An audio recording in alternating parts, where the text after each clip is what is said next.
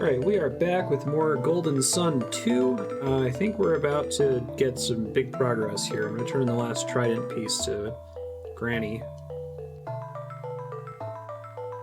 Found all 3 pieces of the trident. Use it to throw them all in this hole. Oh, yes, literally yes.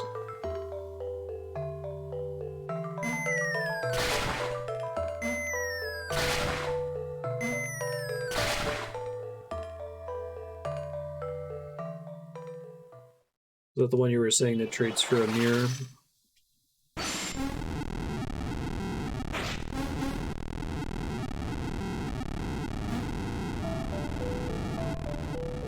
Trident is complete again, but what's making it float like that? Convenience? So do you forge the trident, but it's just stuck in a lava pool forever?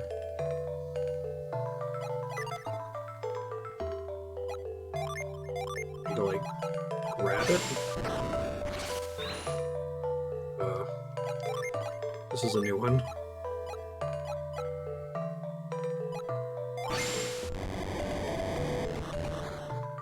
You have an idea for how I get it, lady?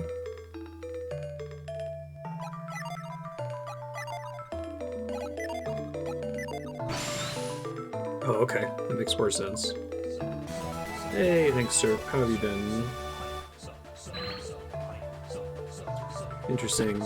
People quitting the league drives prices up.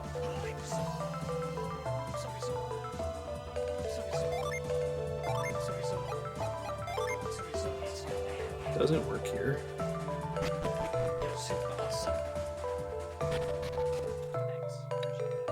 Yeah, I'm waiting right now for Endwalker to chill out. Not sure if I'm invested enough to wait in long queues and get booted and that kind of thing. I'm sure it'll calm down in a month or so.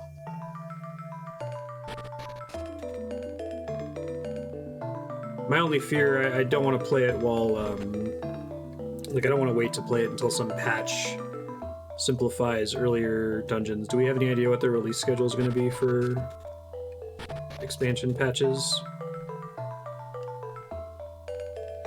Oh, that's interesting. Do people play Standard League very much? I don't remember how to get out of here. Hold on. I think it's generally going down the stairs. Yeah, that's probably right.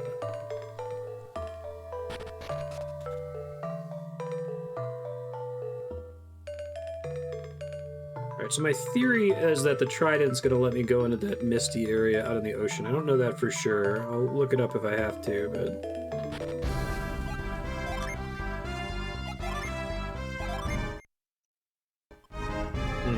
Because that's the only place where that's really feasible, I suppose.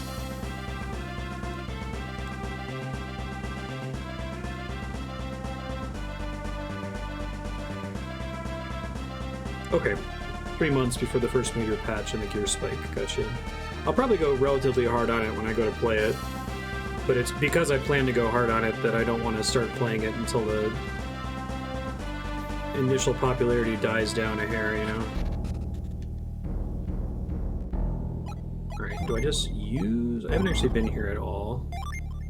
Weapon with unique purpose. It's actually an... Okay, none of them can actually equip it. Oh, does it give a spell, maybe? Might. No, it doesn't give a spell. There was someone who gave us a tip a while ago about getting through the Sea of Time. I'm surprised that's not what I'm supposed to do there.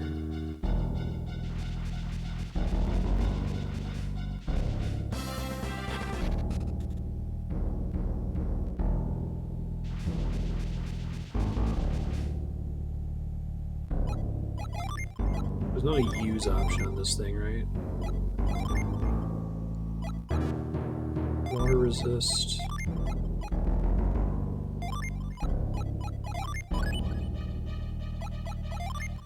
Just confirming that equipping it doesn't count against my weapon. Okay. It does say that it's a weapon. It doesn't count as a weapon.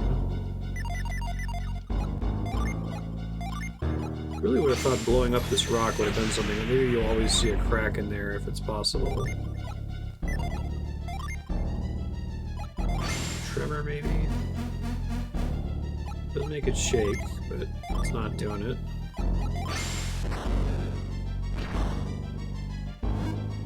Ground's not gonna cut it. Reveal, maybe?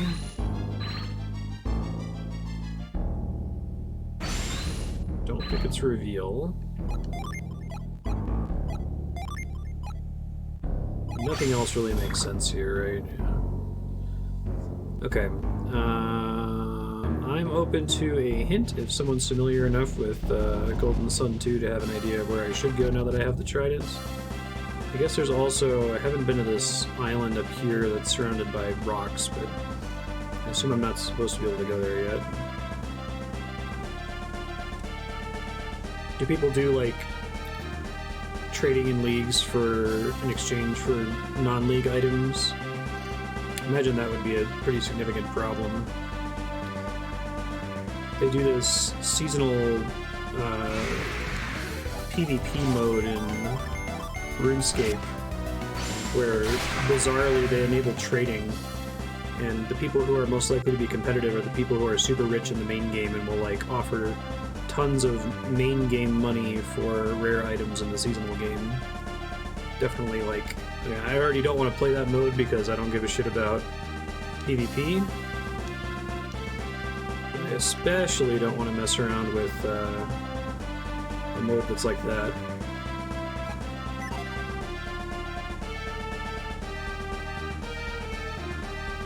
Okay. I guess this isn't one of the ones I can inspect.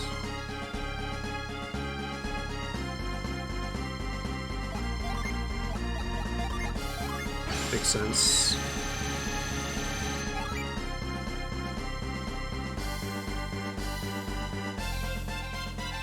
Does GGG balance for the off-season in any way? Like, do they ever remove items, or...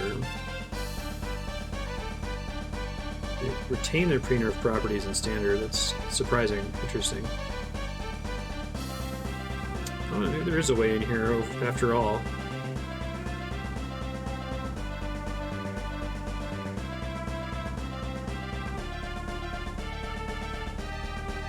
It's unexpected.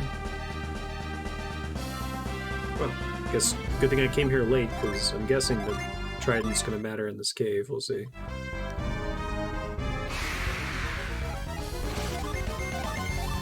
Granitons.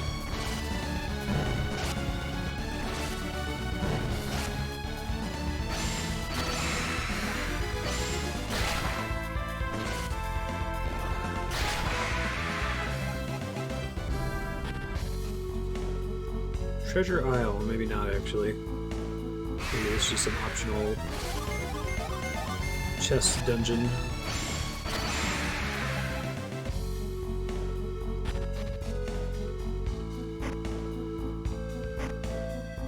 How did I know?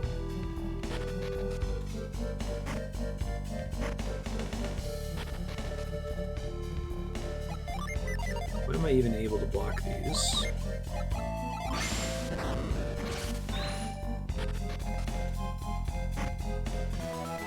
Interesting.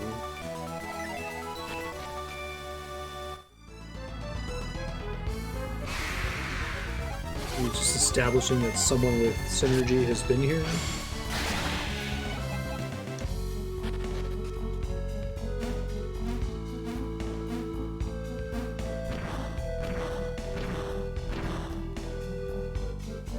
Okay, so that's the kind of rock that I really can't do anything about, right?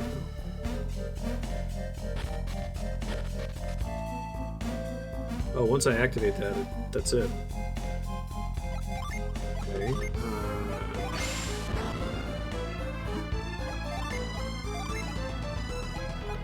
Is it even interactable rock anymore? It doesn't look like it. Well, shit. That sucks. Confirm that I can't burst this. It does specifically say cracked objects, doesn't it? I can't use synergy to interact with it.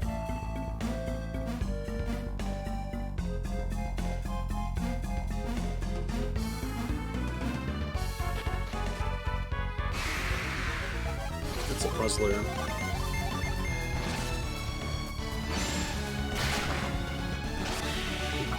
attack animation and Heartbreak there.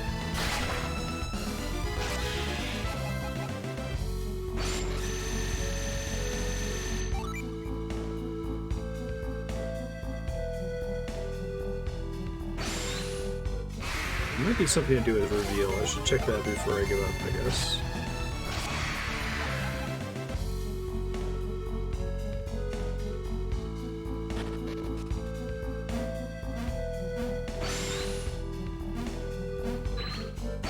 I don't think that's it either. It looks like there's a switch on the opposite side that will maybe undo it, but I don't see how to get over there. Curious if leaving the dungeon and coming back is going to reset the pillars. Usually you think zoning in and out would do that, but...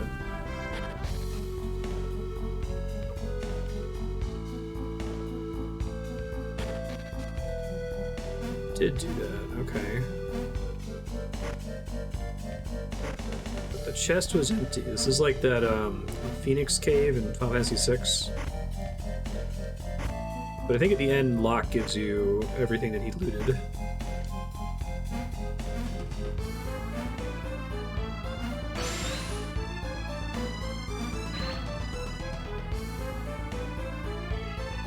There's no way to not land on that, as far as I can tell. Hey, Yahan, how you doing?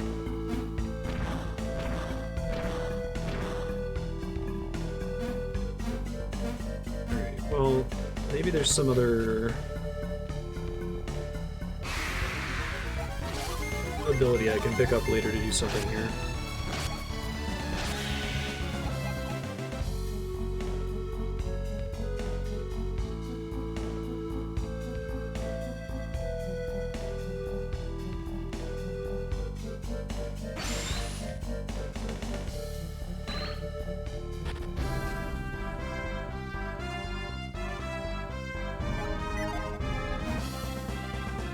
Float status, there you go.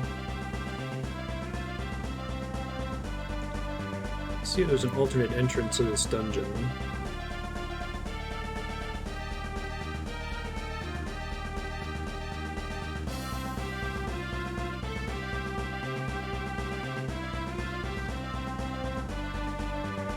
Don't really have any ideas at the moment, so I'm going to try Googling it soon, but I'm just going to go to parts of the map that look suspicious, like the edges,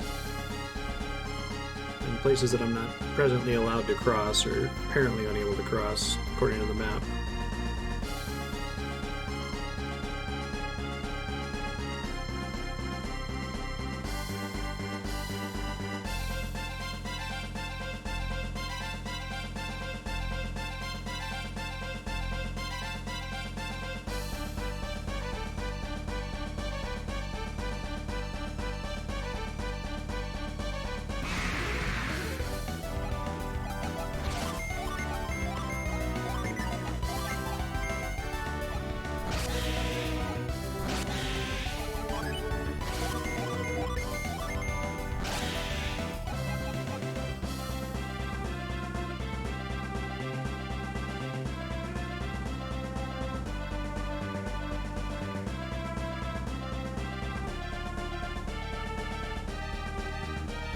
See a way through here, so I don't think it's this little bit of shallows up here. Alright. I feel pretty confident, like my gamer radar is saying it should be the Sea of Time, but there's a rock there that I can get past, so...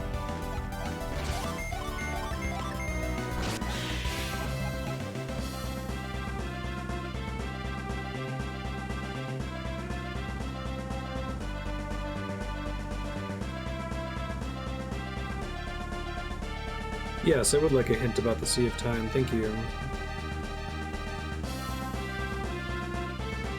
I might have a future Marstead note that I left from that old man in a random town who made a comment about it. Something about some rocks. I've seen a map of it somewhere. Huh. That's surprising. Oh, okay. I think I know the one you're talking about. Go to the stars, go to the moon, so on.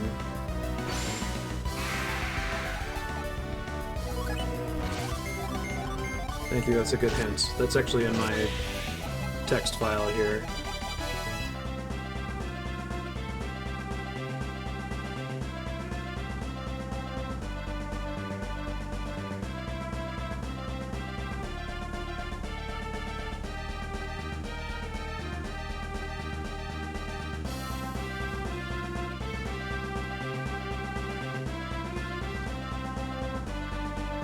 Oh, this might be the problem. I came in from the west, which I think was incorrect. Okay. So, north past the twins, past 2 swirls, run twice around the trunk, clockwise, head east past 3 to the north. 1, 2...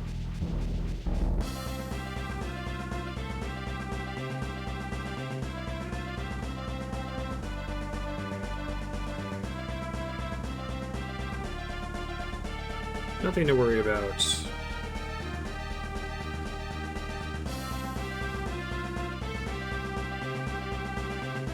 I think so?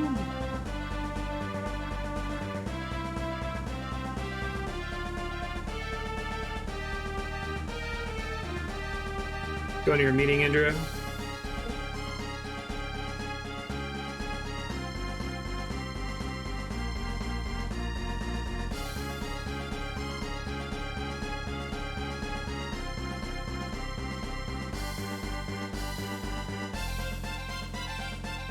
So, north past the twins, past 2 swirls. Probably these swirls. No, this is probably the one that I can go around, right? Run twice around the trunk.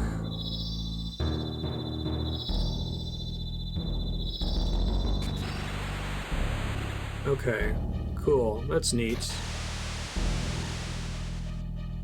But I think it had to be clockwise for my notes.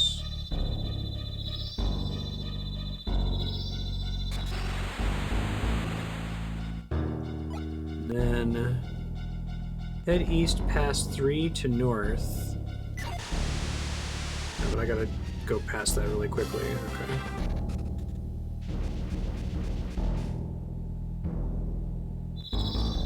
Hey, Tazade, how you doing? East past 3. 1.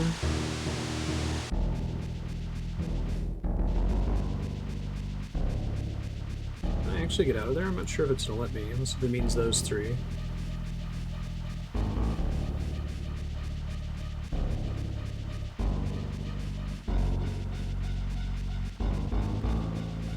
I don't know if that's supposed to let me out of there. Didn't seem like it.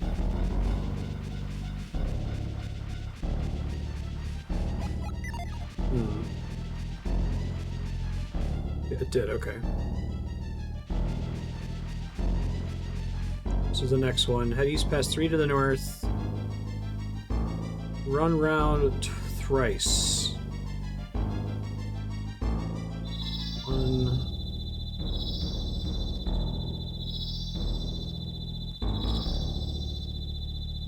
Wait for the waves. Go north to the stars. There's the star-shaped rock, okay. I had to go a little bit faster, I think. This is a cool puzzle. I think I would have realized that's what this room was if I'd come to this entrance first, but I don't know what the deal was with that western entrance. It didn't seem to do anything when we got there.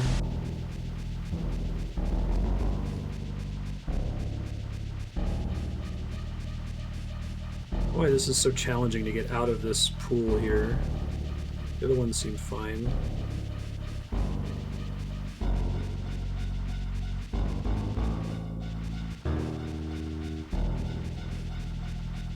Try doing it from this top one, maybe.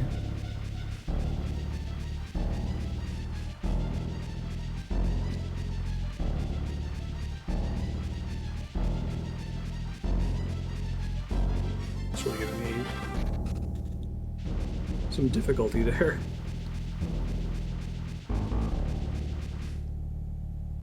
Maybe I have to, like, go against the grain slightly. Looks like whether it's clockwise or counterclockwise maybe doesn't matter. No, maybe it does because it makes sure that I get onto the tile without getting sucked out. Okay. So, clockwise.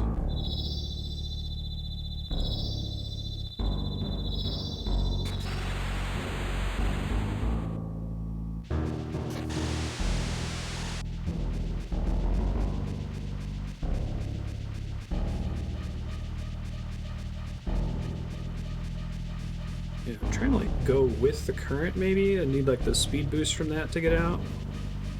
It worked once, so I know it should work eventually here. There it goes. First try. Alright. Try this one again. We gotta be pretty quick about it. I didn't make a clockwise versus counterclockwise note on this one. This one's 3 though.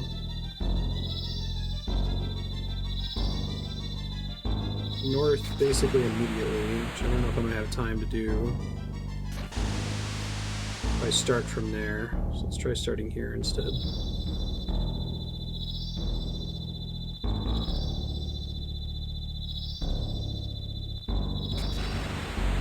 That's better.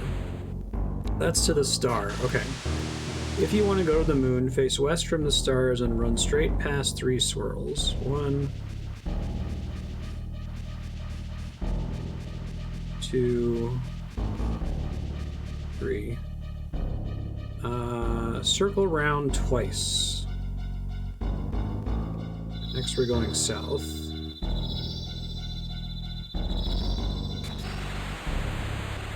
Probably too far away, so it might be counterclockwise on this one.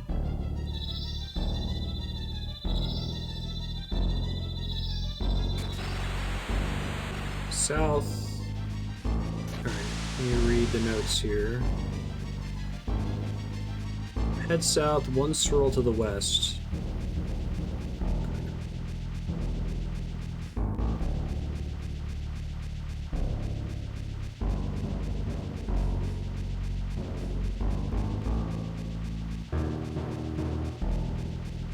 I think there's some element to like moving with the momentum to build up speed to escape the whirlpool, but it's really hard to do. Don't think this is meant to be this janky. Son of a bitch. Such a huge time loss if you screw one of them up because it's so hard to control the round whirlpools there. Alright. Try this again. This one's clockwise for the first one.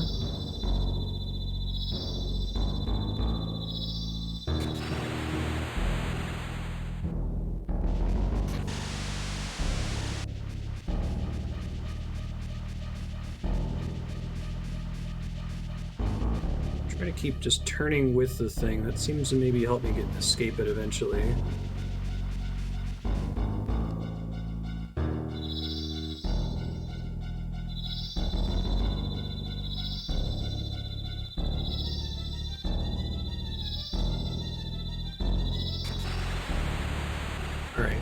If you want to go to the moon, face west from the stars and go past 3 swirls.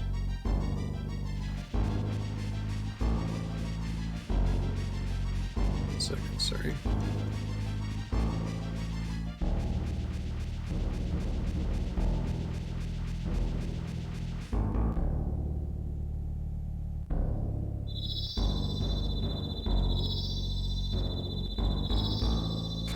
That's too far away.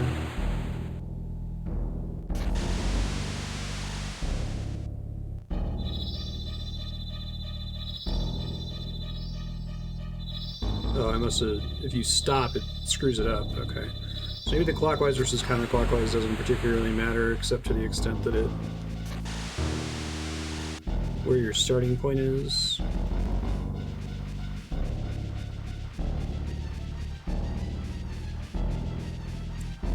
Okay, got through that one. Jesus. Alright, I wanted to go 1 west... Run round thrice and wait for the waves. Okay. Go south and go for the moon to the south. Okay.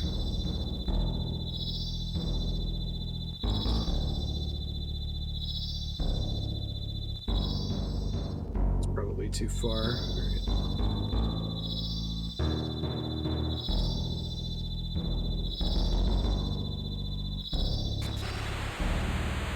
Now I should be able to make it. Oh god, I might be stuck on the... Okay, flip the back. We're at the moon. If you want to go to the sun, face south from the moon, run straight 2 swirls, circle around twice.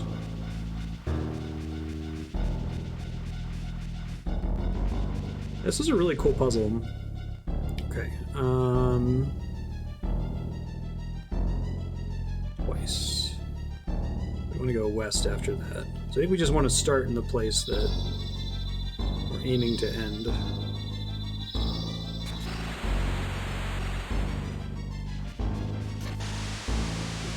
Another one of these that I risk getting thrown out of the place.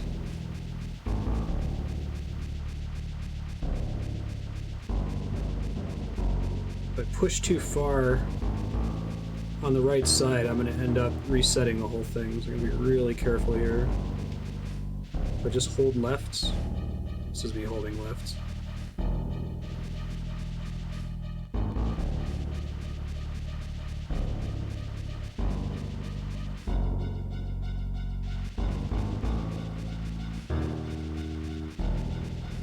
I think I was able to get it there.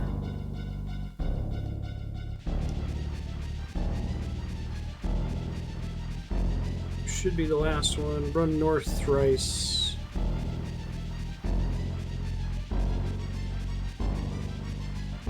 More than thrice, apparently.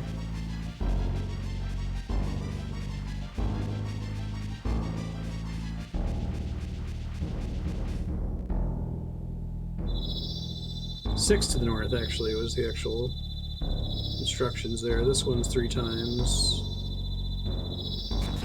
Probably gonna have to reset it, because I feel like I'm gonna get stuck if I go right there.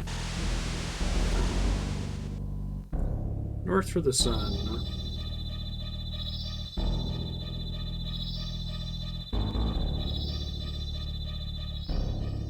Shit. Can't stop.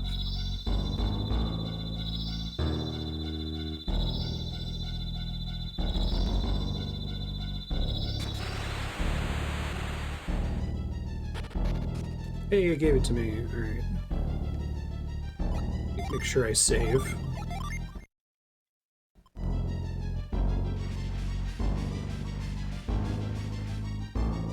That was lucky. I just got out of that one immediately.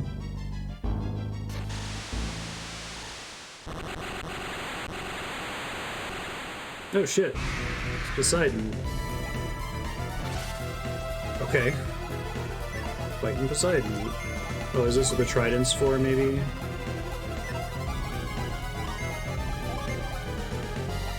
Where did I give it to? Let me try just using it.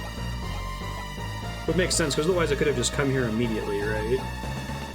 Yeah, it seemed like they were really wanting to do other things before coming here.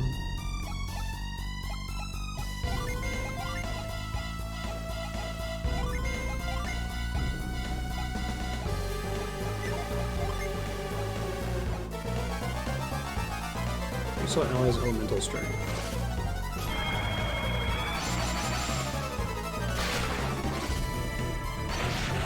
Okay, that did something. Force field was broken. Oh, could I have not damaged him at all without doing that then?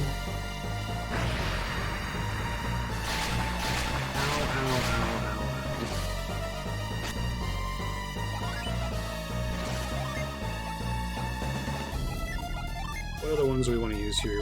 Team Strike, restore HP, bolster party defense, Power of Mars, increase allies' attack. Probably want to just put her on healing duty now, actually. Probably can't poison him.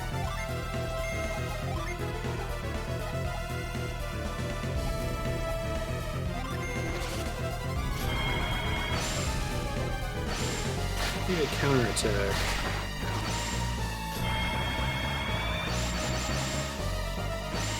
That would suck to go all the way through this puzzle.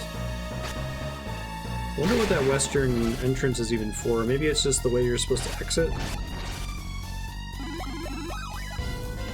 Well, that's no good. Have revive now. Actually, I might let Jenna do the revive here.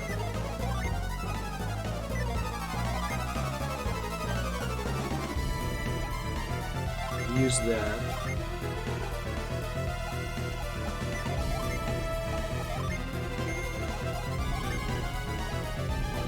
Use a foe's resistance. I'll certainly try.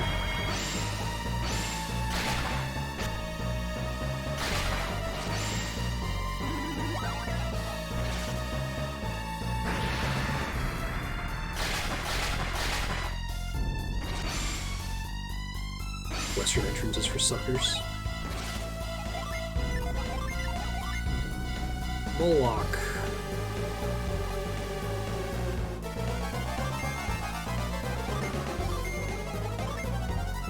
Zagan.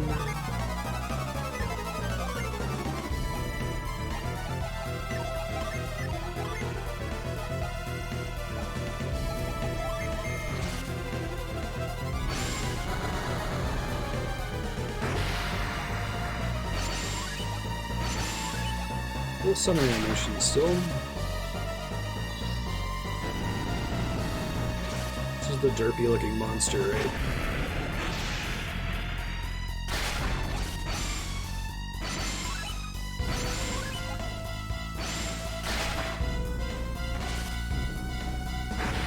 Because I haven't tried repeatedly using the trident on him for free damage. That was a scary turn. Yikes.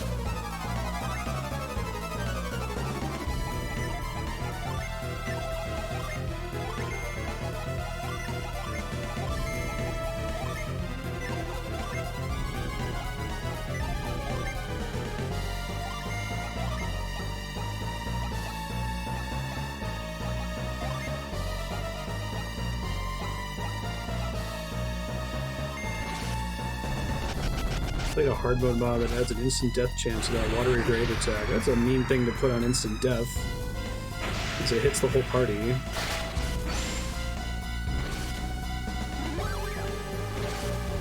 Ocean Fist.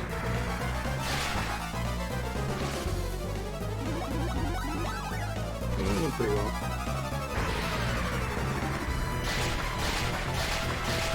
Already kind of hits like a truck.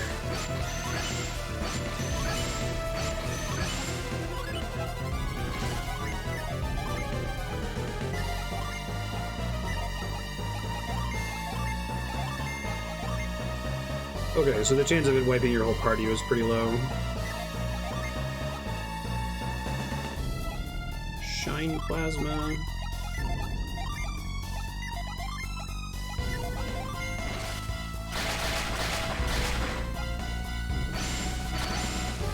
We just die.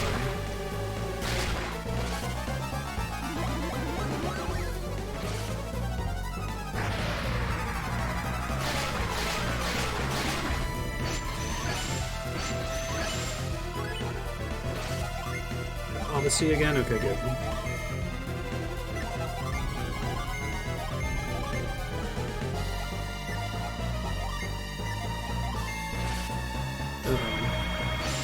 That doesn't hurt.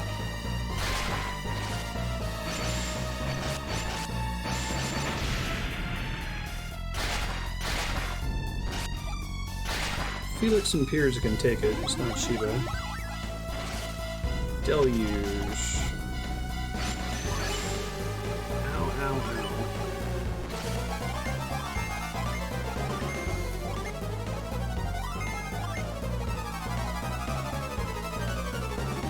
The element on Diamond Dust isn't going to be great. Yeah.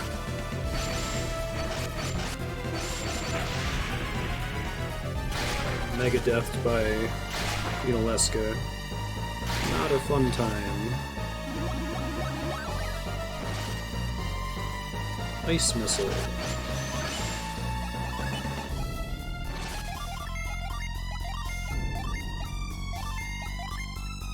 Diamond Berg was the one I was thinking of. Okay, it didn't seem expensive enough.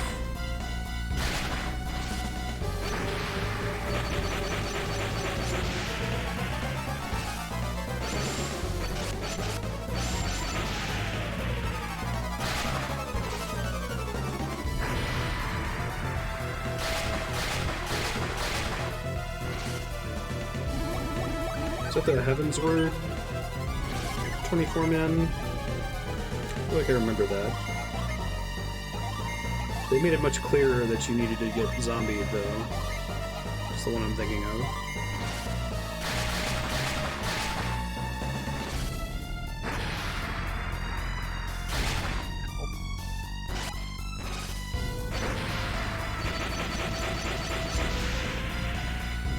Oh, yeah. I'm sure I'm going to encounter some of that when I play Endwalker late.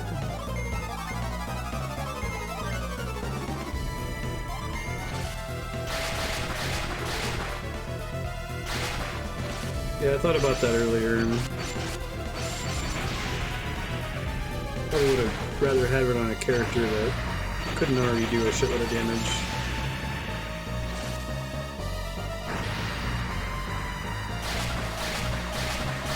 I can try. I don't know how many times he's scripted to heal.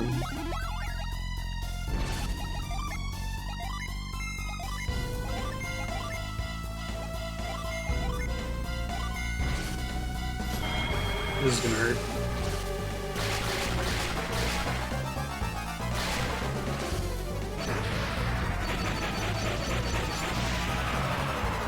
Nope, didn't find out. Maybe?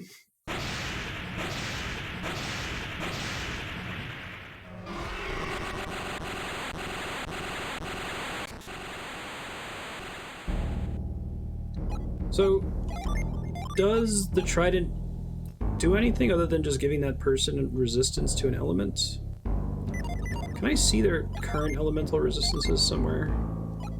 I don't think so, right? I can see their general resistance stat. I'm just curious which of them is weak against water. I would assume that it's Jenna. Whoa, I just switched their order there. I didn't realize that was possible. Rearrange. Oh, okay. Oh, hold on.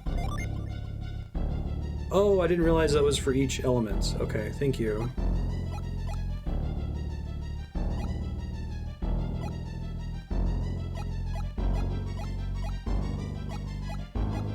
Maybe it actually is Felix. Okay. It's fine for now. Save.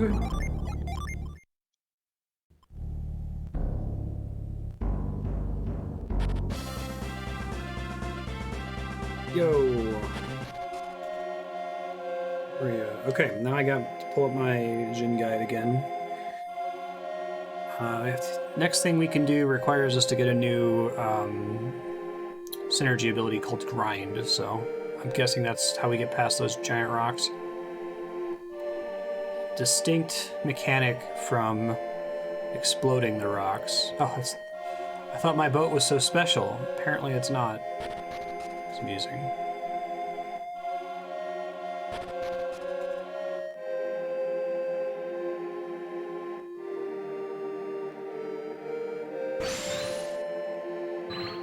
Thank you, reveal.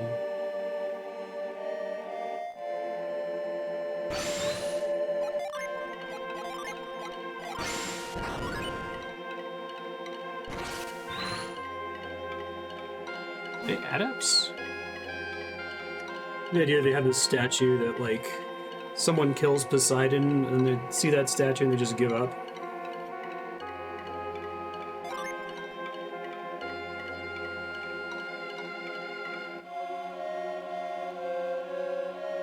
It's weird that Poseidon was like a guy. I guess they wanted to tell you to use the trident. King Hydros. King Water Dude.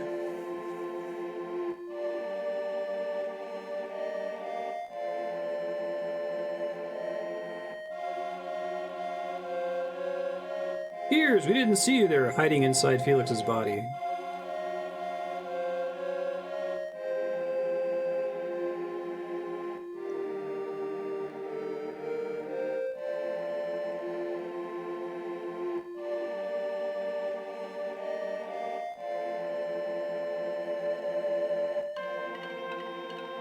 Please permit us to enter.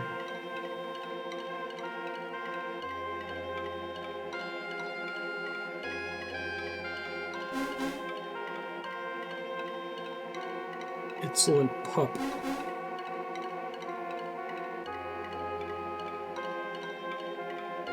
I am far older than you.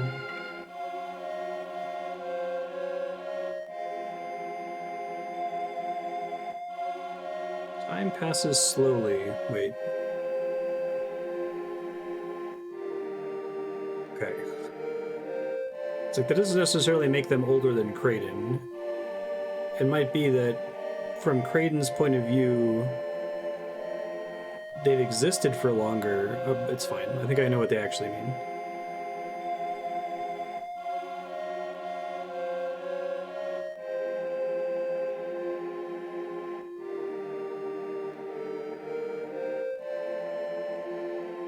Your fighting is as skilled as your wordplay. Perhaps you aren't so dangerous to us. So I don't think they mean like Narnia. I think they mean like the ravages of time are slower. That people don't eat. That's a weird way to put it, instead of just saying that, like, they're just elves. But I guess it is the Sea of Time, so.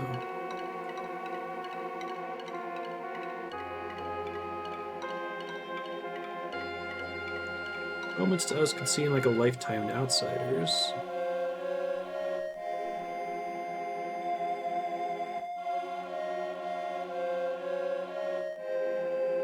Be kind to the elderly at all times.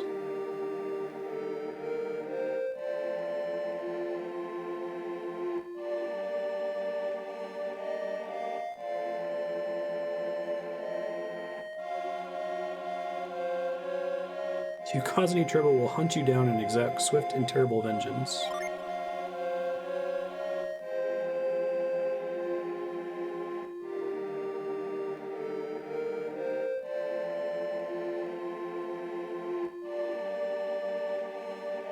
They have to mean, it can't be Narnia.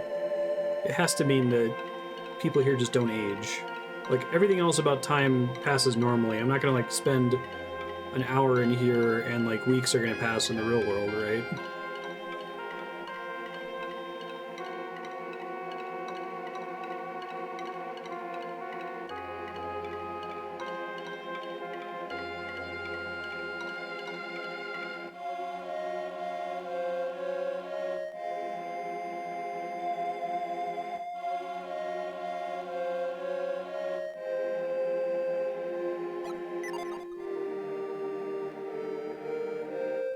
Don't think about this game's writing too hard. Just pretend like they said we're elves. We live a really long time. Okay, got it. Cool. Roger.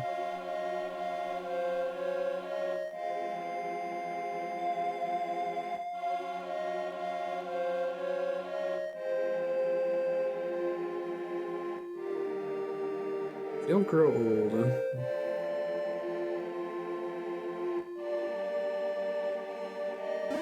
That's nice. Test your luck. Oh.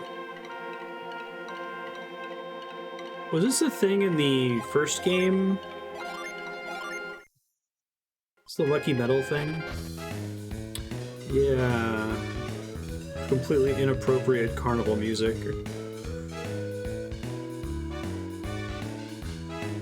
You traveled a long way to be here. You should give it a try.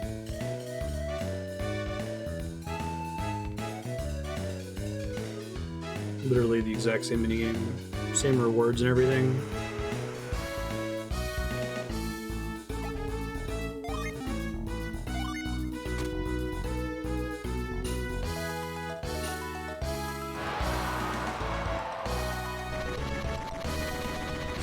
Okay.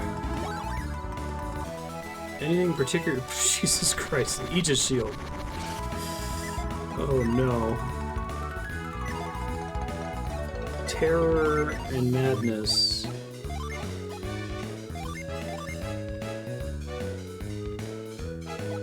It's not like the ultimate shield in the whole game, but...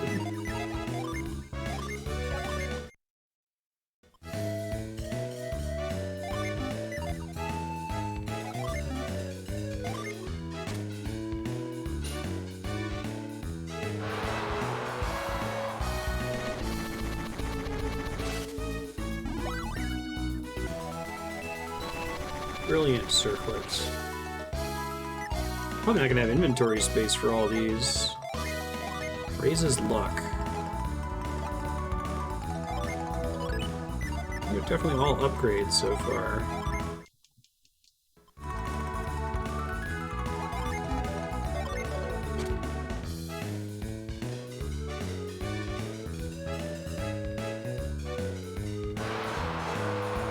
Does it treat that entire center blue circle the same way? Or can I be like more? Oh shit! Oh god! Ah! Screaming. Is that the most important thing to get? Holy shit. No. Don't put summons behind this thing. It's guaranteed the first time you hit the center, thank god. That's the one thing I needed to do over here then.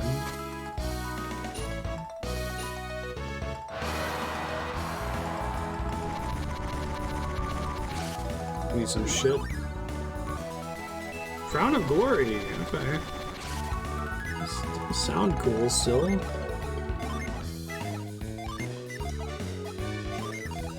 Who to go to?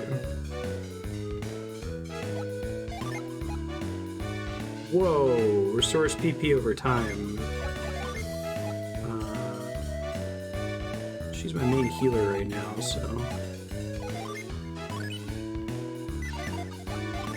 Does that apply in battle as well, or does it just improve the out of battle normal region?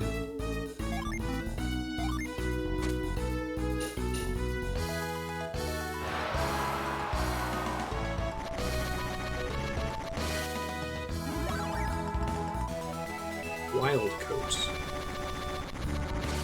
So do coins only return boring shit and lucky medals get you good equipment or something?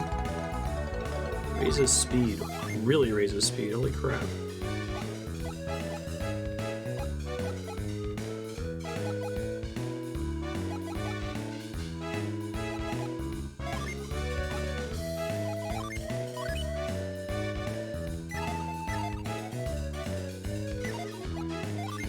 So far, I like everything I've gotten from Lucky Medals, so I'm not gonna, like, try to force reset or something. I'm glad the summon's at least guaranteed when you get to the center. It would be so mean if that was like a roll.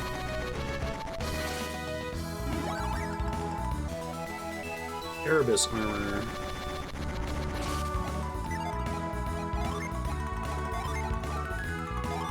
Stores HP.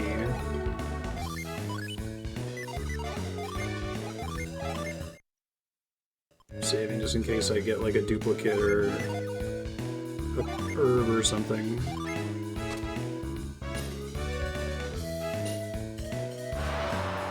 Calculated.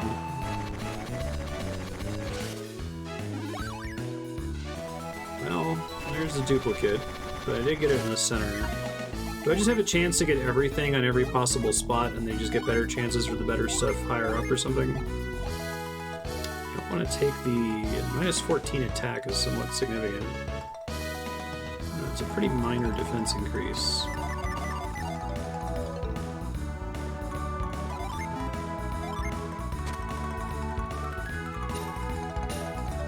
This is definitely the sort of thing that young me would like constantly reset for.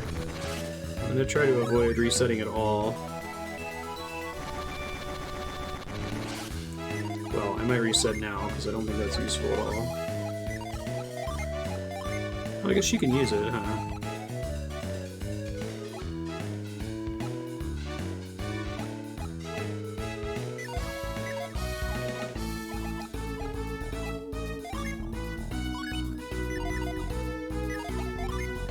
Already my fastest character. Thanks. Link, hold on. First center purple circle, eclipse, guaranteed the first time. Hestia blade.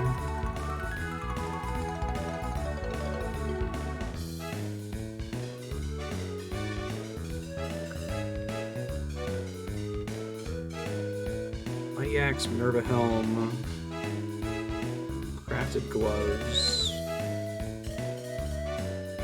So there's definitely some junk here.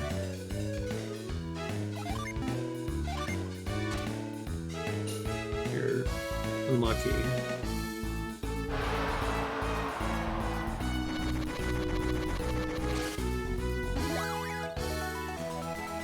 Another Erebus armor. Kind of wish it would like favor stuff that you hadn't gotten yet, you know?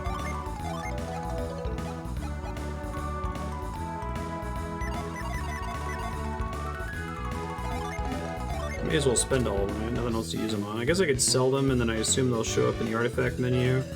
Come on, Hestia Blade. It's a 1 in 3, I think, right? There it is. Just gotta call the shot. And I always get what I want in this game. Unleashes Crucible Fire.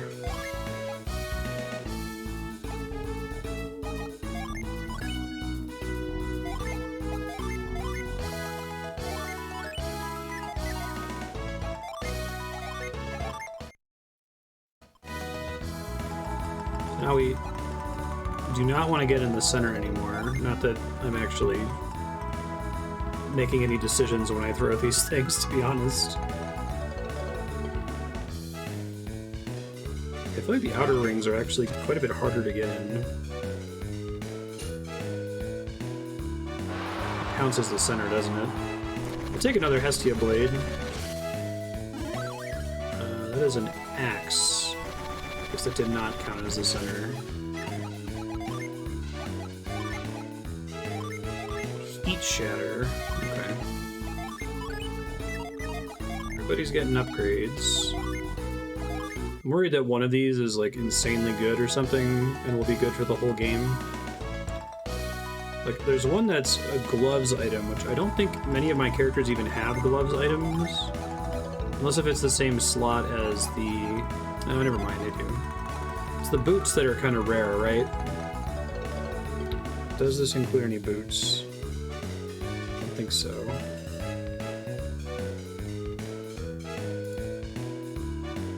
Gloves and shield and shoot is the same slot. Okay.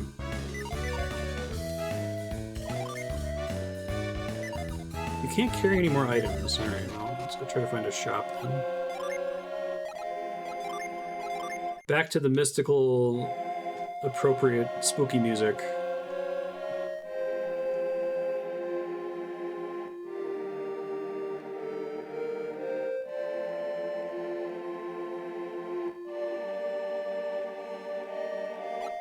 Kitty.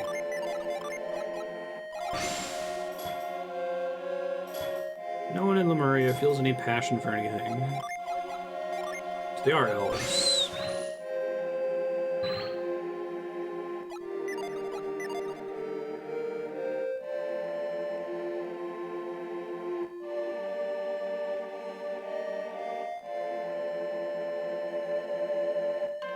Oh, goodness.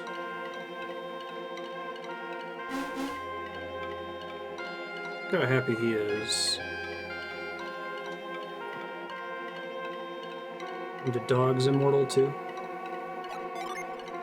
Hoppers. Okay. This dog's allowed to move while I'm... So much treasure buried here, you could dig almost anywhere and find something. Really? I don't have the space for it, but... You wait till I have space for it. Oh, they don't give me a key item in here.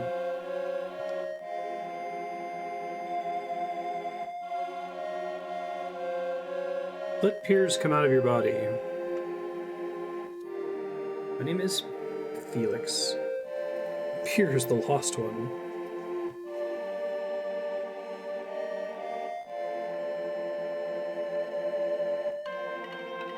I love the idea that characters in this game literally don't know who's traveling with you until they step out of your body. Like, that's not just a convenience.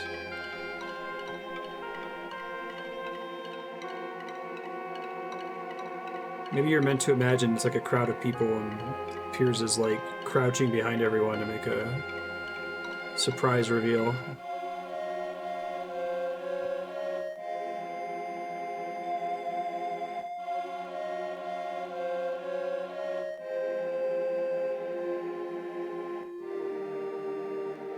Magnificent city.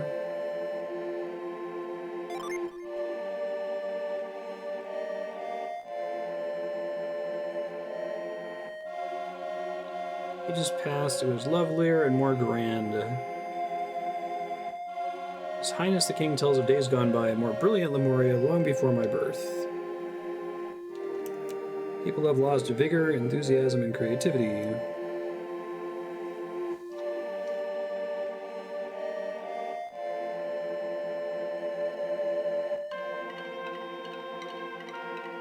A is related to alchemy.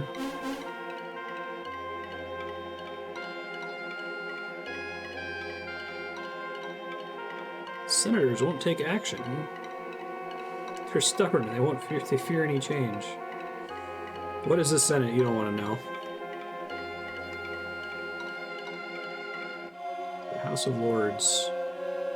I love the guy's name is literally Lord Conservato.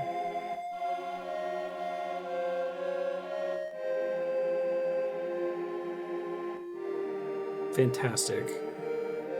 Grima Wormtongue.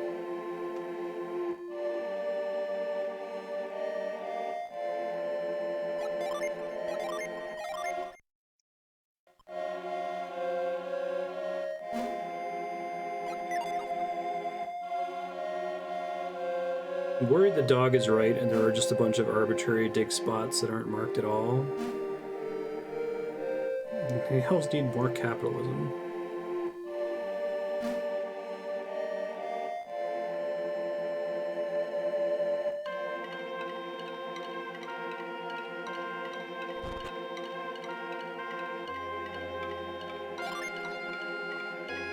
Sup? Piers, you're alive! Didn't see you back there.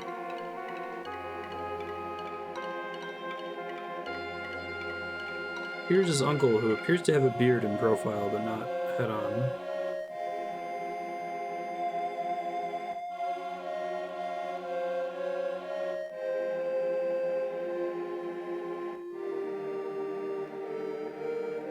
It's just mutton chops.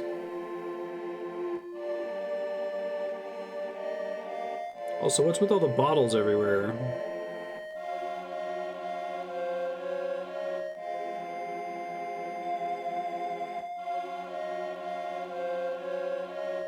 There's illness here? Weak elf heart. Mother fell ill.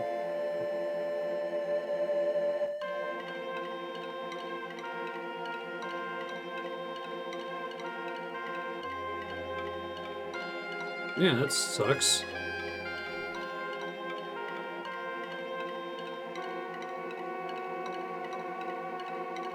You follow Piers?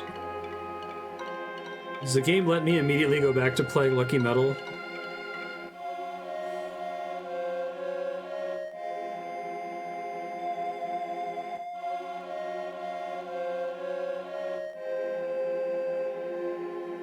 Piers is right to bring you here.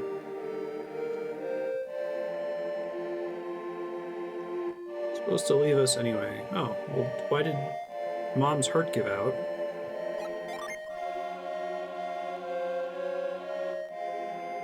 Lord Conservato had not led the Senate to oppose him. He would have left sooner.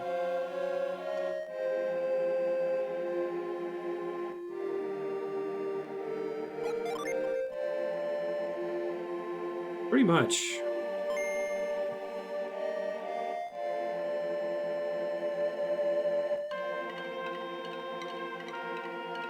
Olympus locked himself in his tower and rarely comes out, but if I send him this, he will see you.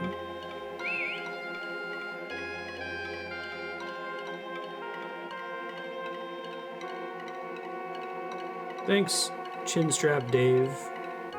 He didn't get a name, he's just Piers' uncle.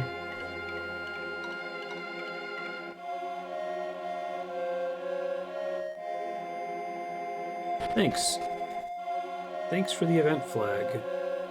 Piers' mom died. Alright, let's flip some coins. I still have no inventory space. I was looking for a shop here.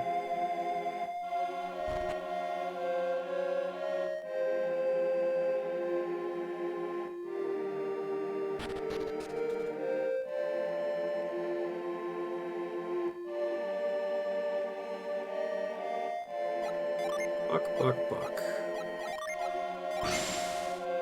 Shit. Weren't for the people in the castle, the Lemurians would probably let themselves starve.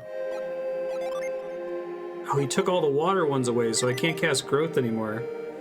I'm sure I get him back pretty quickly if I want it.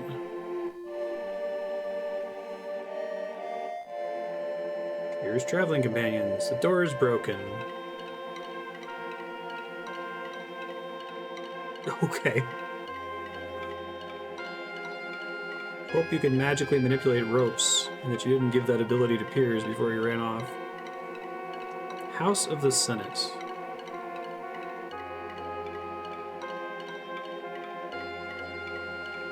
The only children in Lemuria. Might be SOL on shops here. The uncivilized louts hope to bring.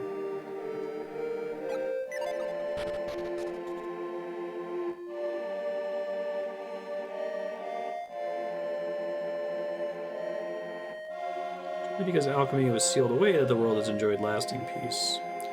Y'all are like these cooling saucer motherfuckers.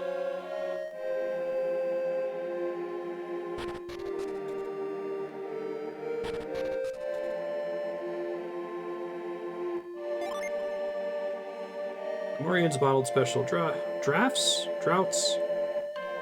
I've seen that word written a lot to mean like things that you drink.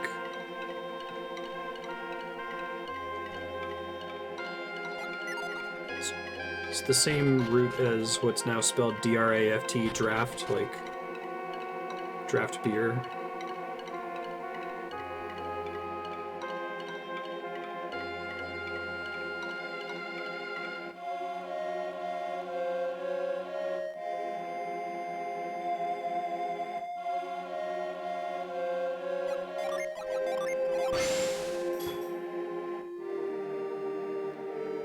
I wonder if he has the lash ability when he leaves your party if you're just SOL here.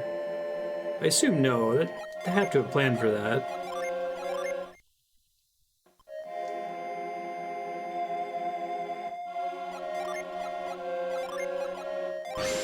Maybe he just auto-rejoins if you try to leave the town.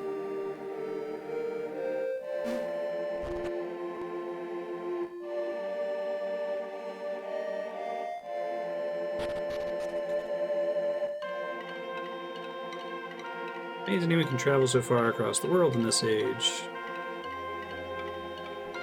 His mom died.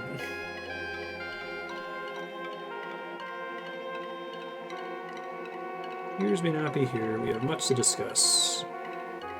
Break the seal on alchemy.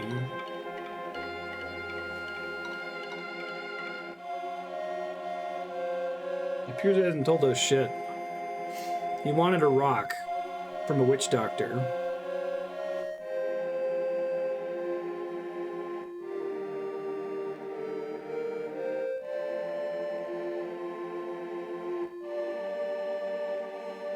I know nothing of any Northern Fire Clan. I assume you know nothing of anything. You're clearly not related to these two.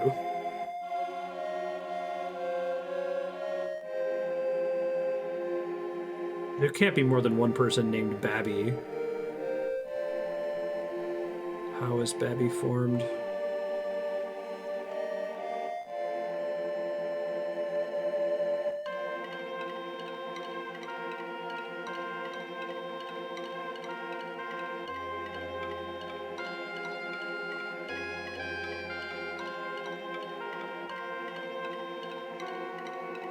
I wonder know anyone in the world outside. It is pronounced draft. I just googled it.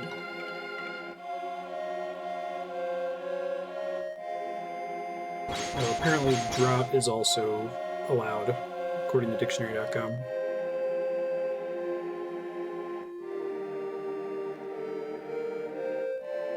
Donpa is my son.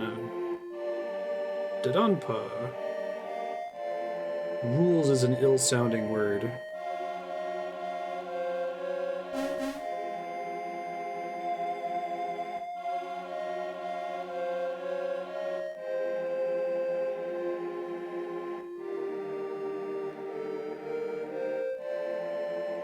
Because he's not drinking the water? Okay, so it's never been a time thing.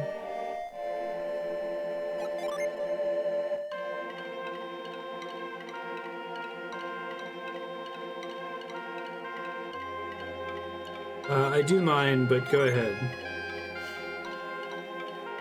Wait. You don't mind, do you, Felix? Yes, no. I said yes as in, yeah, I don't mind. Clearly your judgment on this matter is fogged, Felix. I must speak. Okay, well, why'd you even ask?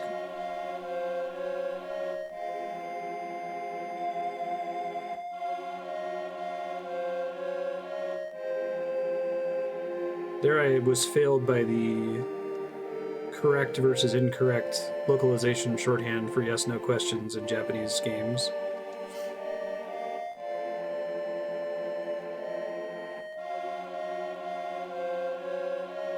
But I guess, like, even in English, the question, you don't mind, do you, is super ambiguous.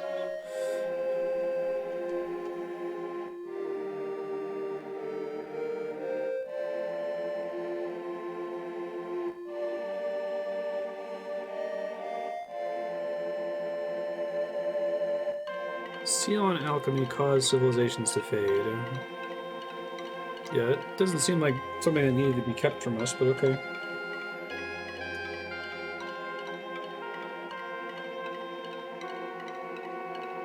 Bro, you gotta tell us your theory and then do the test?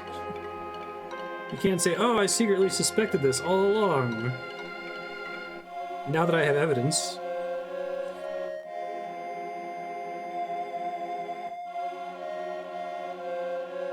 We would do well to trust you.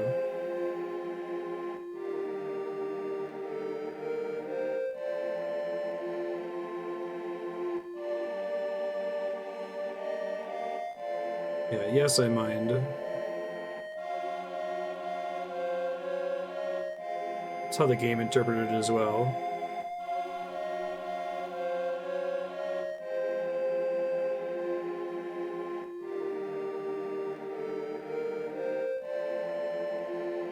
I don't think I would ever reply with yes or no to that. I would say, like, yeah, go ahead.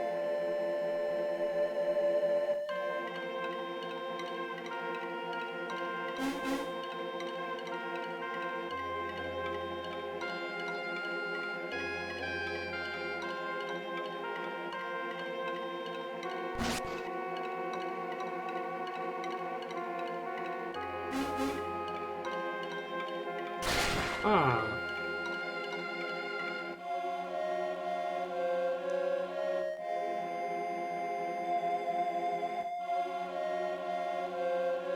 He's got a fire in him.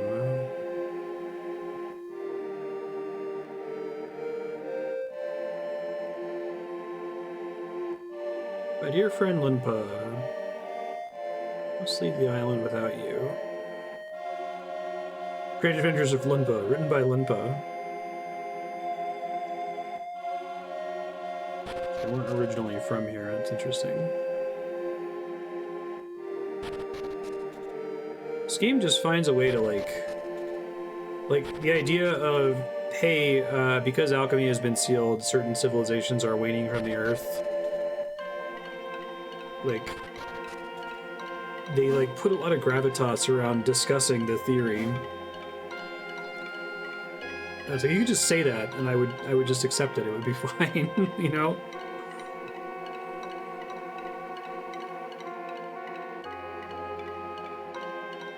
It seems reasonable.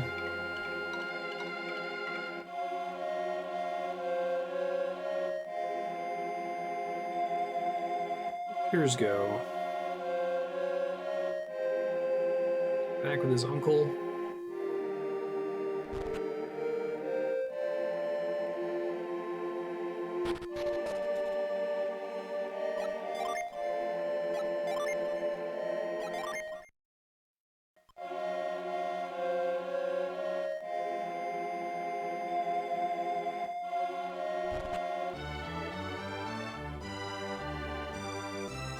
Follow this passage to the doors at the end.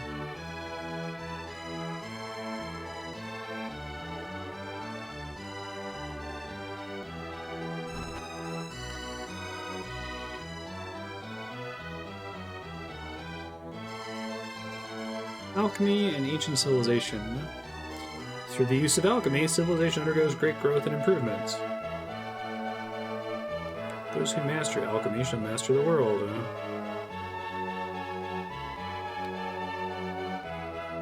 Elemental lighthouses. History of Lemuria.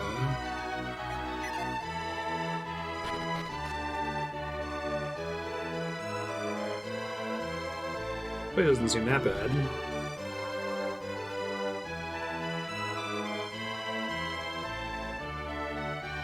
Oh god, are my lucky medals on... What's with all these bathrobes? Where are the baths? I really need to shop really, really badly. Probably shouldn't have played the lucky medal game for so long. Like, oh, they wouldn't give me a bunch of items where I wouldn't be able to dump stuff. I might be able to drop... Do I have, like... No, all of my shitty... I've already gotten rid of all of the shitty combat items, like smoke bombs. Oh dear, okay. Well, I'll just try to remember that that lucky medal is there.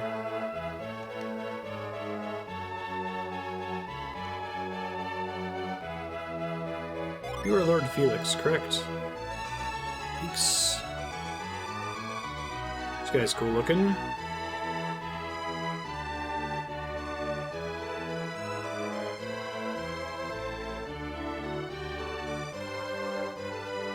Guessing you're Lord Conservato.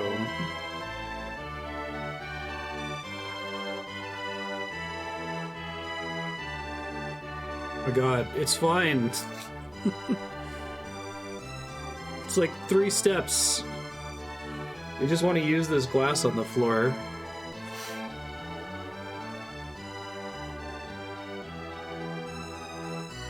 Sheba, Jenna, Felix, and useless.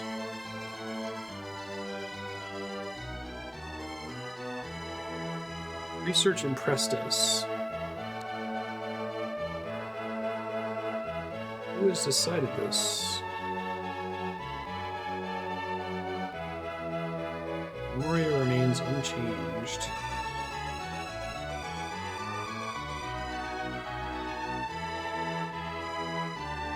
You violated the Prime Directive, I mean, the Senate Directive.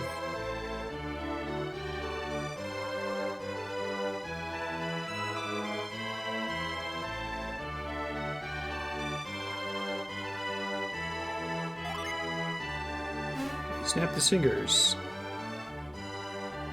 This map shows the ancient world, and Lemuria is still traded with people on many continents.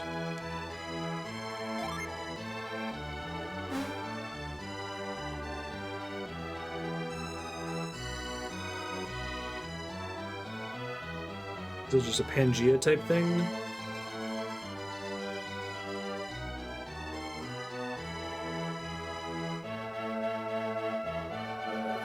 Sea levels rising? Climate change?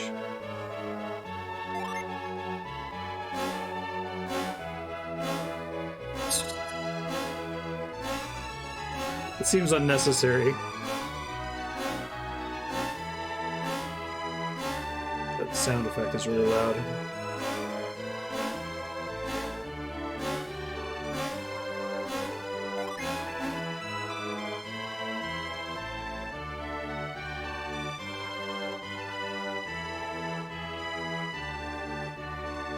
I kind of investigated it. I rode around in a boat.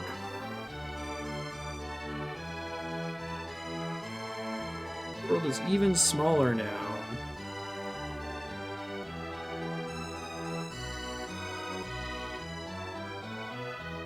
Wayard is a living, breathing being, possessing its own life force.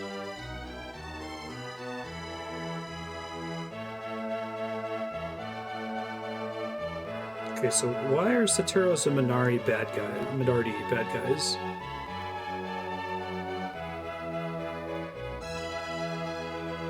Maybe it's a really complex moral question whether we remove the alchemy seal or not.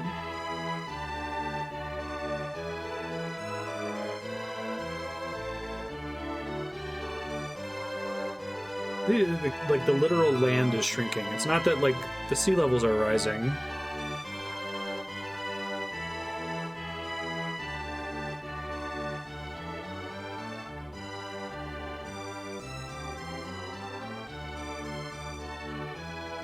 Lit 2 lighthouses which brought back Poseidon. I don't know what will happen if we set that eel loose upon the world again.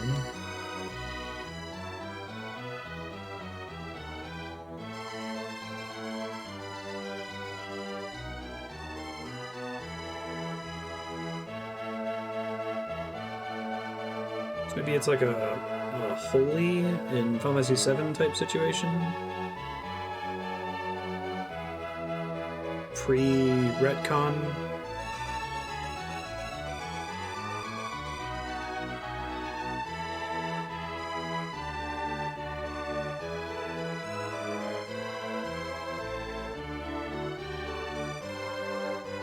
Bye, Lord Conservato. You seem like a dick.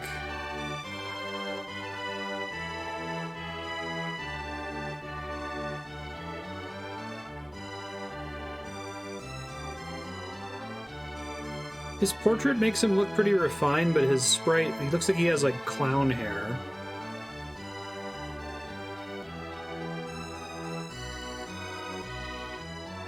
That's what we intend to do. We cannot leave the Eastern Sea.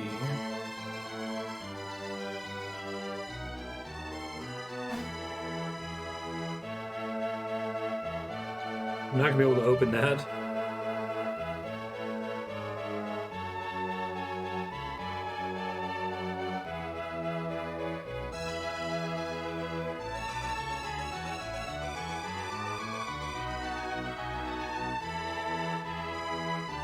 At least one of you should be able to use this. Grind. Create a path to sail the Western Sea.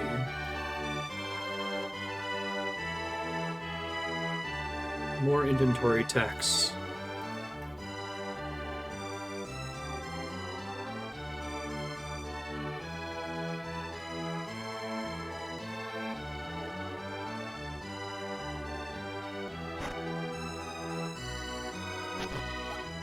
Felix's party can't carry anymore, so they left it behind. I can probably get rid of one elixir. I can probably drop the bronze helm without too many issues. Okay, so that means I can now get another Jin, I think.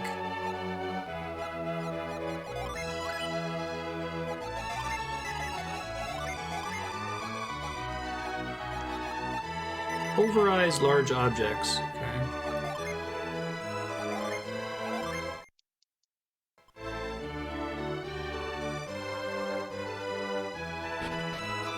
Fountain level to the right.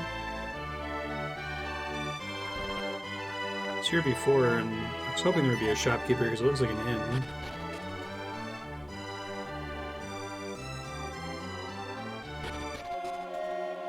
Actually, I might be able to get the lucky medal now that I've got Piers back.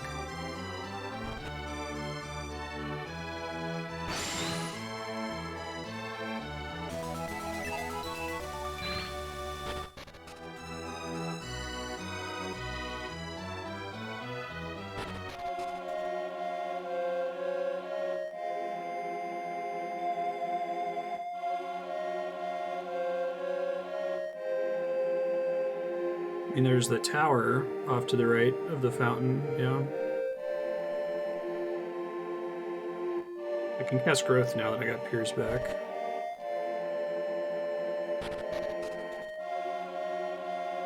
So there. No problem. Thanks for guessing. Try to just come back.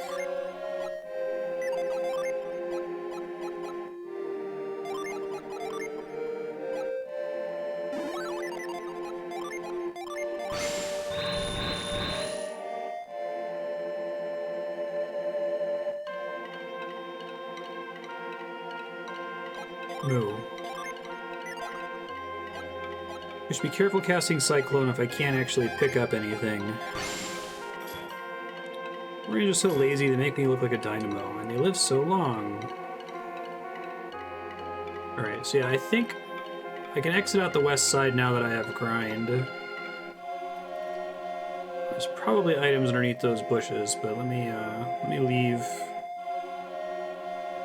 Go find a shop outside of here and come back. Do some more lucky metal things and look underneath those bushes.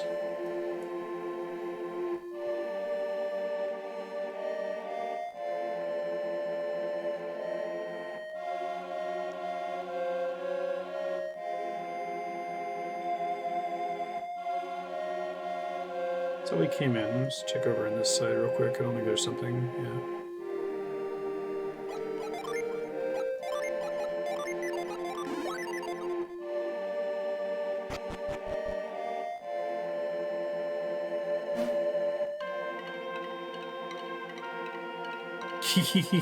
It'll be super mean. I don't think so, but it'll be super mean. You come here, it has another item tax.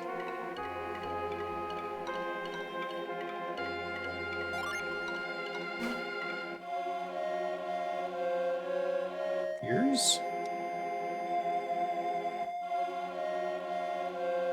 Something I've been meaning to ask you. How old are you really?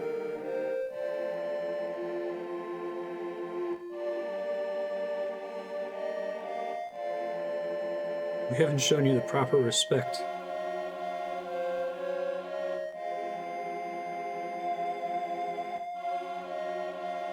Because you definitely ought to respect someone who's super old more. That's just a feature of society.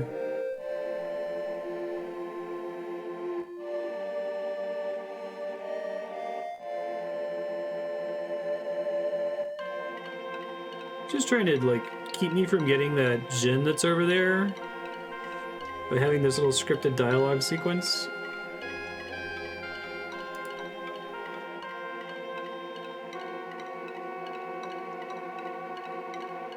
Felix doesn't talk.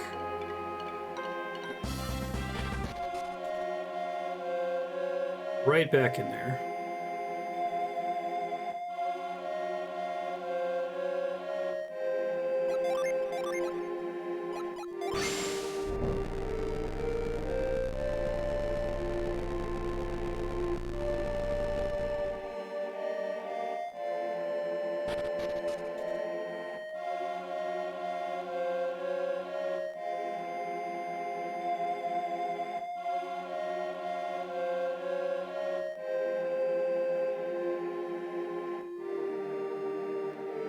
Probably in that northern part. Hold on.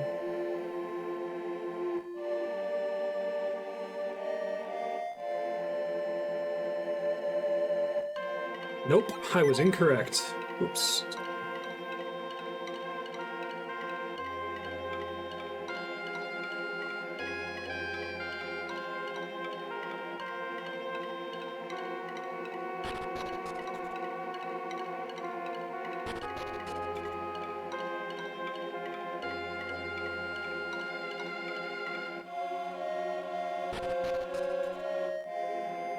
Ancient Lemuria.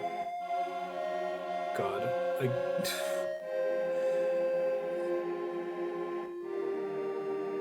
I know the thing I'm looking for is under one of these plants, but there could be items under these plants too. I gotta leave and go find a shop. It's annoying, but...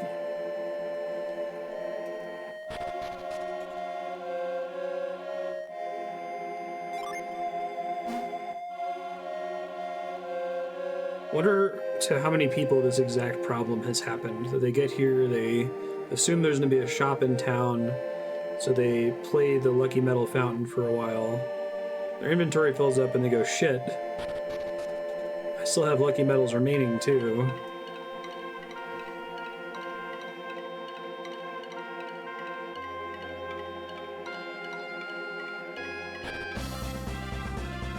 So I assume there's an exit out this way, question mark?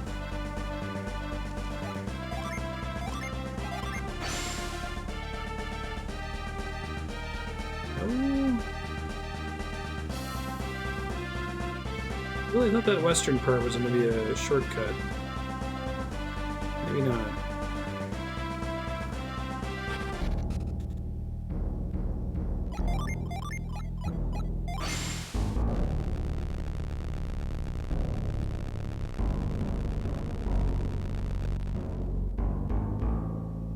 I don't know why I'm doing this, but...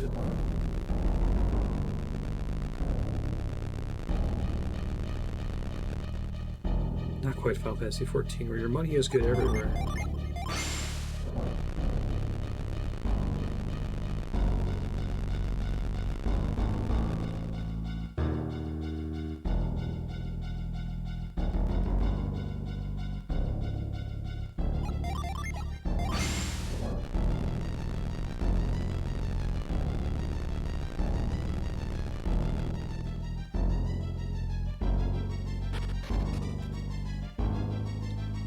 Here we go. This, I think, is the shortcut then. So I should be able to get back here relatively quickly after I go find a shop.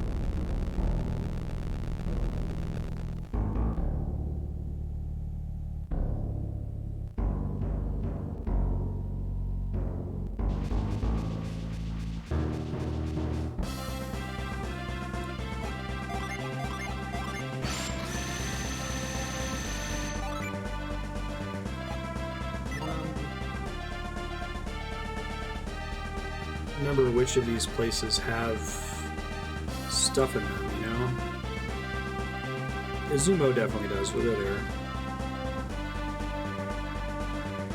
Oh, actually, you know, let's go to the place where you can craft stuff, because I might want to craft some stuff and then immediately sell it if it's garbage. There's definitely shops there.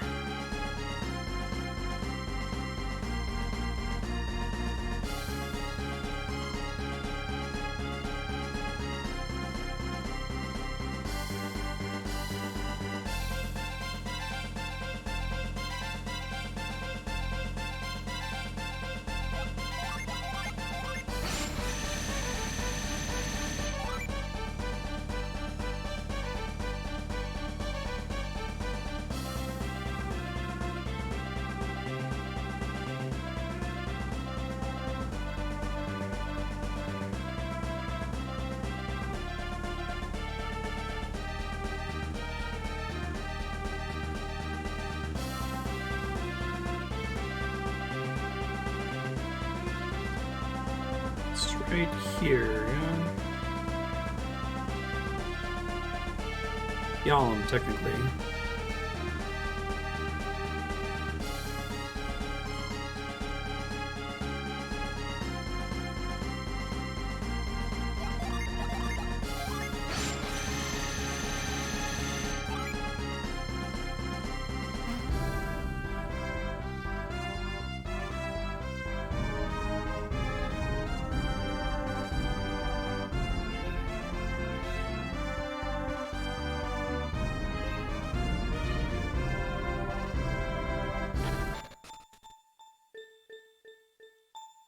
Let's start with the shop. There's a church, not a shop. This is a shop.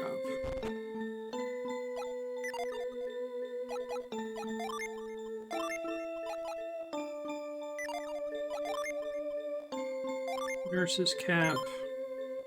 What rare stuff.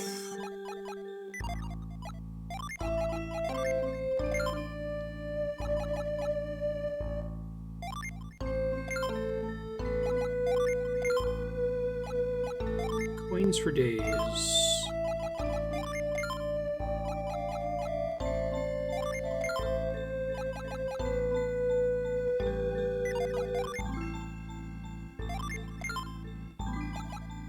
Night shield, plate mail, Fujin shield, cloud brand. I have a shitload of money right now.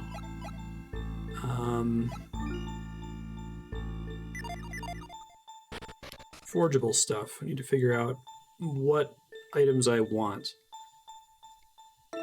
It might not actually matter, but...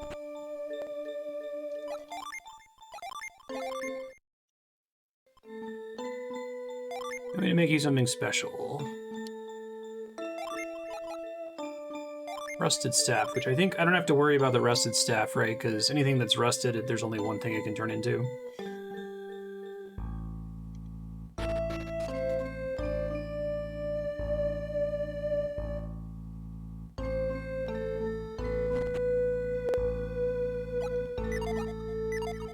Actually, gotta run to the restroom real quick. I'll be right back.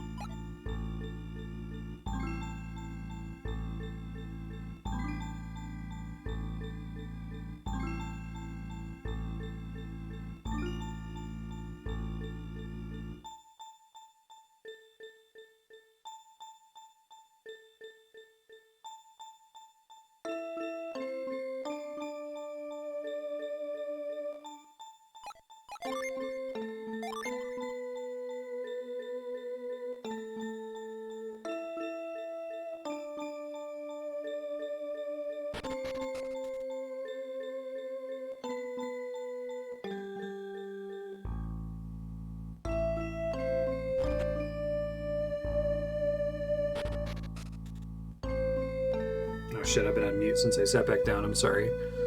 I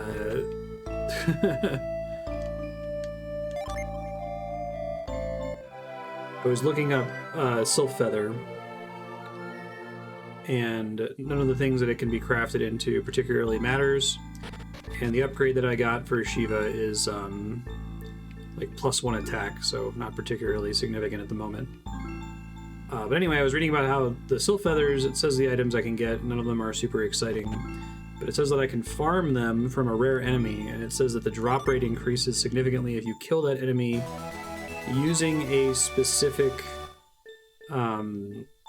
Jin, which I didn't realize that killing enemies with specific Jin led to changes in drop rates. That's kind of horrifying.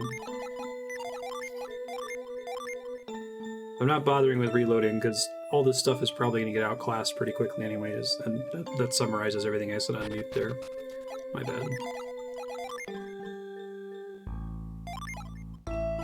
Loading hats. Raises luck, resists wind. Oh, let's upgrade for Piers for now.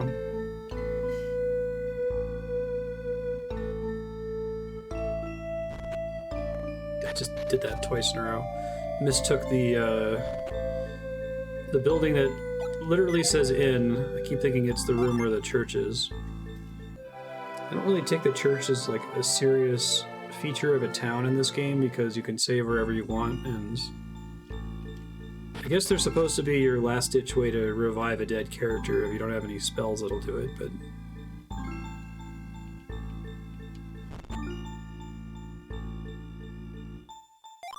we only take cash. Fairy vest. That's pretty good. And make sure I sell the other outdated items then. I don't think grind works on this, right? No. Still don't think I have what it takes to mess with this thing. Try to remember that it's there.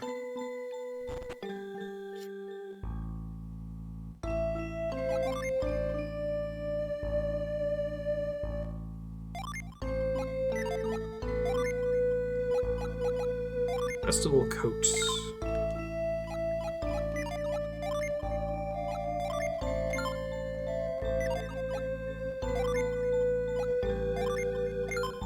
Viking Helm.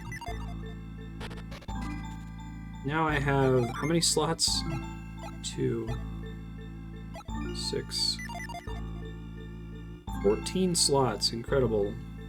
An embarrassment of riches and Golden Sun.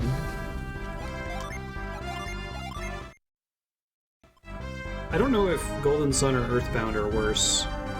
Earthbound at least, I guess, lets you use Escargot Express to bank some of the key items. But I kind of wish the main story just destroyed those when they were no longer relevant.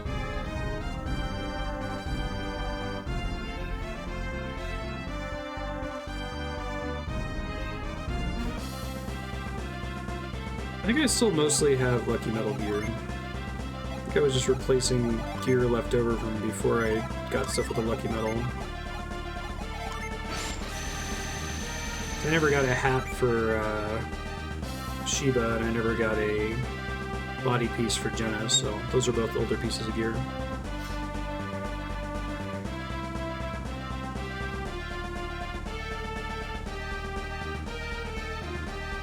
Let's go back, use the other Lucky Metals,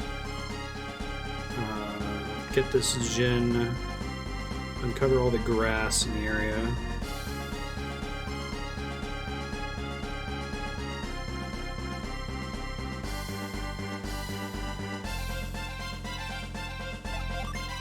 I'll have to check their shop again.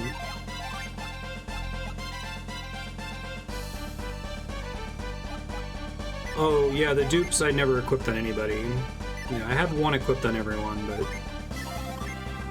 I didn't replace them.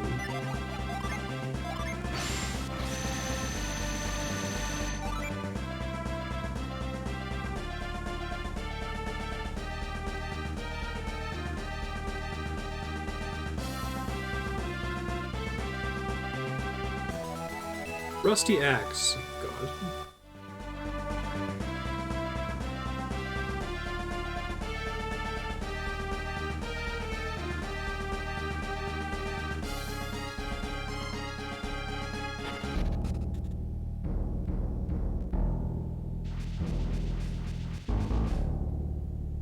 Yay, shortcut. I feel like that side shouldn't even be accessible until after you come out that way.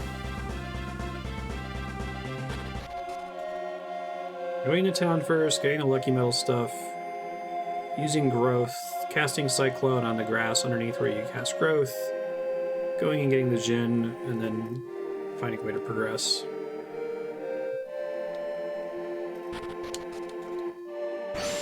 I might be able to do stuff on Treasure Island now. I'd be able to grind those stones down. It didn't look like they were affected by synergy, though. Go back and play Dragon Quest 1.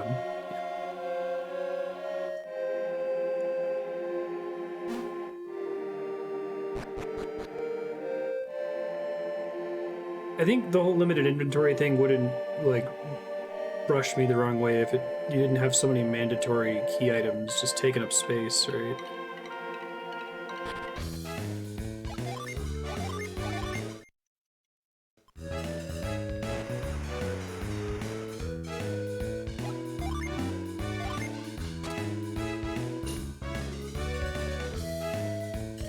It's kind of hard to not land it in the middle.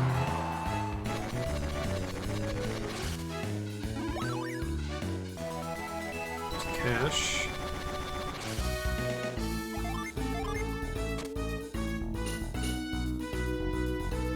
Like this one's extra mean because the key items provide progression synergies that you need for the rest of the game.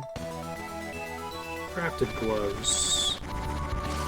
Probably not better than anything I have, but... No, never mind. They're actually quite a bit better.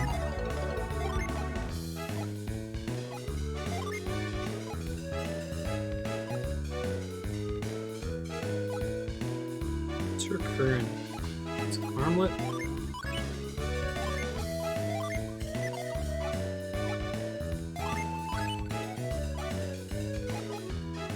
That's just the exact same as the bone armor? No kidding.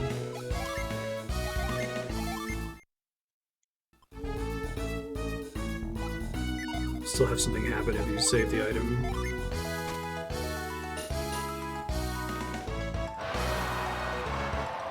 This might be actual garbage. It's kinda garbage. Those are hard to come by otherwise. Is there a finite number of lucky medals in the game, or is there like an enemy that can drop them rarely? Floral dress, well, that's a new thing at least. Used to put enemies to sleep.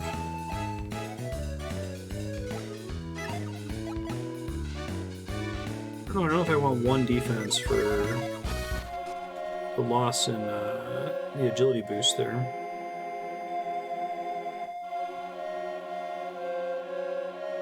Hey, that stayed done. That's nice of the game. Okay, here we go.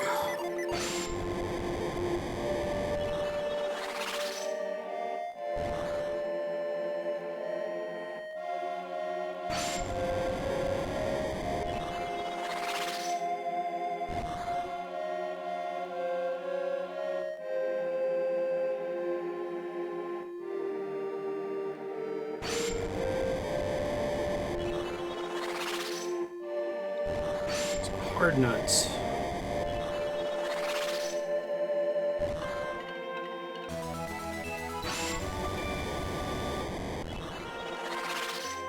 And an angry cow that complains about millennial Lemurians. Boost defense.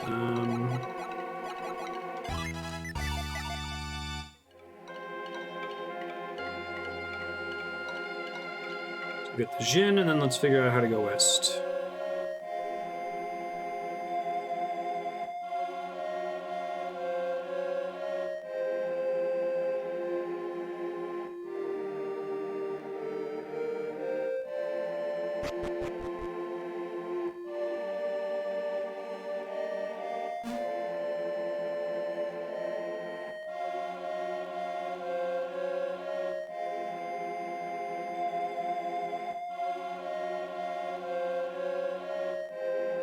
They are finite.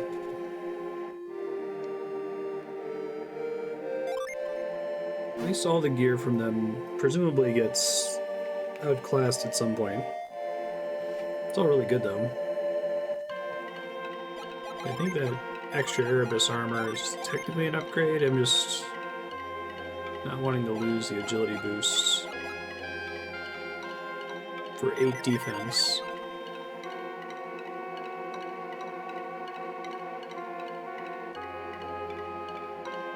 Oh, interesting.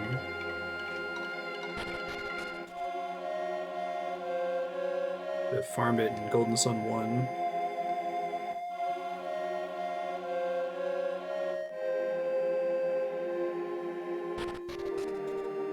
I'm sure Vergester didn't beat Golden Sun 1 until getting 99 lucky medals.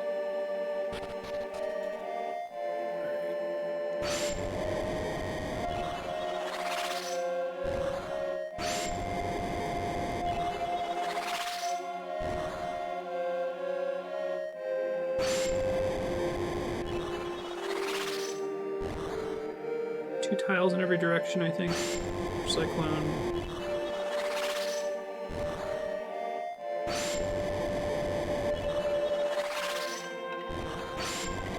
It would just melt the statue. 99 per character. God.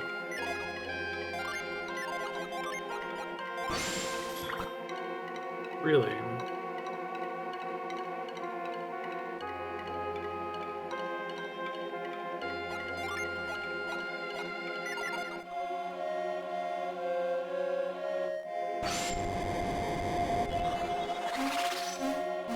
That's so mean.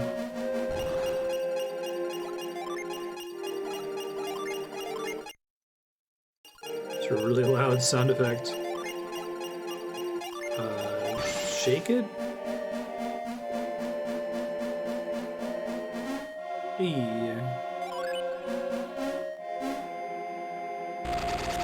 Didn't have to fight it. Wonderful. Rhyme. It's the first one for a while.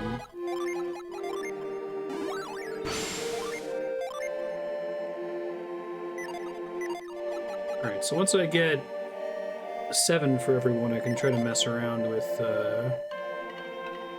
moving them around. Look up a class guide and try some different combinations. I think the patterns were like 3-4, with one of the elements being that character's natural element. 1-6 may have been one. I don't actually remember.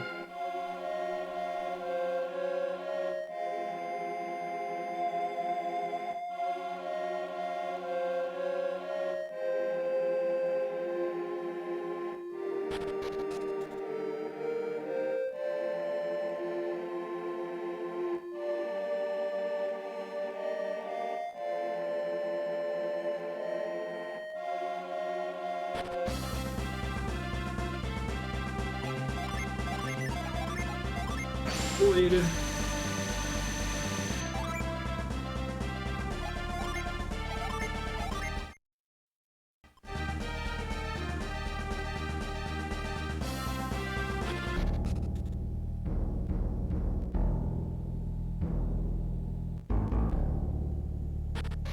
Give someone all of the color that they are to work fine before you're able to do that, I see. And like their natural bonus makes up for it.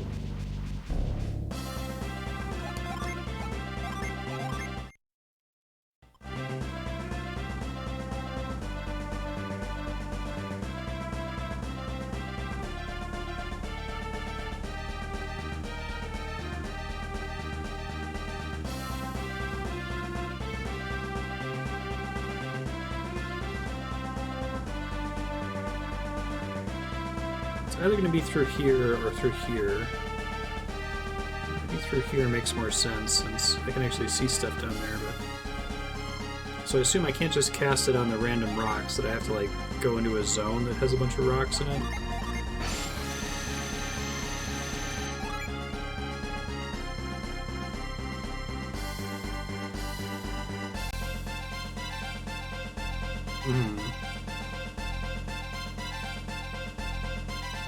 I mean, some characters are locked out of certain classes.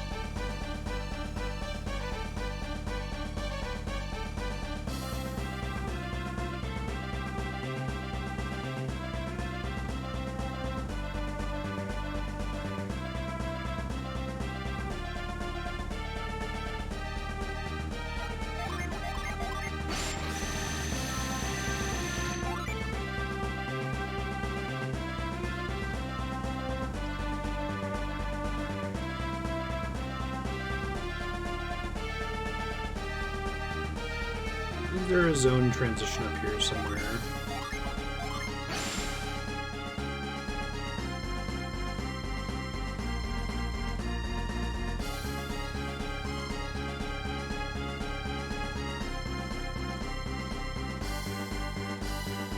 I don't remember there being one south of Antarctica.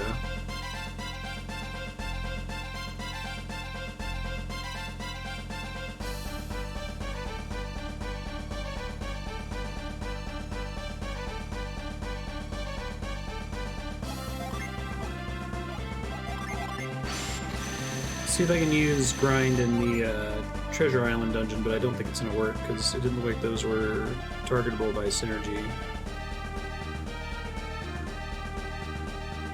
It's got to be down here then.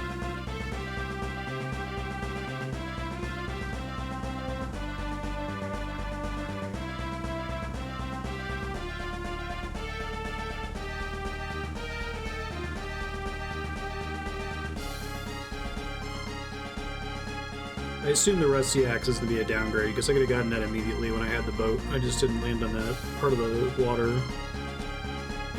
So I'll stop there if it's on my way, but otherwise I'm not going to bother.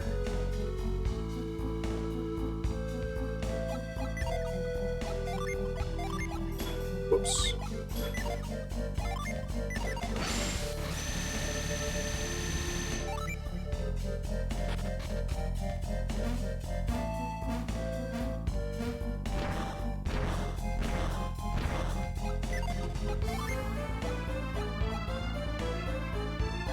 I'm back up to 14 now.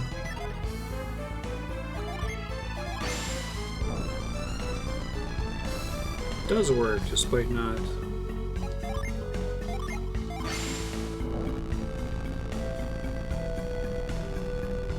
Highlighting them, interesting.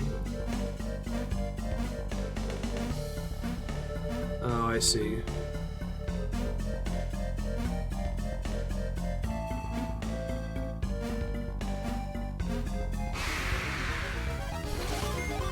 Does that switch always make them go up is the question.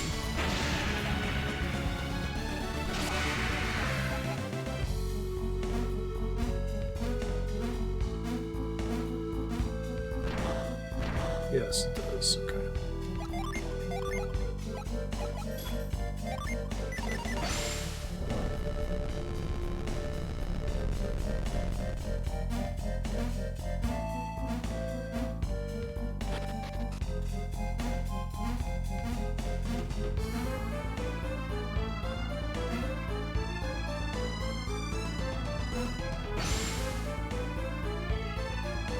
Only makes it go down.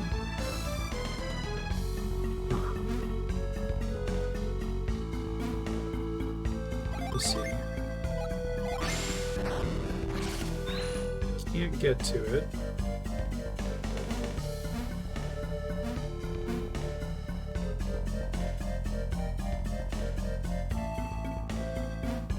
Let's see, can I like drop down from here?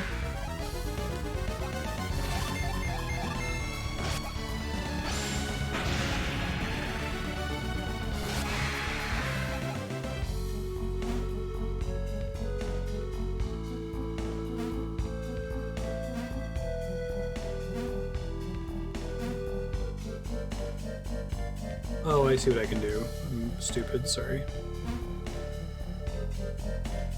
I thought this was going back to an area I'd already been to.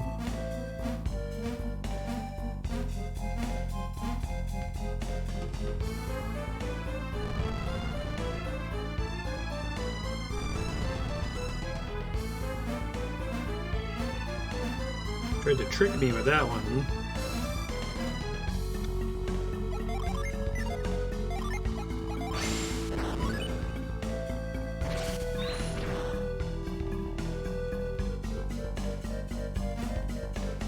Kind of a flaw with the classes. And they give someone all gen of one color.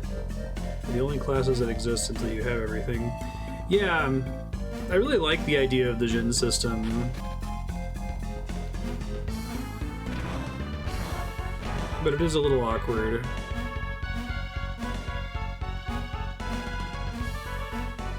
I'll make the wrong choice here, I'm sure.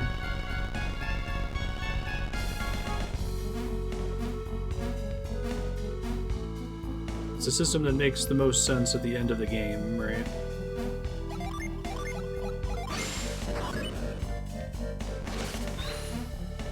And stacking all of the color of their native color is a really like effective strategy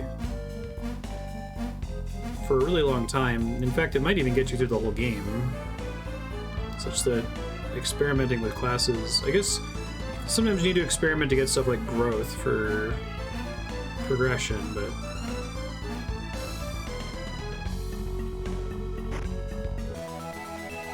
Chester's armlets raises PP. Do like that.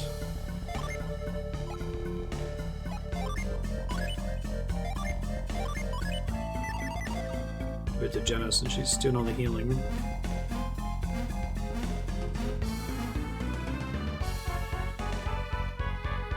Maybe 1 gen class levels when you have 4+ on everyone. Yeah, I guess I wish that it was clear what the strength difference between them was.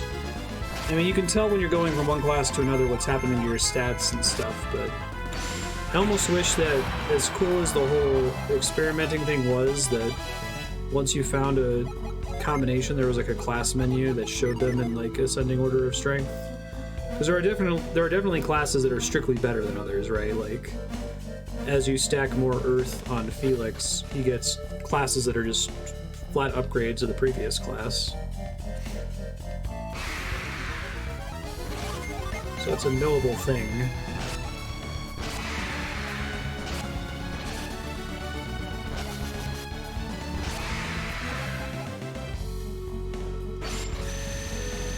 think it would be fine if they still required you to discover those on your own, but I think I feel that generally with any game that has some kind of like recipe system, like I really, really would like the game to keep track of that shit for me, you know? Go ahead and let me experiment, but each time I find something, please add it to a formal list somewhere. Now I'll go forge all this shit.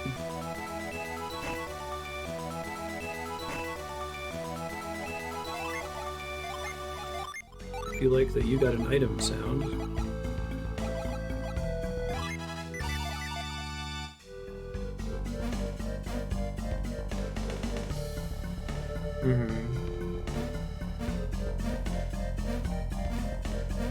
Yeah, I think that honestly that might be one of the bigger sins in game design that frustrates me, when something that's really simple and no attention is perfectly fine. You know? I guess I could hear some debates about it, like, well, it makes the game more accessible, that there's extra depth if you're looking for it, but when you have a system where you can mash attack in every combat, and that will get you at the end of the game less one or two bosses, right? It begs the question, well, it doesn't beg the question, it raises the question, why are these mechanics even here? They don't actually matter.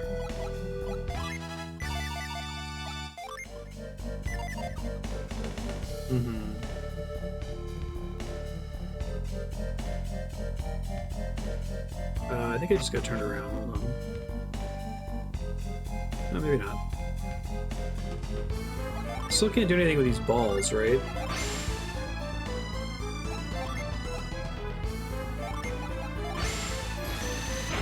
Saw those in another town, I think. Alright, well, we got a bunch of stuff, so go ahead and retreat. Now I'll go forge stuff, because I have a bunch of new forgeables I need to get rid of.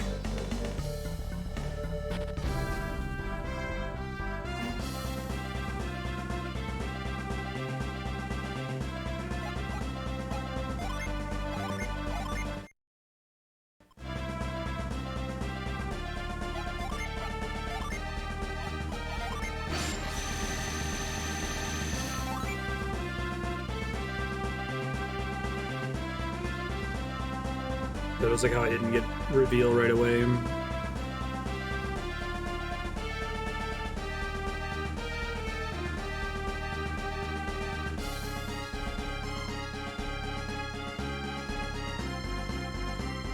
Is there an area that I can enter with a boat to use grind, like in this southern area by Antarctica? Tundaria, whatever they call it.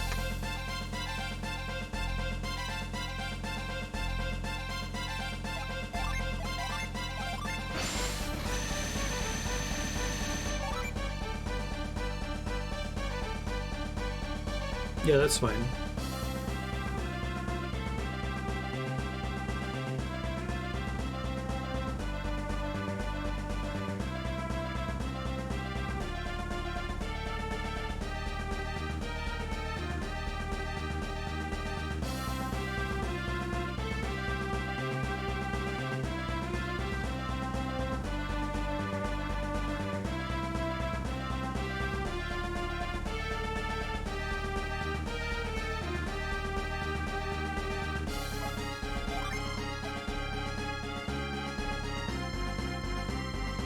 Right between the continent with the crazy statue and the one east of it.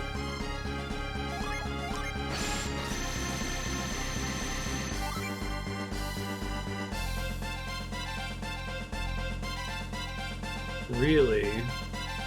Here?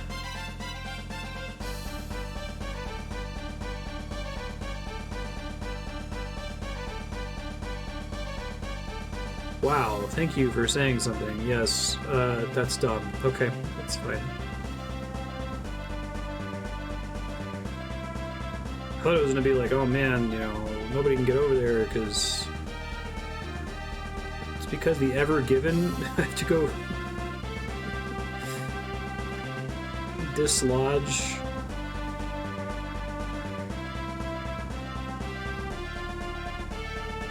It's fine.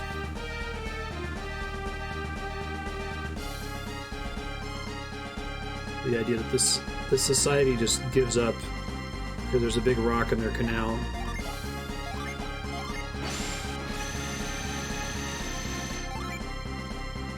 Okay. Yeah, I don't think I would have noticed it. I don't think I would have noticed that my ship could get in there. Literally move the continents around.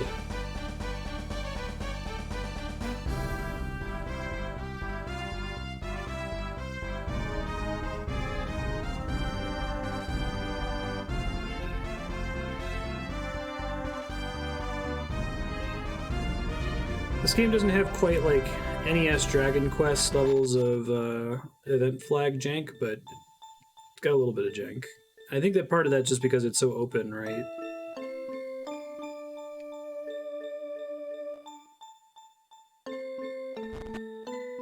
So I have 2 rusty axes I have to get rid of.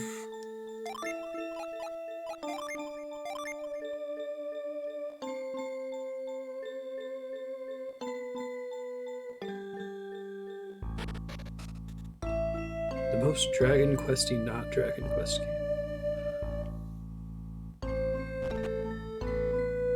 It's interesting though, there's a bunch of other stuff that doesn't feel like that. Like the combat system feels pretty modern.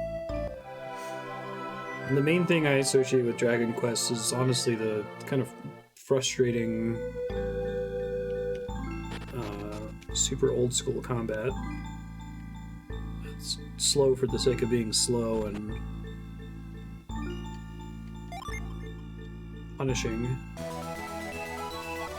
Captain's Axe. Used to boost defense. Selling that. It's probably the one that I got from the ocean. Rare metal from space. Golden Sun to Stardust. Astral Circuit, excuse me. Comet Maze. I can't talk today. Luna Shield, Planet Armor, Stardust Ring. Oh god, Stardust Ring is steal an enemy's synergy. So, does that actually...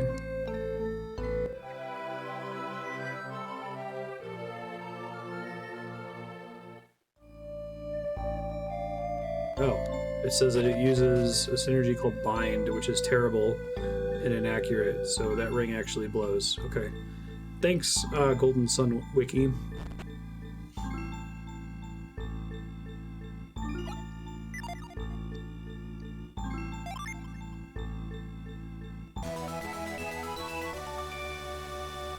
What did the fan... It's called fandom now. It used to be called something else that people use for fan wikis.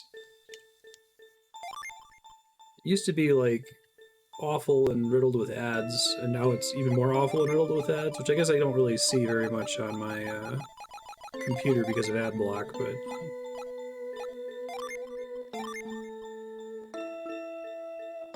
The Memory Alpha wiki is on fandom, and I look at that on my phone, and it's just... almost illegible because of all the ads.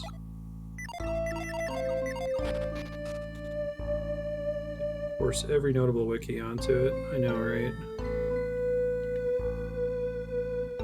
Sucks to scroll through.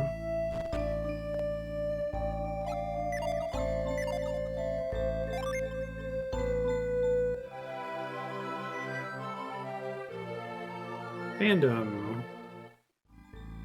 Wikia, that's what I was remembering. Yeah, Jimmy Whale's for-profit enterprise. I seem to remember when it was Wikia that it was less terrible. There's a lot of good material on there, but just... I don't mind ads sometimes, but just the way that they're laid out is really intrusive and frustrating. Probably just end up selling that. Yeah, that happened to RuneScape as well. The old RuneScape wiki was a fandom wiki. And they said fuck it and made their own one that's nice and clean.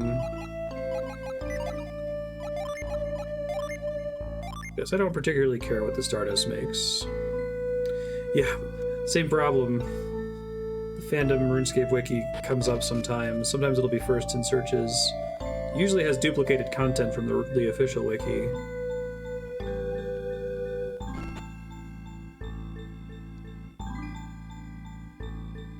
Advertising controversies, that's what I'm looking for here. Fandom communities have complained of inappropriate advertisements or advertising in the body text area. There's no way for communities to switch to conventional paid hosting. Fandom owns the relevant domain names. Oh, if a community leaves fandom for new hosting, the company typically continues to operate the abandoned wiki using its original name and content, adversely affecting the new wiki's search rankings for advertising revenue. Damn.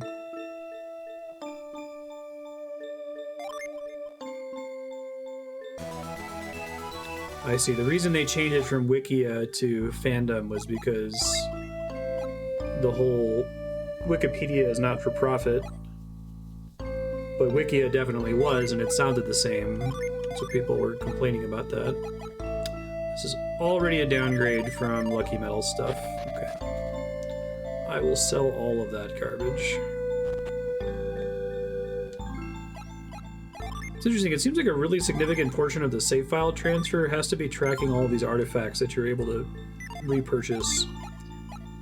And as far as I can tell, there's not like a crafting system that would make you care about old, outdated versions of items.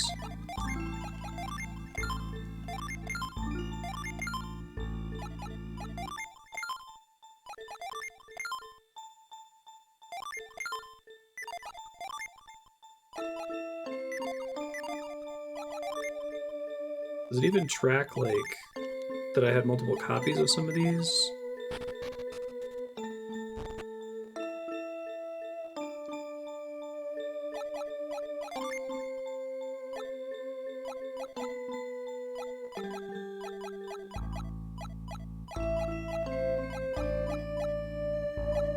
If it does, I can't tell.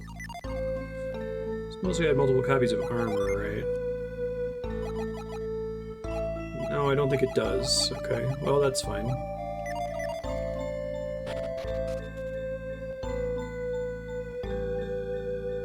Maybe they had a plan for, like, Golden Sun 17 to... If your artifact shop is completely stocked with every item that you sold, you get the ultimate weapon or something.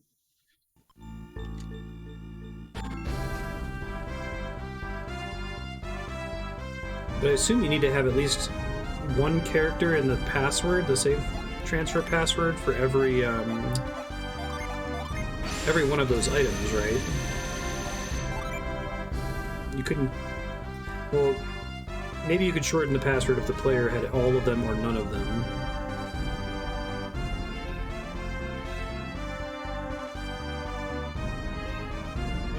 Just drew the screenshot of trying to search for Pierce, having it shove the entire list down to tell me about piercings on Amazon. Oh my god.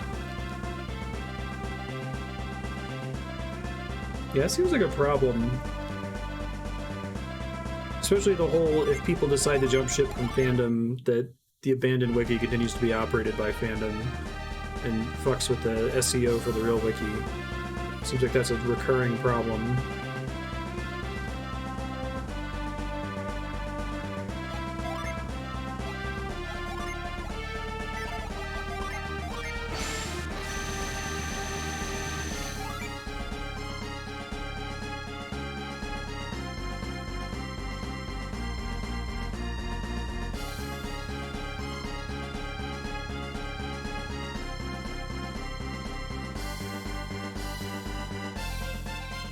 It's especially frustrating because, like, I was really happy when I started to see video game communities move to using wikis to document stuff. It's much easier to browse than trying to pull up, like, a game FAQs walkthrough or whatever. Just another thing to make the Path of Exile new player experience a nightmare.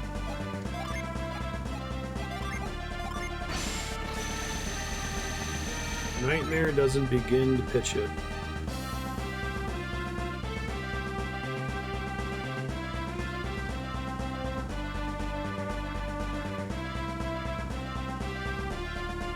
It's not the one they're talking about.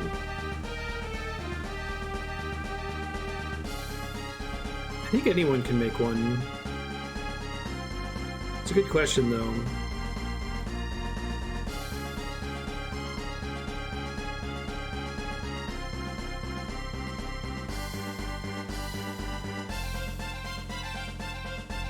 It must have some procedure to deal with, like, what happens when the developers come in and want to, like, claim the domain, right?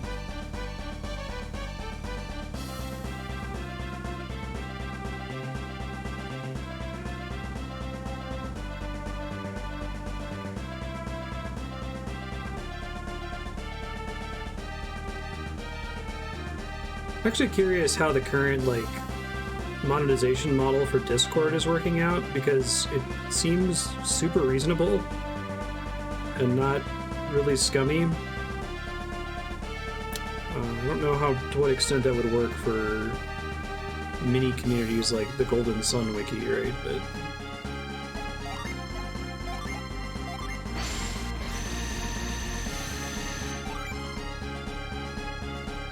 oh, I just mean the format of a wiki, like the convenience of articles for items that have links to, like, the location where you get the item and the boss that drops it, and being able to click on all those to quickly jump between things you're looking for.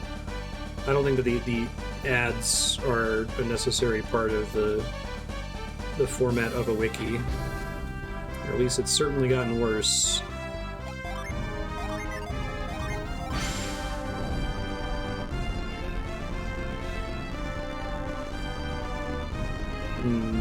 Strong and popular build become unplayable 3 months later, and there's an enormous amount of search content for that build that's... Oh, they can sell the Sea Gods tier? Thanks, Leon.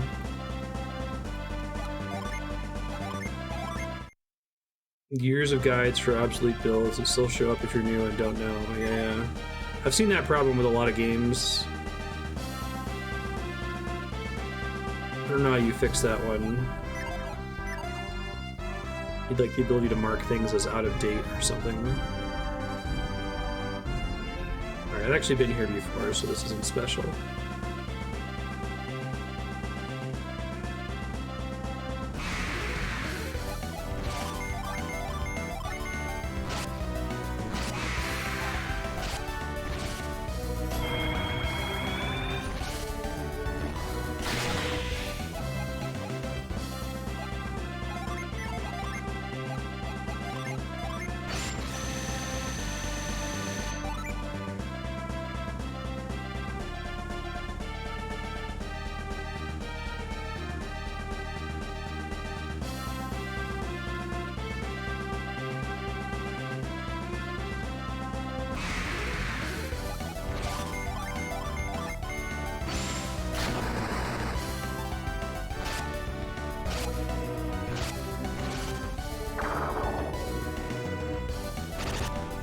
Still makes it annoying to search for them.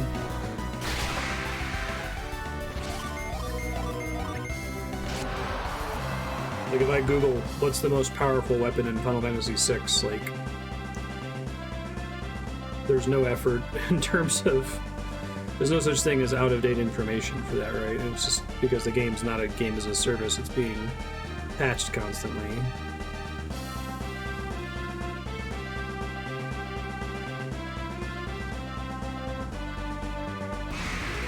That becomes an issue with Google, which Google search results have been tanking for years for me anyway, at least the way I use it. I talked about this in Discord before, that people have gotten so good at writing, like, AI written articles that optimize for search engines that you get so many, like, bullshit articles that just don't actually contain any real content. They're just complete bullshit. Maybe this island?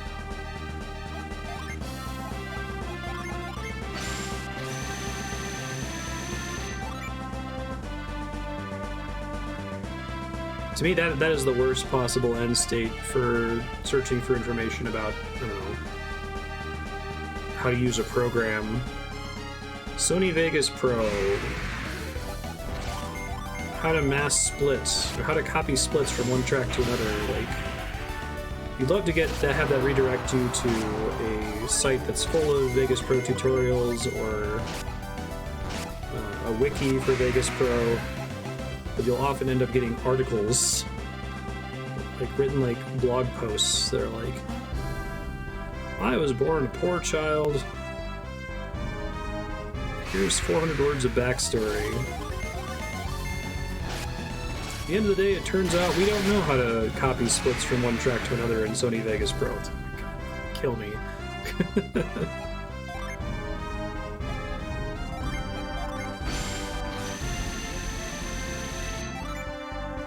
Yeah, multiple wikis for the same game is potentially a problem. I can admit that. And also, if you were posting a guide to game FAQs, you probably needed to be comprehensive before you posted it. There were plenty of people that would post like partial guides, so it would only be like the first third of the game, but that would be reflected in their user rating.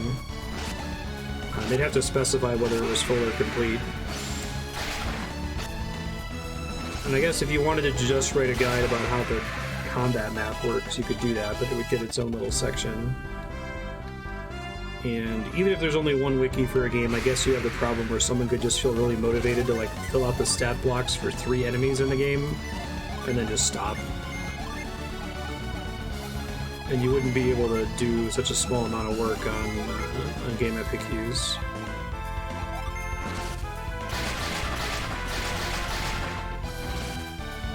Try posting a guide to game FAQs, Talon Runner's stat block, and that's it.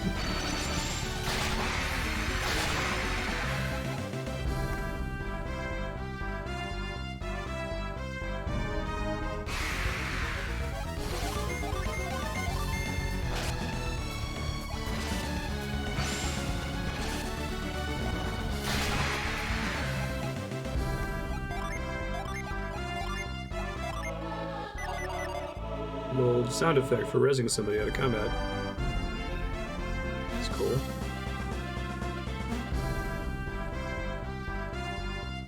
Alright, so it says the next Jin is the forest southwest of Jupiter Lighthouse. I don't know where that is, so I'm trying to find it.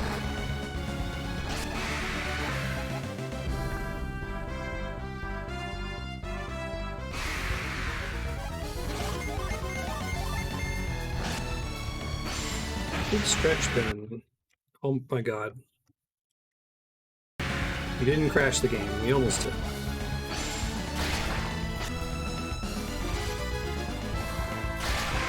Let me save really quick. I think I just did, but...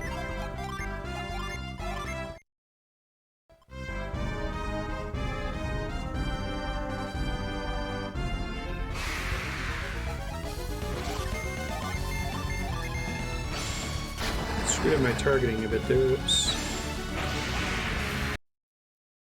Oh, why does that keep happening? It's been the first time.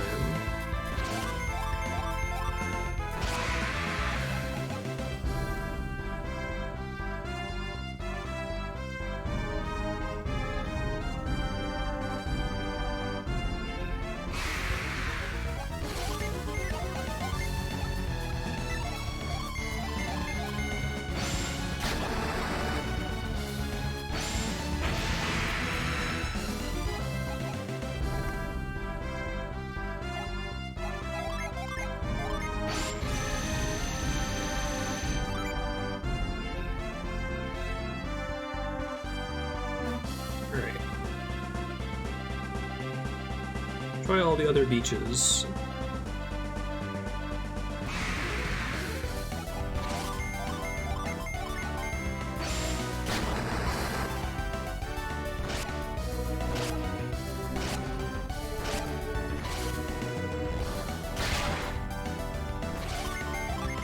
These guys are nasty. Suddenly, the Void has been working for like hours. My party's been high enough level relative to the enemies, so I'm paying for all those skipped random battles now.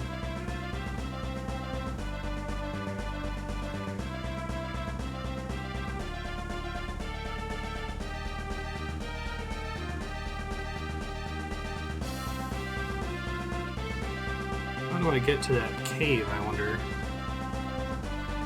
Right.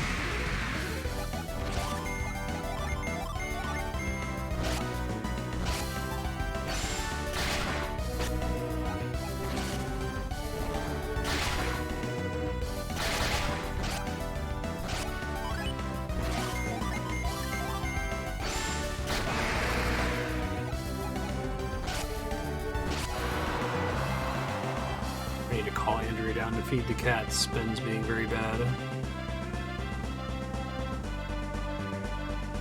Yeah, I like it too. It's different. It kind of feels like the World of Ruin in Final Fantasy VI, but like right at the beginning of the game.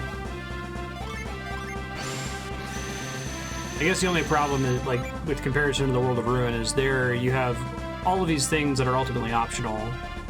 So it being this big open space to explore, it works a little bit better than when, like, okay, well, it's big and open, but you're supposed to go here first, and then you can go here, and then you can go here.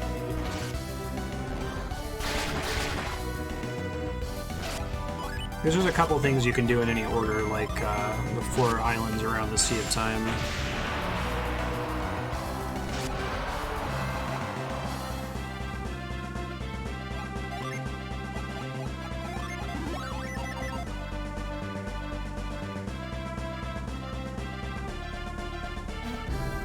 What? I didn't realize I could walk on that. So I can I disembark not on beaches? This whole time?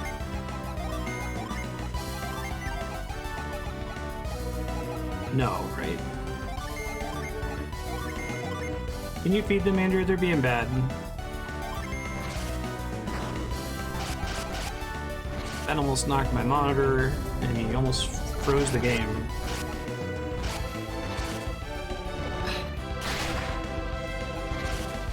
Thank you.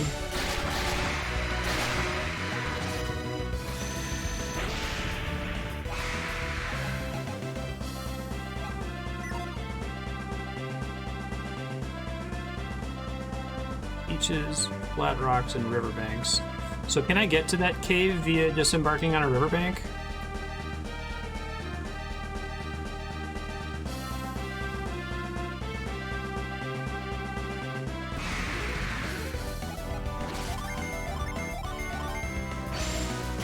Kill one of them before it gets to go, if possible. I guess I could do 3-1.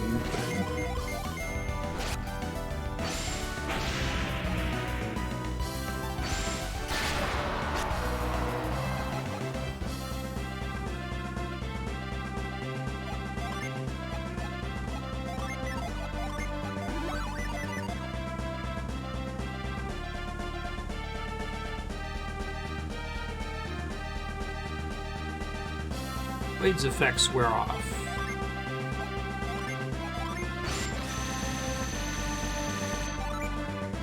Let's see if it works.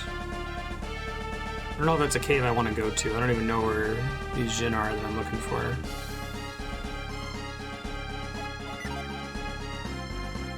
All of these rivers are laid out in such a way that I can't board them from the ocean, but I could with the Eastern Continent.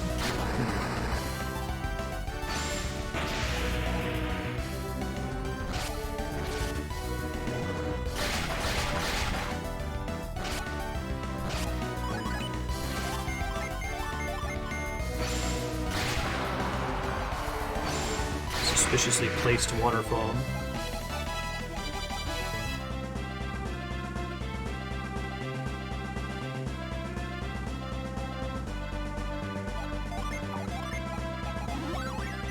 I think they give you this ability to inspect the water that matters in a very small handful of locations out in the ocean.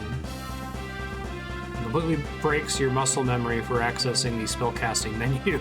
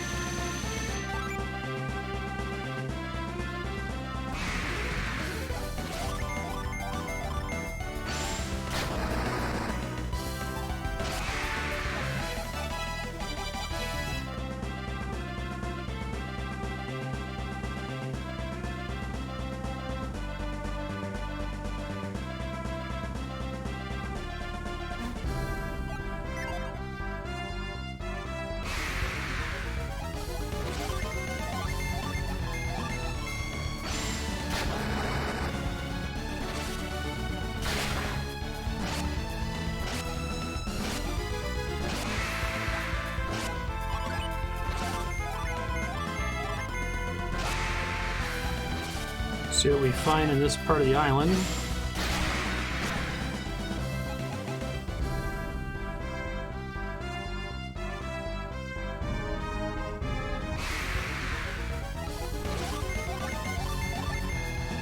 Wargle.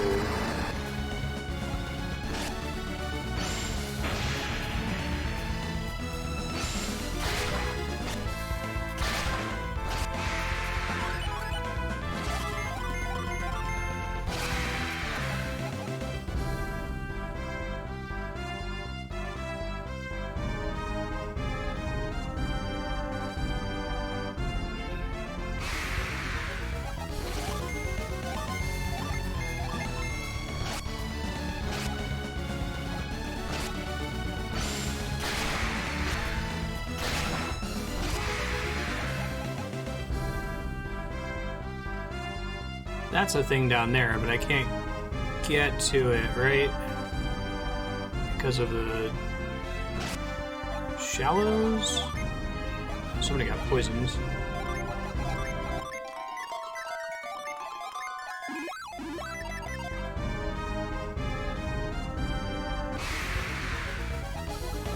I like the custom poison heal sound effect. Oh shit! Well, there goes my no run. I would have totally loaded a save for that if it was teenage me. I'm sure it doesn't matter. Final Fantasy broke me. Final Fantasy V's chicken knife broke me. And Dragon Quest VIII's crafting system broke me forever. One game did it one time. Therefore, I need to be worried about selling all trivial items and accidentally running from combat. Didn't even particularly matter in Final Fantasy V. The chicken knife wasn't a particularly good item, nor was the brave sword for not running, but just the idea that a game could secretly track this and I would have no way of knowing until it was almost over, right?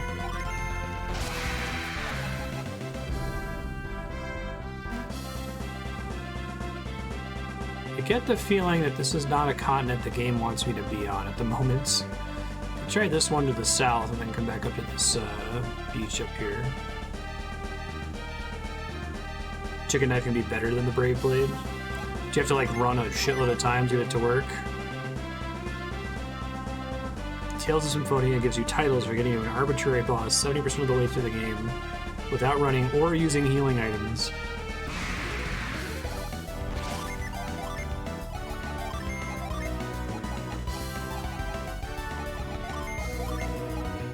Look at video games, man. Video games should be banned.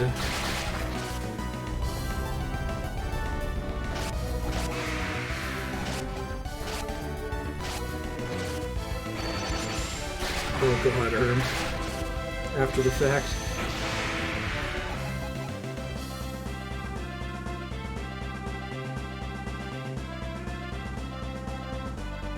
That's funny, Walter. How many hours of work is it to cap it?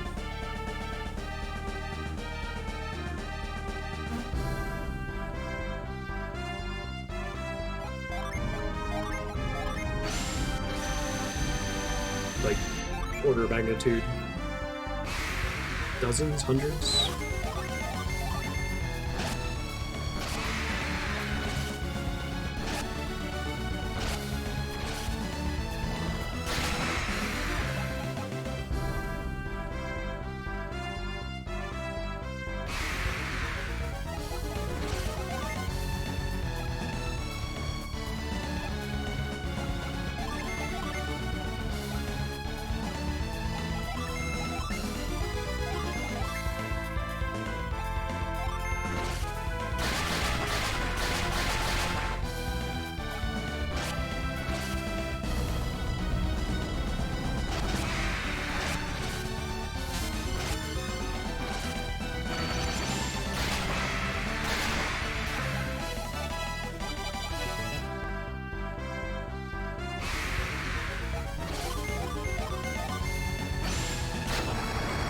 I think I really like when I feel like a game is telling me that there aren't any mistakes that I can make that I'm not going to feel for hours or tens of hours. Oh, that's not bad at all, too. A couple hours then. Get it to 255.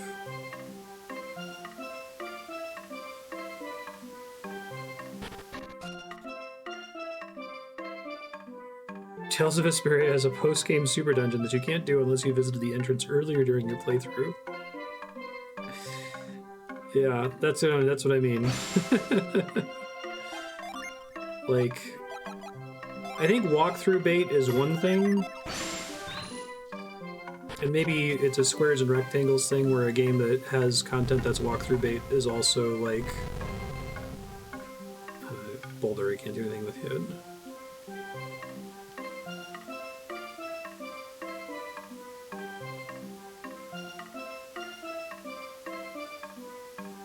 Games that are walkthrough bait are also games that have this delayed feedback problem.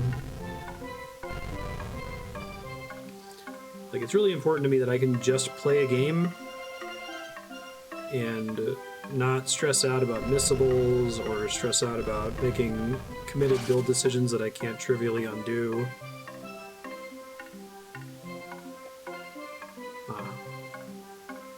Granite decision?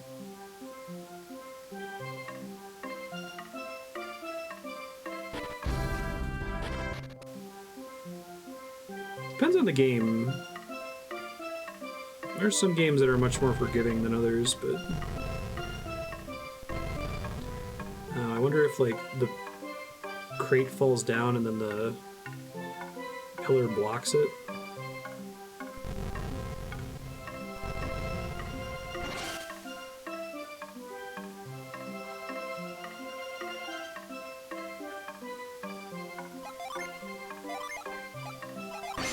I guess it can be solved for me when a game makes it clear that a commitment is happening, right?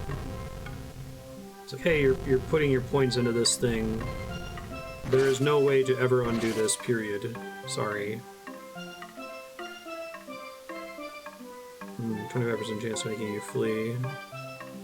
So you just use it for bosses. Yeah, that makes sense.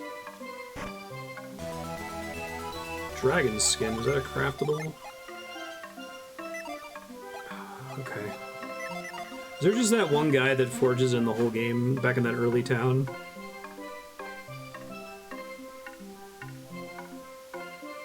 Song is steel drum as fuck. Alright, maybe once I avoid starts working in this part of the world, I'll go back and forge that.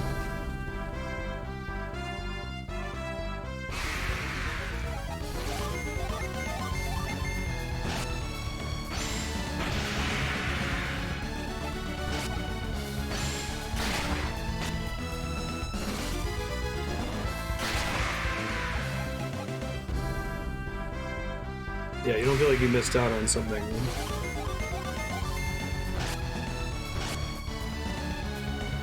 Uh-oh. Having this problem again. Let me try doing a save state. And give me 1 sec to try to fix it here.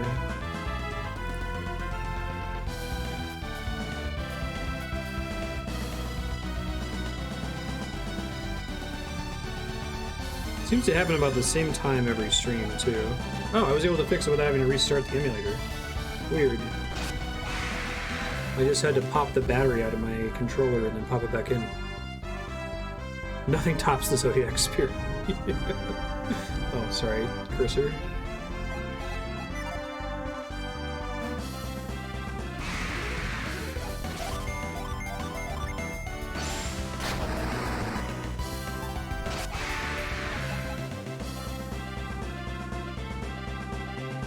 I feel like the Zodiac Spear would feel less offensive if it didn't have, like, an entry on the license board. If it was just like, it's a weird Easter egg for people that bought the strategy guide, whatever.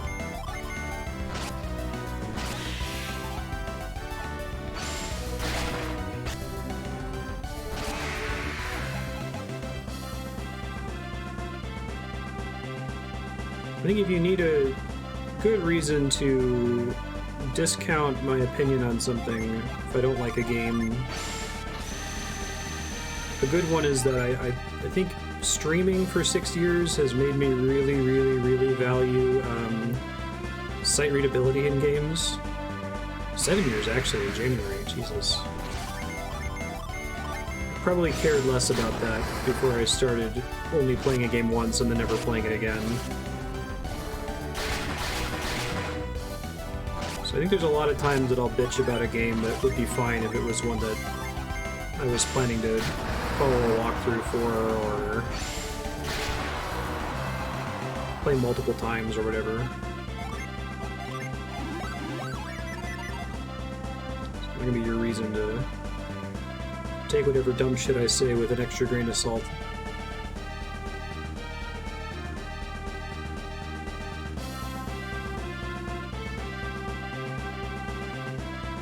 I think there are a lot of games out there that are like clearly designed to be played multiple times or played with a guide or played through community interaction.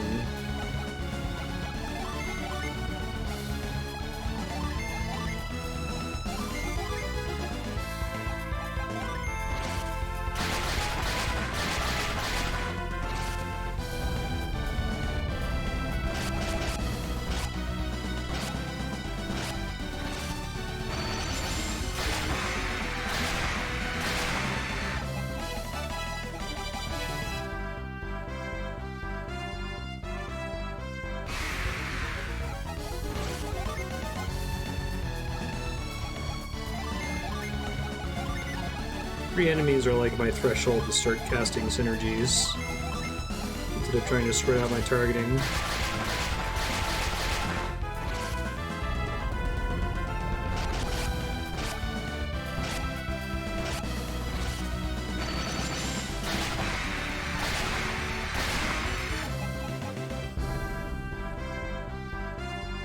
At least Golden Sun doesn't make the Jin missable. I guess if you don't 100% the Jin in Golden Sun 1, that's technically missable, right? You can never get those back now. But you have until the end of the game to get all of them.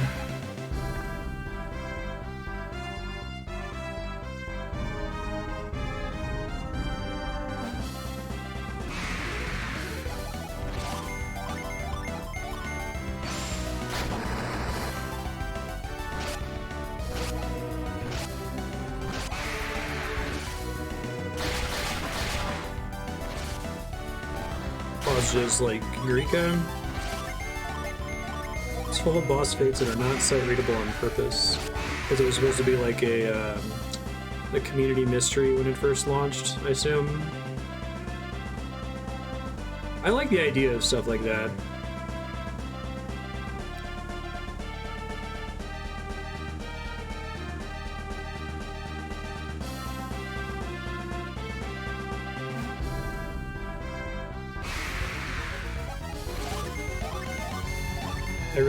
I hope I get to a high enough level that Avoid starts working soon, because I just want to like explore the map and find the parts that I can go to. And I keep losing track of what I'm doing by the random battles. Trips you up. Everyone who's been grinding there for a year laughs at you.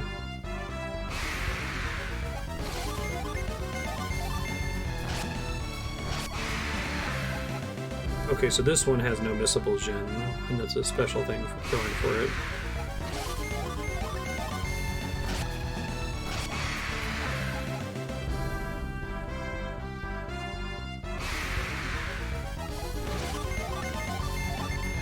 Oh, that's an interesting choice. You could improve mount speed for doing things in the zone.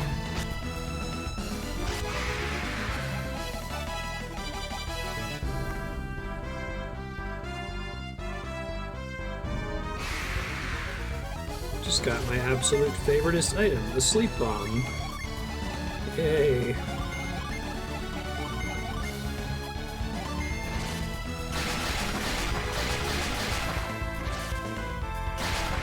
What is a dubstep? Double step.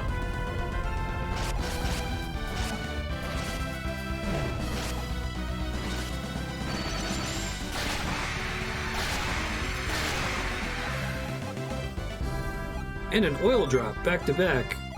Cool.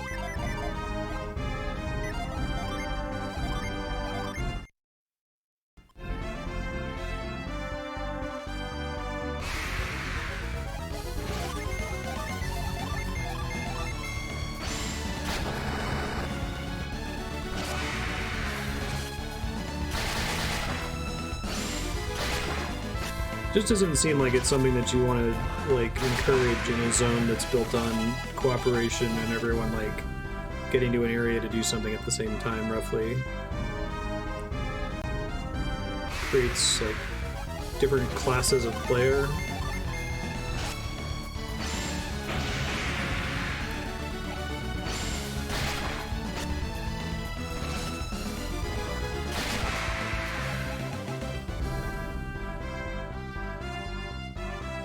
There are a lot of ways to make multiplayer games feel bad, especially multiplayer co-op games.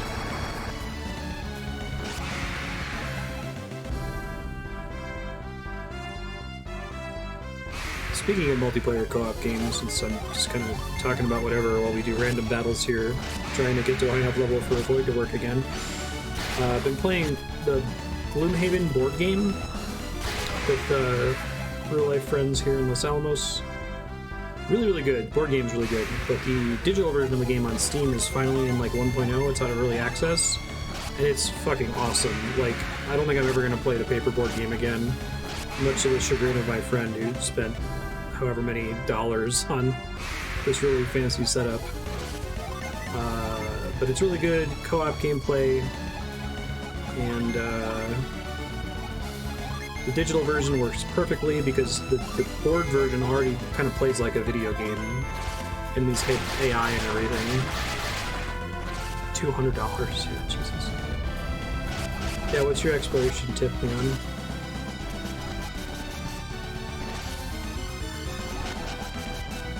Also, if you don't have any friends to play Gloomhaven with, you can totally just make a party and control all the characters yourself and play it as a actually really solid, challenging single-player tactical RPG campaign. Because you can just control all the characters yourself. Yeah, I've been really impressed with the multiplayer implementation of Gloomhaven. It's perfect. I was getting a bit of that, like... I talked in the RuneScape video essay about how a lot of gaming is about the willing suspension of nihilism. The like angst you get from playing a game like Cards Against Humanity where you start asking, why am I even bothering? And the board game, although it's really, really good and well made, it's so easy to misplay, like it is in like Dungeons and Dragons. Forgets that some effect was supposed to be in place, or like misunderstand a rule and apply a push effect before a move effect or whatever, that I can quickly get that feeling of why am I even bothering, like we're kind of just cheating anyway. In the video game, because it's all adjudicated by the computer, you can no longer cheat, so I don't get that feeling at all, and it's actually really fun, and it's insanely difficult.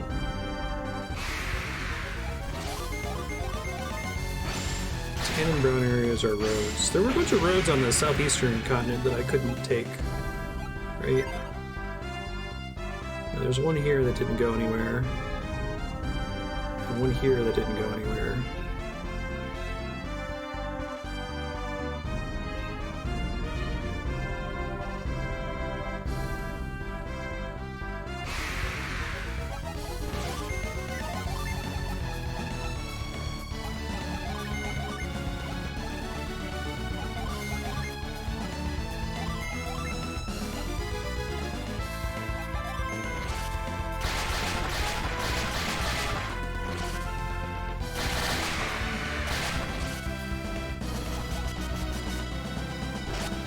But one of the pitches of Gloomhaven is that it's like very drop in, drop out.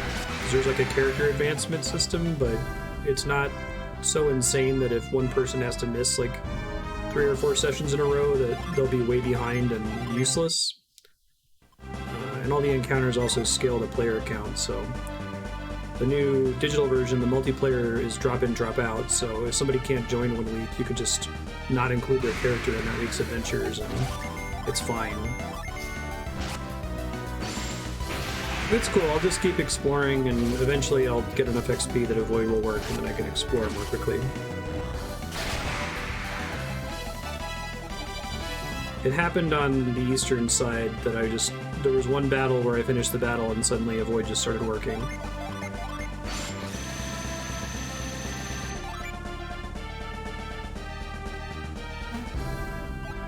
There's a second Bajja zone. It's even better for leveling. But it's gated behind the raid from the first zone that no one wanted to do. God. Are these supposed to go somewhere? They kind of just look like empty fields. I think all the ones I've seen so far don't do anything. They also don't get a different battle background. I gotta start conserving PP here. I'll just use it on Jenna.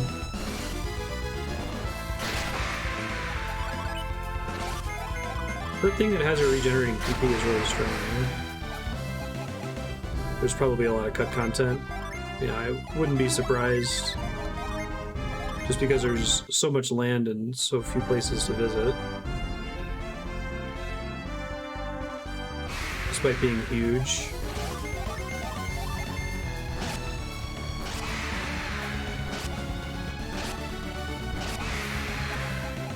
I wonder if they set up the world map before they... If they weren't filling out the world map as they were coming out with towns and content, they made the map first and then tried to put stuff on it.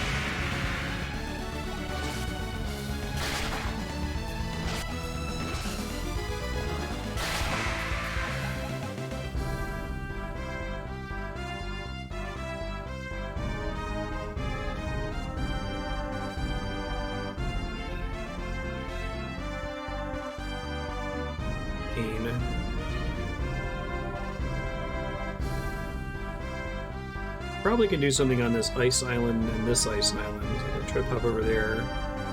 And maybe this side of this continent. The one that looks like South America.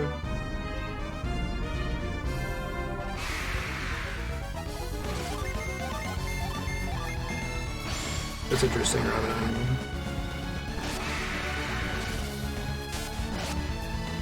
AI in Gloomhaven is mostly based on proximity and initiative order, which is fun to build around. I've been shocked at how difficult it is. Like, we got our asses kicked by the first battle a couple times before we finally won, so it was really satisfying to finally win.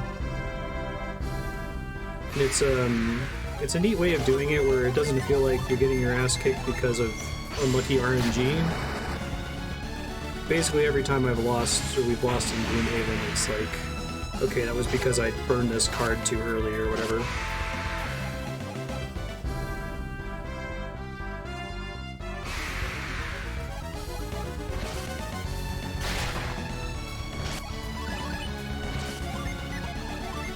They've come up with a really cool rule set. I'm a big fan of it.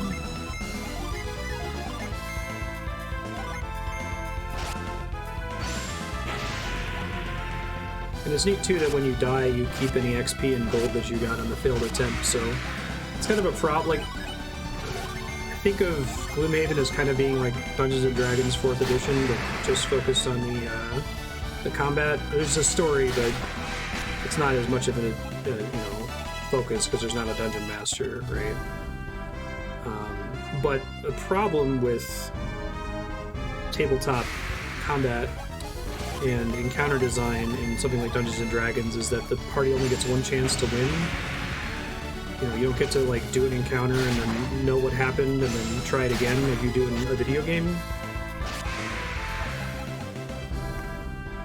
And Gloomhaven is built specifically around not just the possibility, but the near certainty that you're going to fail missions and have to try them again now that you know what's behind each of the doors and what the enemies are weak against and what their abilities are and that kind of a thing.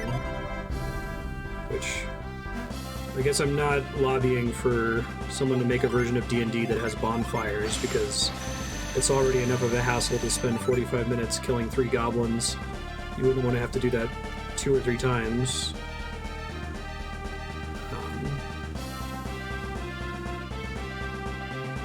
What's like Shin Megami Tensei?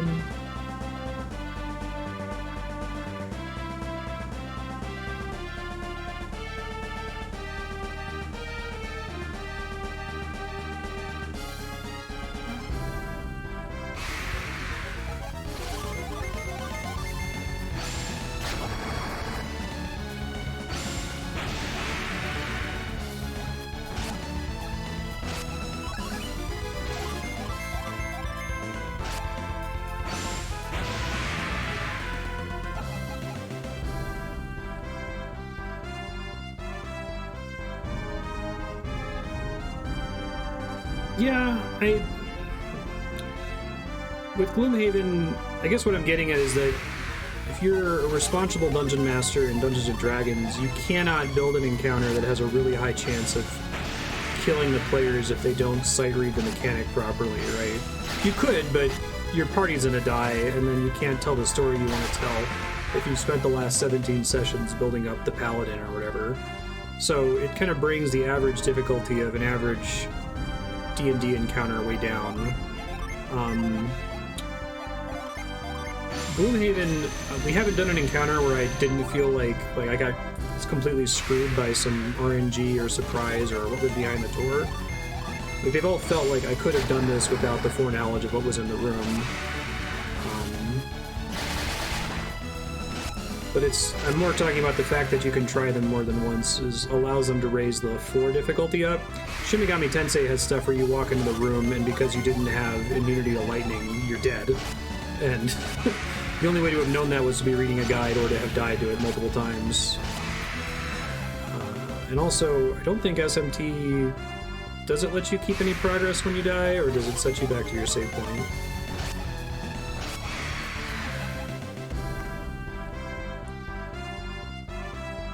I think this continent is like a complete waste of my time. Alright, I'm gonna try going east of here. This has been crazy. I think I've been over here looking for a place to, like, just do something, anything, for a while now. I haven't really been dilly-dallying.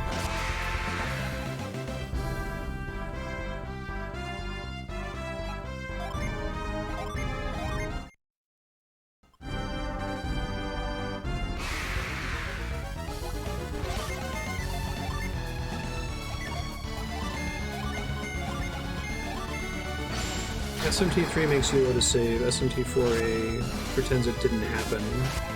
Interesting.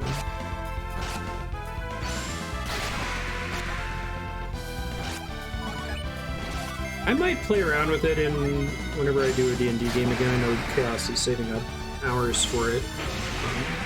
Having some kind of bonfire mechanic.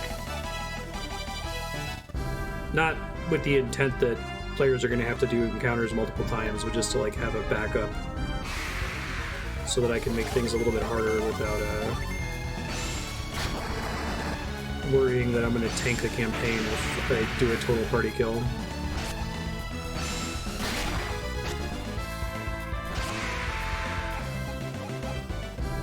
That's awesome, Leon.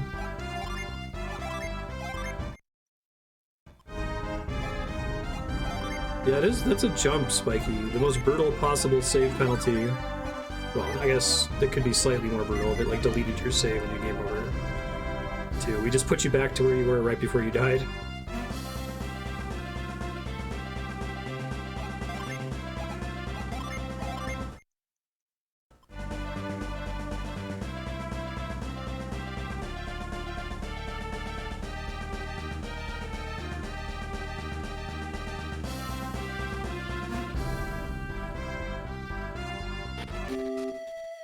Cult Island. Well, there's a Jin, so this is progress, maybe.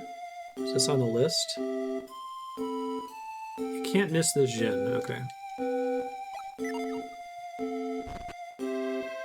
Probably need another water Jin. Magma Rock to the south.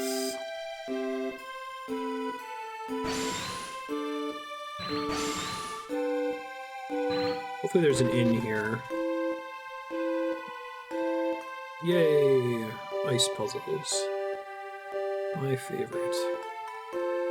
But actually, like, I really like these.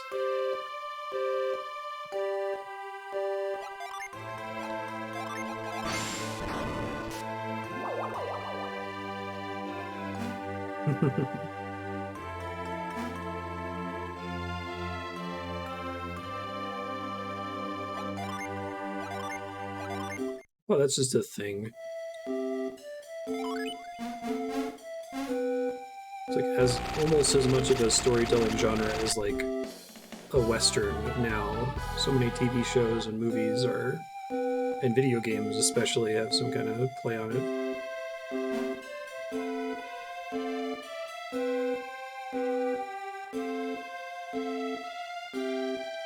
I get to that apple?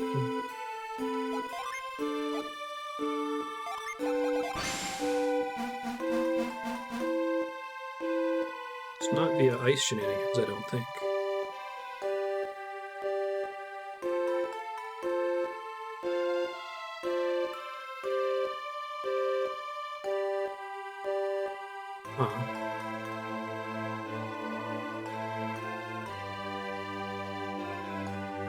No other way to get up there, right? I don't think so.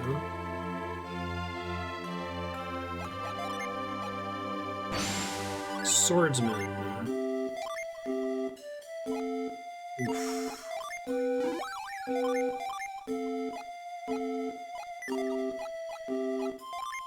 I just don't want it. Take it away from me, game.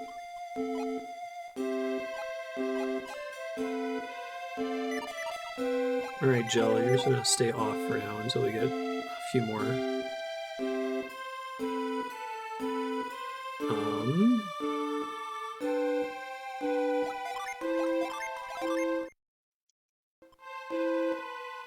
Here I don't even have a guess of, like, what would possibly get me up to where that apple is. I should be able to get it, I assume. Maybe it involves melting the ice, but even then there's just a fence that entire area, so...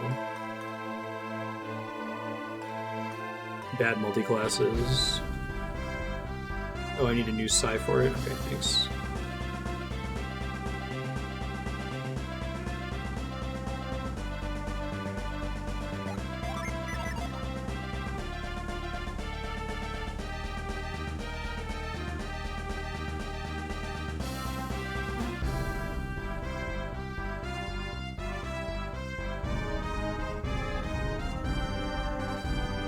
This would be a great place to put a secret gin.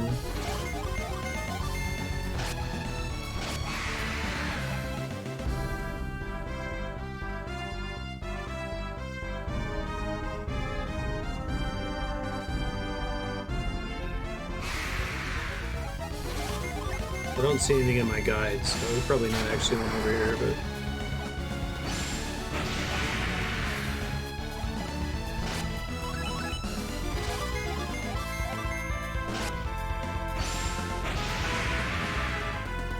Player acts and the encounter acts for each player.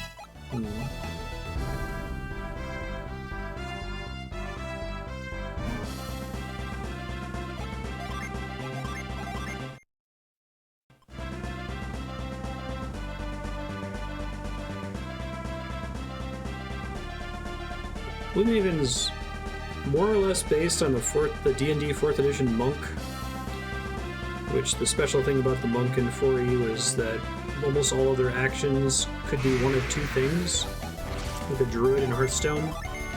Usually it would be some kind of like movement related thing and then some kind of like attack related thing, and you could pick one every turn. So that makes things pretty interesting, I think.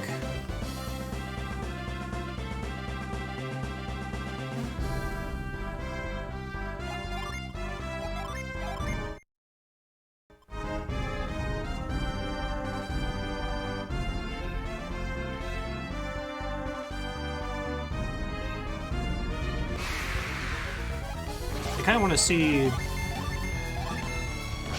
more RPGs or tactical RPGs kind of borrow Gloomhaven's like time limit, for lack of a better word. Like, imagine if you had your set of spells in Golden Sun, for example, and each time you use the spell, I'll just simplify it rather than completely explain how Gloomhaven works. Each time you use a spell, that spell was destroyed. You couldn't cast it anymore for the rest of that encounter. And the game is over if you run out of all of your usable actions. First, it would make you use all of your actions in as many fights as possible. But it would also make you think about when you should use those actions, right? If you only get to use your party heal once. Can I do this now? Maybe. This is an ability I got in Golden Sun 1, isn't it? Like a magnet power? I probably have to come back here whenever I get that.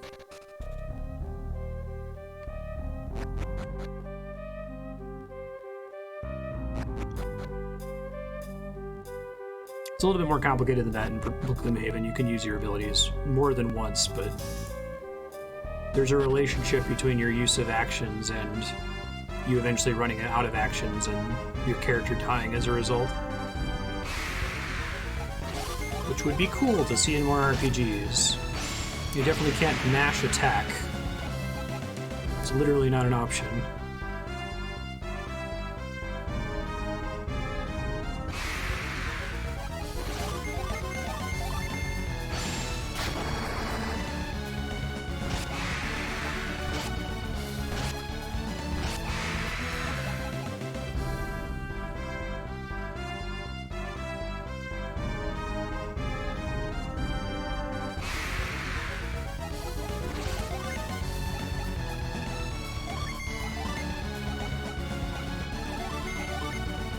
I have good feelings about this island that we're on right now.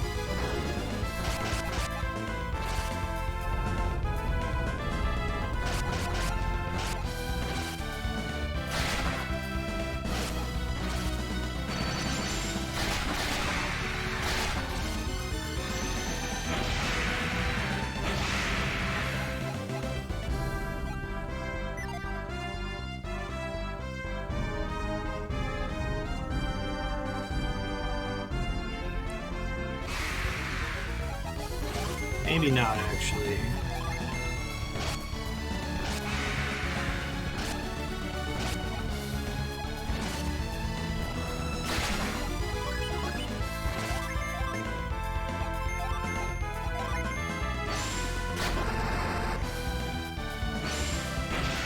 When you're playing has to match those symbols and you have to have the requisite set and spend the resource.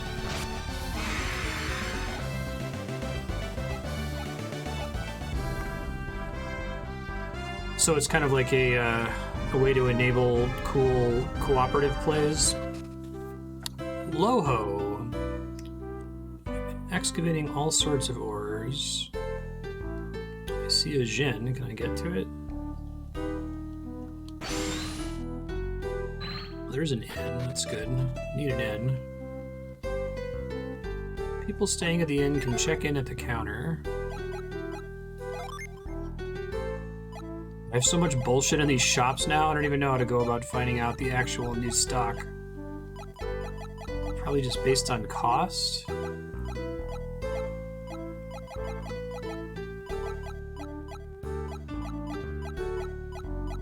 don't even know if she has anything new. I think this is all shit that I've sold.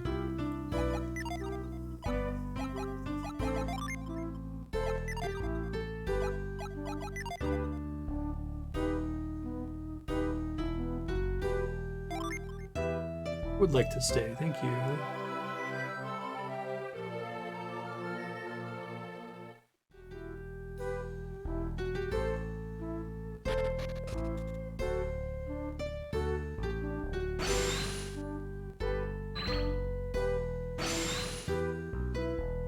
Yeah, I like stuff like that, Spiky, where there's like a implicit time limit if you're not playing smart. It's a good way to leverage like a card system for combat. Church. I should have guessed. Ball seems indestructible. There's some valuable metals and minerals on the other side. Yeah, there's the Jin over there.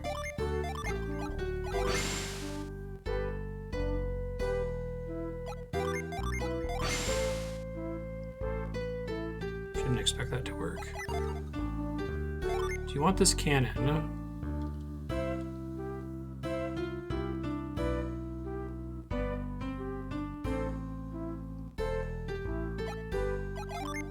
It's empty. Alright, so I can probably find cannonballs somewhere. Presumably is how I get the Jin in this town.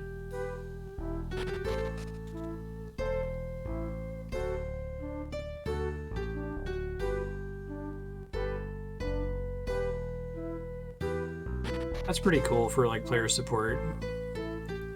I think one of the coolest ideas in 4th edition D&D, which I think has survived to 5e. I haven't actually played 5e, I've just read the rules a couple times.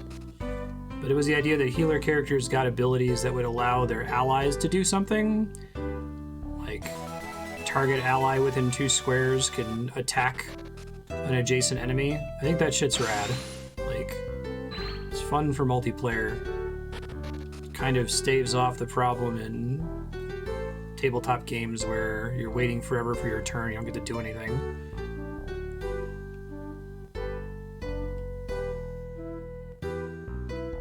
Minimum deck size of 30. You can't reshuffle your deck back.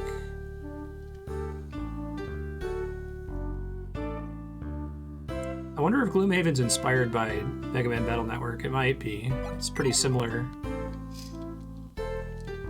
It well looks really old. It might be the best, like, played as a single-player game. I haven't tried a single-player. I've only done it multiplayer with my friends, but as a single-player game, it might be the best tactical RPG I've ever played. It's up there with XCOM, but without my issues with XCOM's sight readability and encouragement of safe scumming.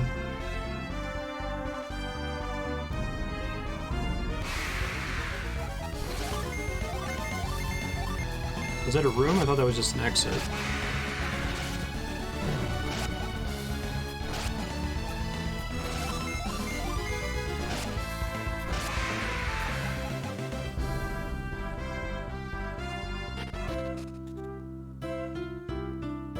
The little patch of beach there is where you can glitch onto the continent from the first game. Interesting.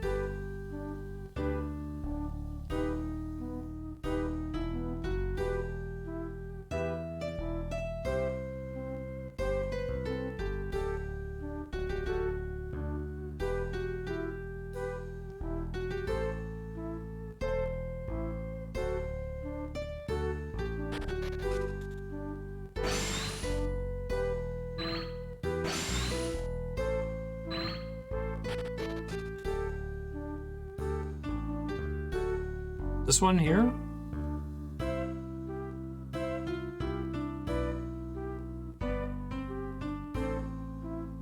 No worries. Worth checking. Could have mattered.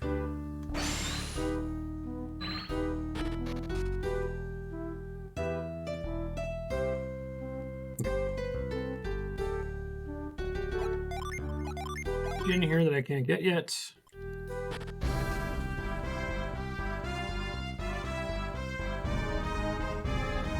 Probably on the edge of the South America continent somewhere.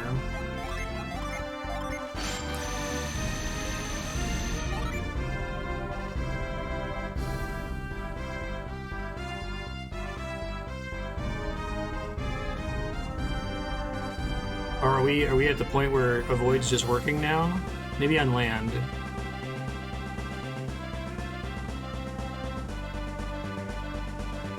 Is our average party level exactly correct? Oh, this little bit of beach right here. Interesting. And there's just nothing there, basically.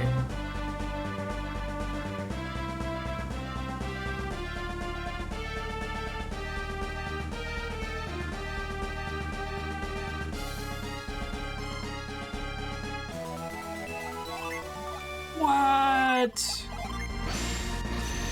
That was just okay. Maybe there's just a chance to get coins every time you search. I'm trying to think about that too much.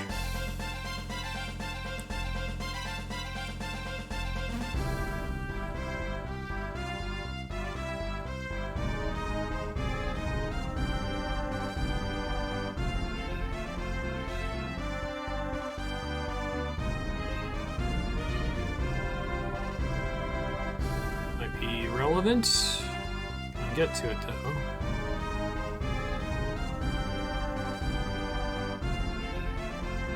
Is it even special? It might not even be special.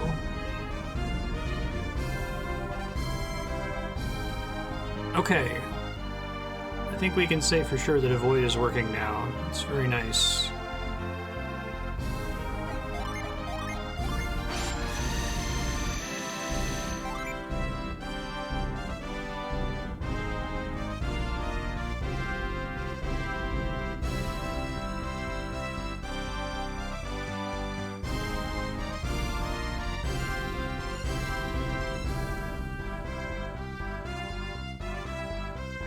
boat back, right?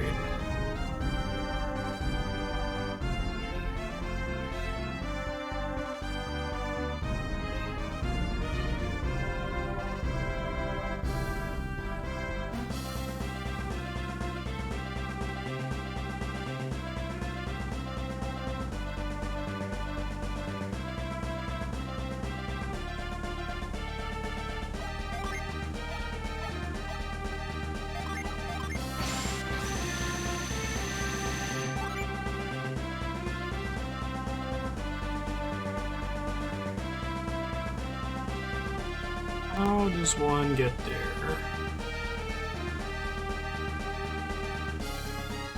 Is there perhaps another beach that connects to it?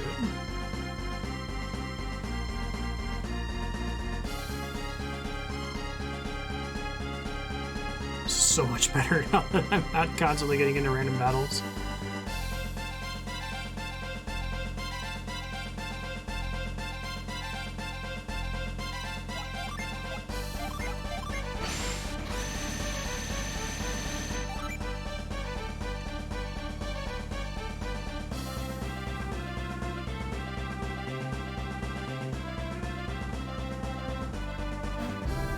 Suddenly worried that I've been here before. I have been, okay. Oh, nice, Dynamite. This one in particular, or like all of Golden Sun taken as one game?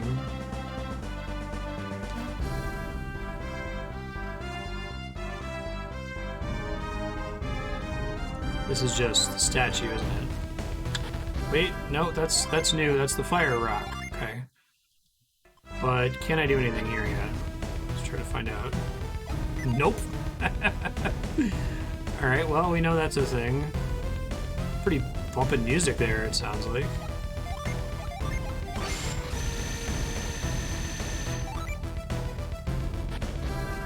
Nice.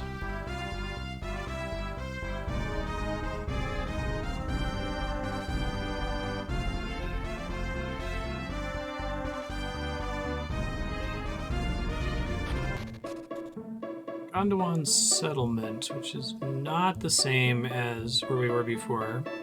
You're here to solve the riddle of the rock. Even the warriors who survive to make it back do so by the skin of their teeth.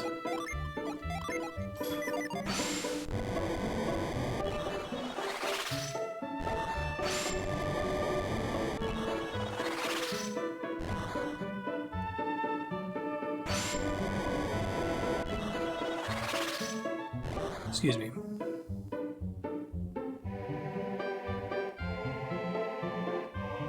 Giant explosion on the rock.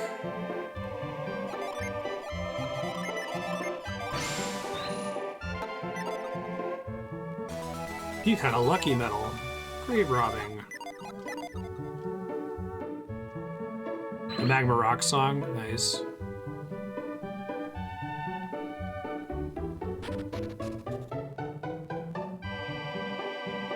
Finally chosen witch doctor.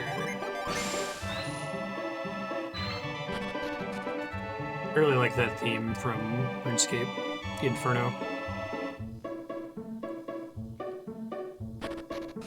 Still haven't attempted it. Stardust, okay. It's all a downgrade based on my current equipment for lucky medals, but I'll sell it, I guess. So we got Magma Rock, we're marking places on the map. After exploring almost all of this continent and almost all of this continent, I'm finally getting some map locations. I am probably gonna have to look up a map here in a second, just because I'm puzzled as to where else to go. No, I've actively been looking for it. If you want to give me a rough location on whether it's in the center or the southwest or the northwest, I wouldn't mind that.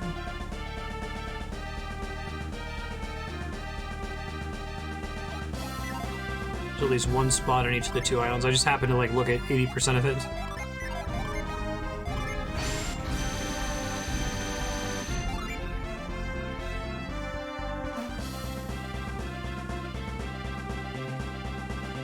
I haven't been down here.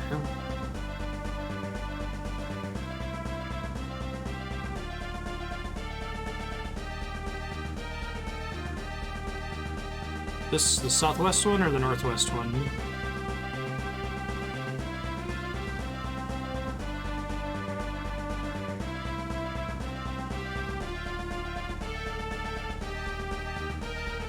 I'll go check. Should be easier now with Avoid working again.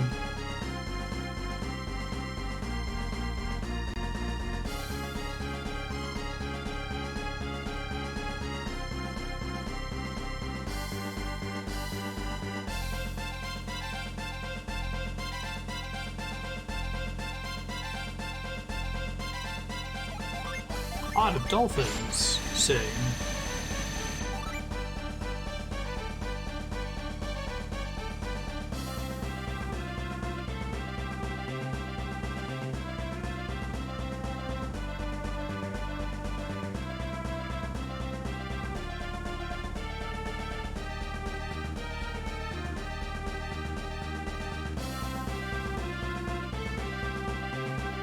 I think if it's a lighthouse, it would be near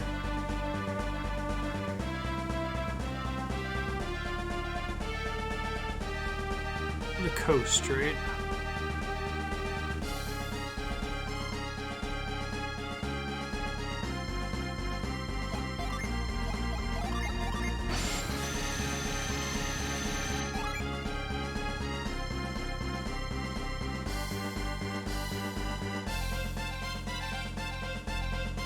Where I just was, in the south.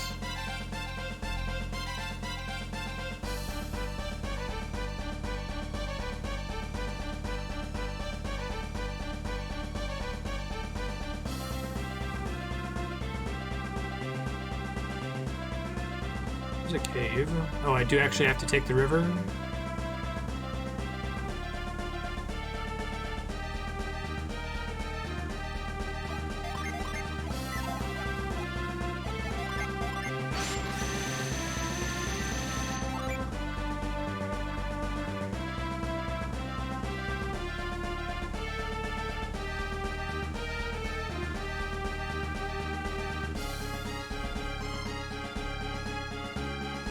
Some of this is going to a dead end, but...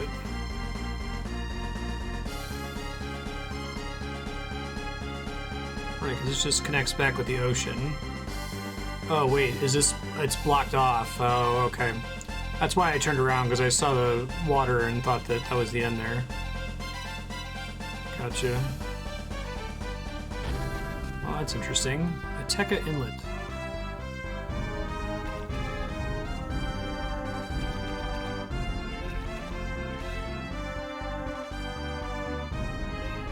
We have made these wings and carried them here to fulfill a great prophecy. Well, now when Mount Jupiter is in flames.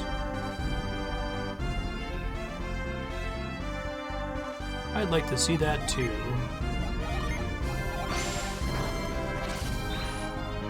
Something with this eventually, maybe. It being a place is nice.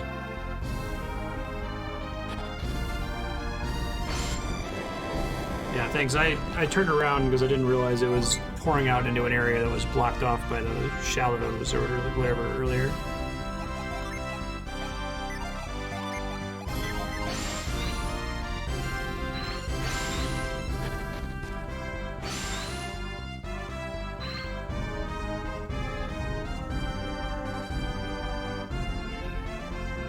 Boulder that I can't do anything with yet.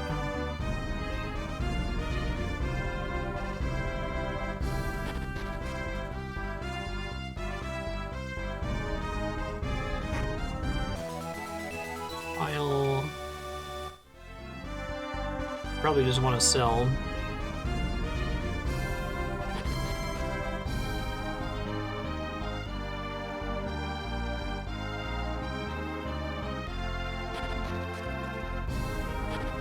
Oops.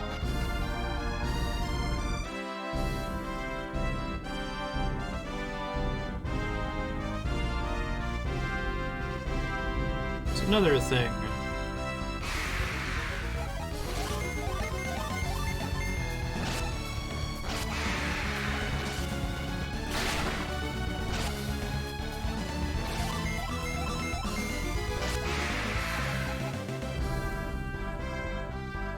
That's a big old crater.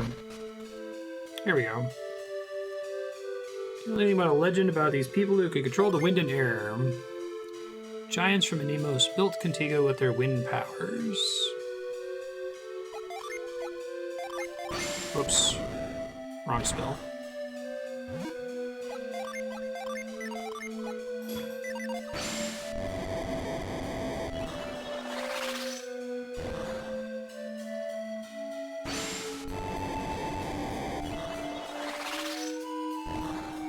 Is it a reveal of all things?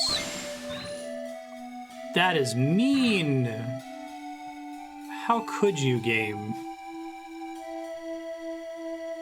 No, I haven't done any grinding. While I was lost trying to find where to go next, I got into enough battles that avoid now works. My average party level is high enough for it to work now.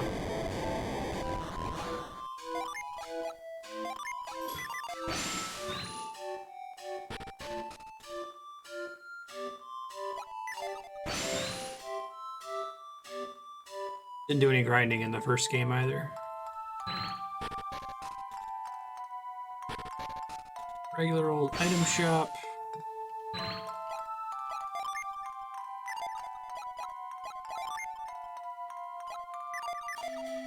No, I'm just sailing around and fighting stuff. I don't run away from combat, so...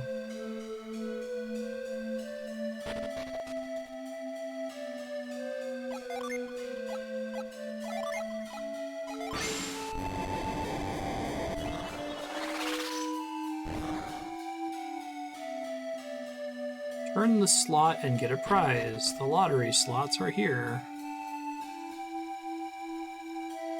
Shirts, rings, boots. I definitely want boots.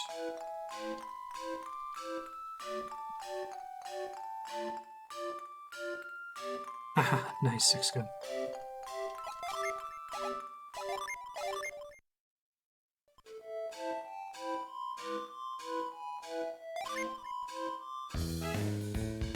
Right, I remember doing this in the first game, right? Now, and I probably asked this exact same question in the first game, but it's been years since we played it. On a real slot machine, I feel like this is a scam. Because you're not actually realistically ever going to win. So you may as well get as many plays as you can out of your dollar, and get as many free drinks as you can out of your dollar. This might be better in Golden Sun world? I don't know. I guess I'll turn it on and see what happens. I can, like, keep, right?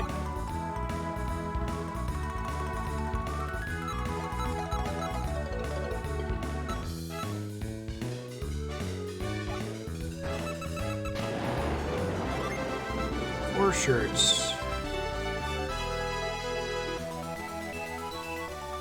A decent number of these. I want boots because I think boots are harder to come by. Oh my god, is it really better than the wild coat? It is. Hilarious. Wait, oh, the shirt is an undershirt, so it's equipped at the same time. Good lord. Right, I forgot about that too.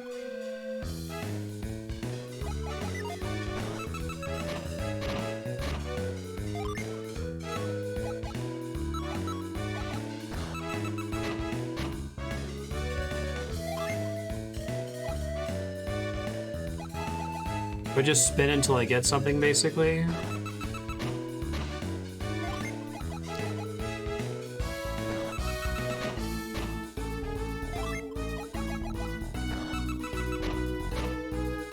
Well, that sucks. I feel like this really encourages safe scumming.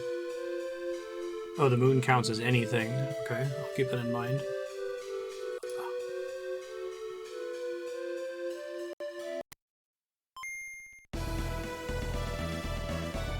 Did I save after getting my running shirt? I might have. Getting nothing is extremely bad. Probably didn't, did I? Oh, I did. Good job, past me.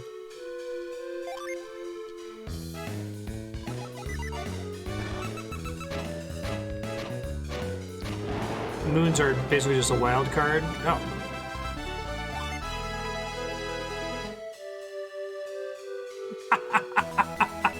Actually worse than nothing.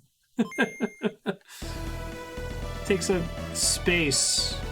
Oh, it's celebrated this jackpot. Like, I should be so happy.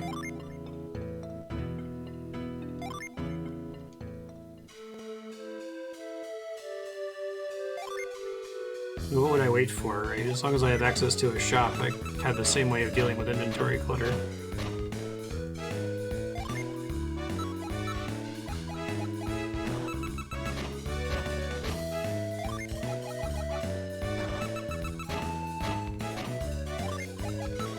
You said a moon is a wild card?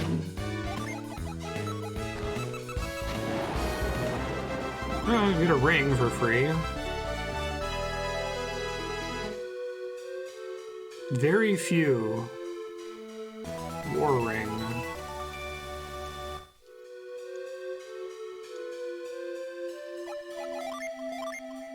Story item, need to stack them from shops. 1, 2, 3, 4.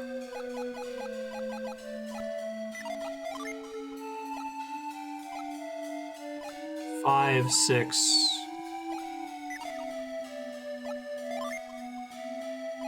7. Guess I could sell this technically. I have it as a backup res. I'll count it as 8 just in case. 9, 10. Can move this to. I don't even know why that ended up on her. Oh, because I used all my things before. That's right. Use to boost attack. So the war ring does nothing on its own if you don't actively use it. 11, 12, 13, 14. Yeah. Leon was saying that'll do the next time I get to a shop. I gotta sell all the consumable garbage anyway.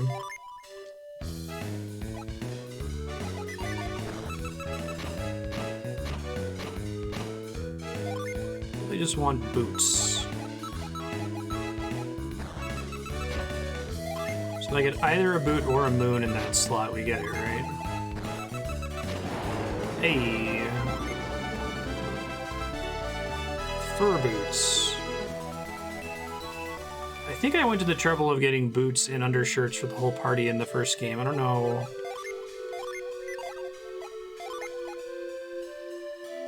Boost defense, resist water. Who has the worst water resist at the moment? Fine for her to take it.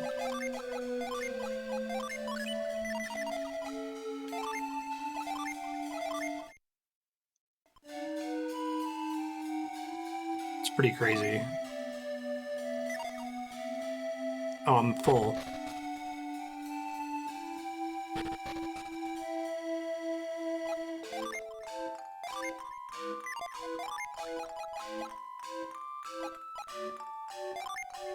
I think I'm just gonna dump these. I have easy poison removal.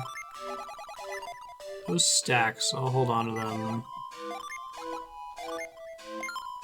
What rare stuff.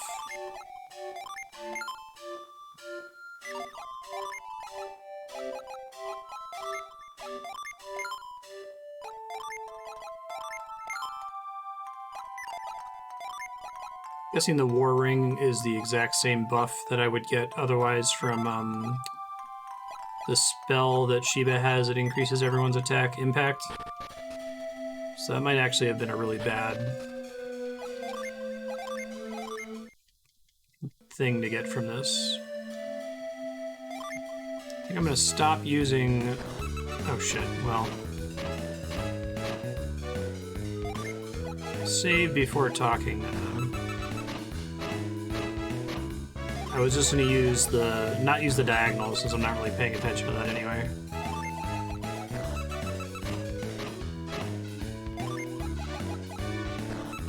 Oh, I thought they were both forgeables, my bad.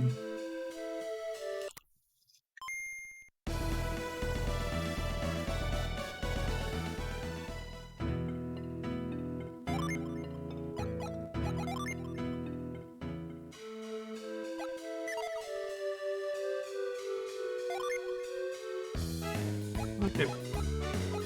Probably the best use of tickets is to just do the middle over and over and keep safe scumming, but I can't bring myself to. I don't remember how much time I spent on this in Golden Sun 1. I think I felt higher pressure too because of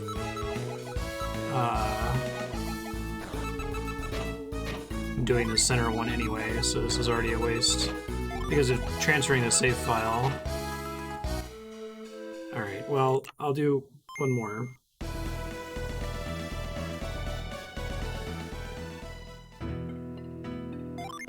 I would like to get, well, see, I'd like to get the game tickets out of my inventory, but I'm going to get them every single time I buy something, so... I assume I have to come all the way back here each time. Can I forge boots and undershirts, though? Reliably? Got some corn. Yeah, 3 lines seems like a decent balance. Super lucky dice.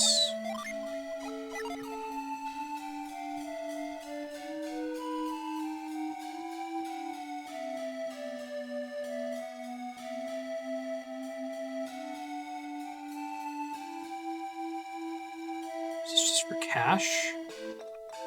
I'm good. As long as it doesn't produce a Jin. No thank you. GBA tech demo. Yeah, that's the main reason I wanted to mess with it, because I think that that's the only source of those items for those slots. The undershirts in particular. That's okay, I can come to it later. It's a baby.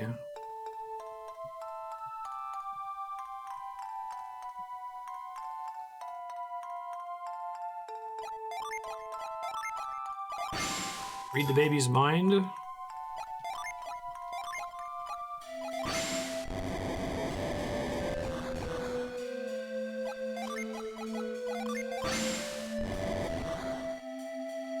Blow the baby out of the house.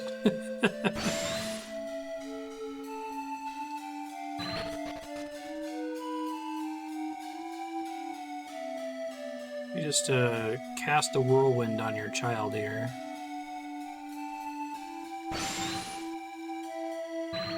Burst.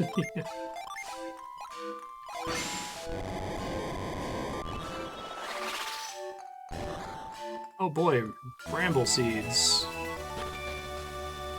Get rid of them later.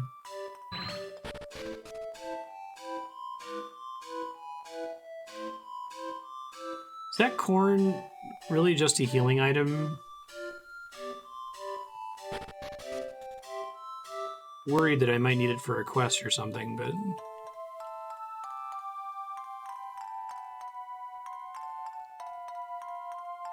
Wings will be finished shortly. Whenever are we going to attach it? How will we find a ship to attach them to?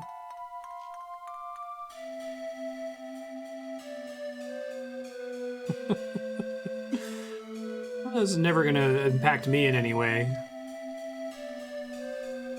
Oh, that's really convenient.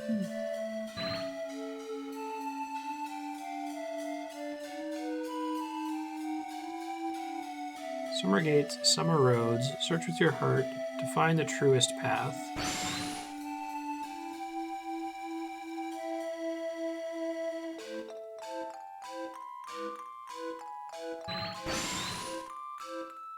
Got it. It's the only ear of corn in the entire game.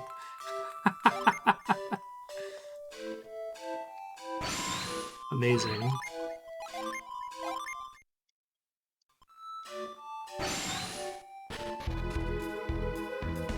Nemo's Inner Sanctum.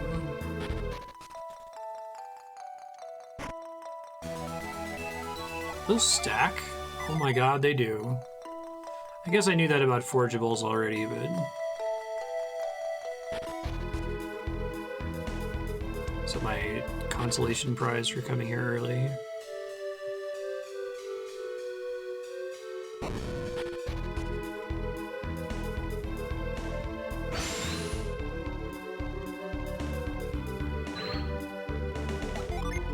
Doesn't seem to really match any of my abilities.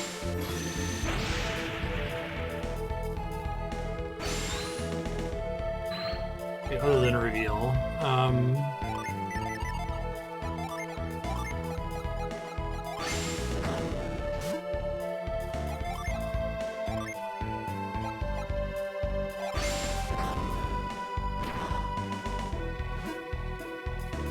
I think so.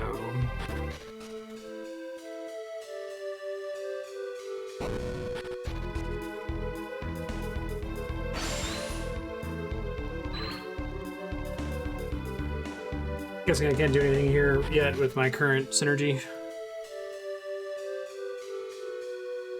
Restores half as much as the nut you can find an hour into Golden Sun 1. I love that.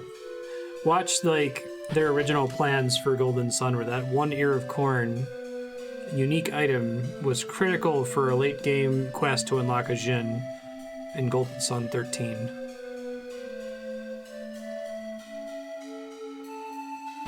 But only if you allowed it to take up space in every game up to that point.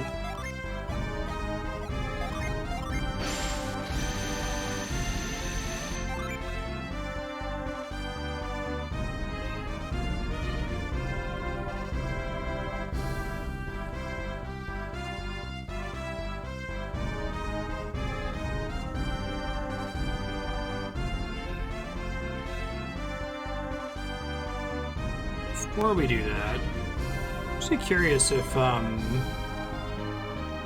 does a void affect whether I can get into Jin battles? Oh, I don't know that about Baldur's Gate 2. Is it like a save file transfer thing?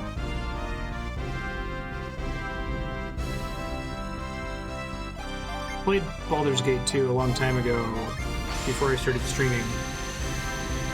I remember like Minsk and stuff, but none of the specifics.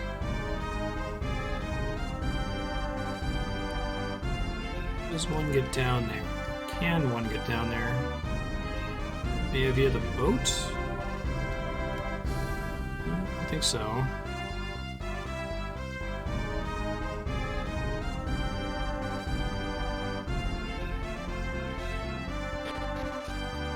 Let's see if I can get around here.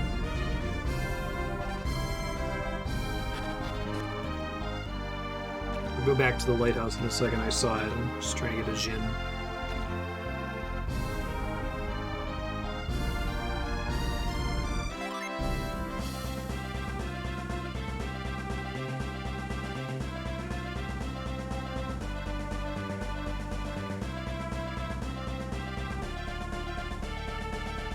Docking on a beach without going through the river like this.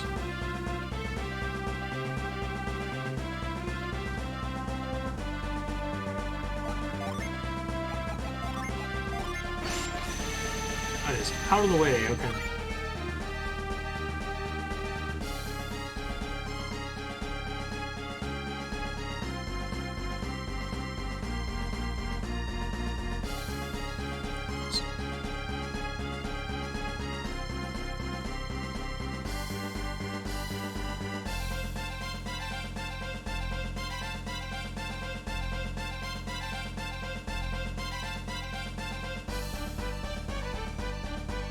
Thank goodness for a void.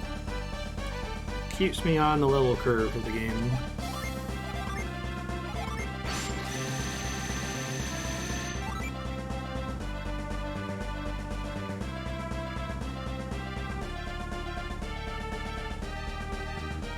The ultimate pantaloons. That's funny.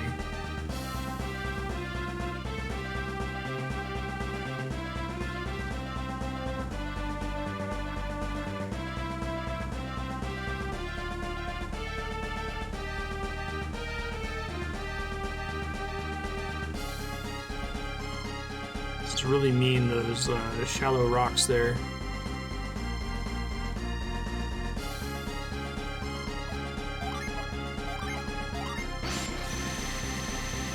Is right.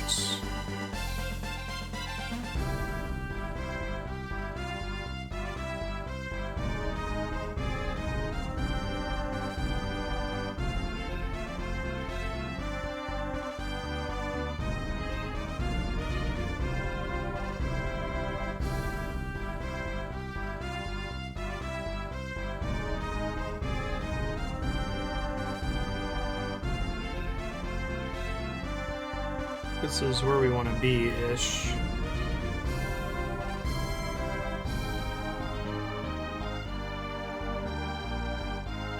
Might be that it won't work with Avoid on, so...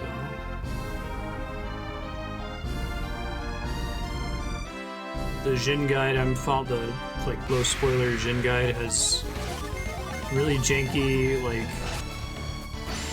ASCII map in it. M is mountain. Okay, so I'm in the wrong spot.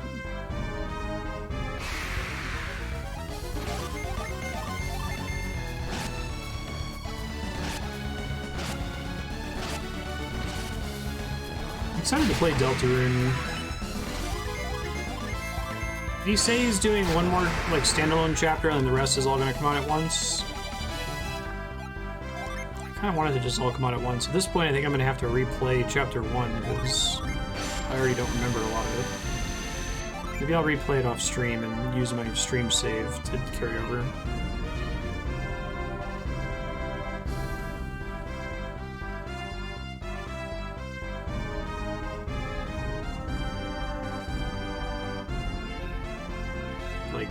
Go in there via the,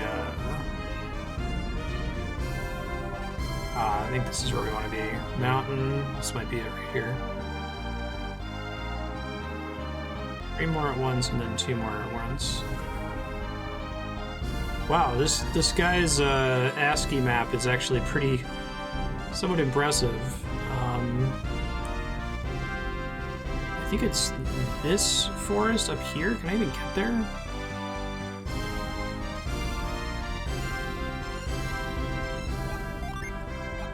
Someone just made, let me see if someone's made like a literal world map. Core, Jin, location, Golden Sun. I just need to see what it actually looks like on the map.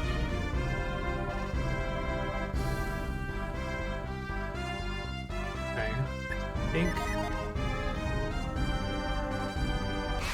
think it's northeast of me.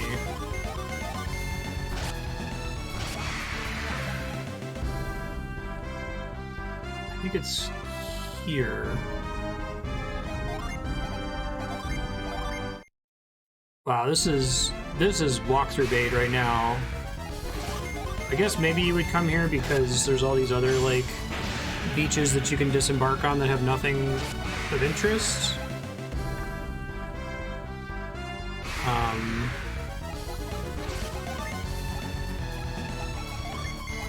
But there's so many of them on the western side of the game. Why would you know to look in this specific forest, you know? That's pretty tough.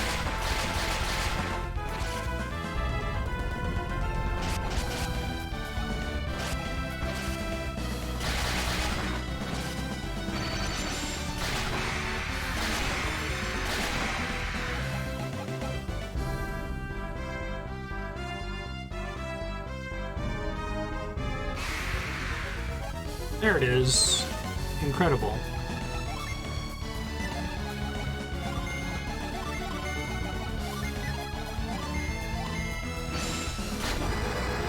Don't run away. Holy shit. Ow.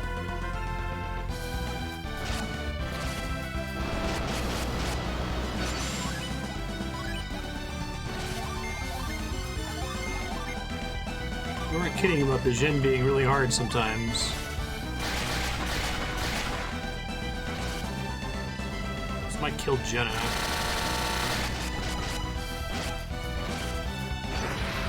Does it actually work on them? They won't run.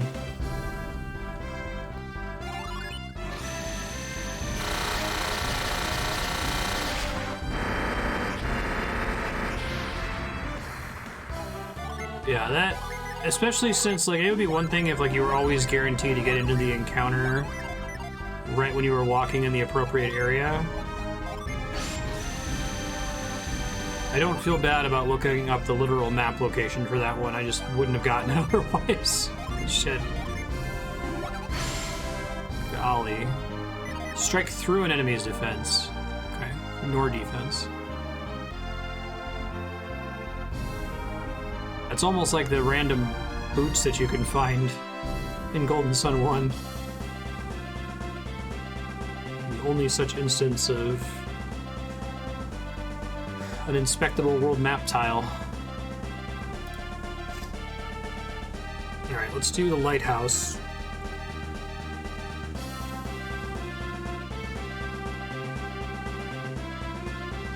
Yeah, it's at least a conspicuous dead end.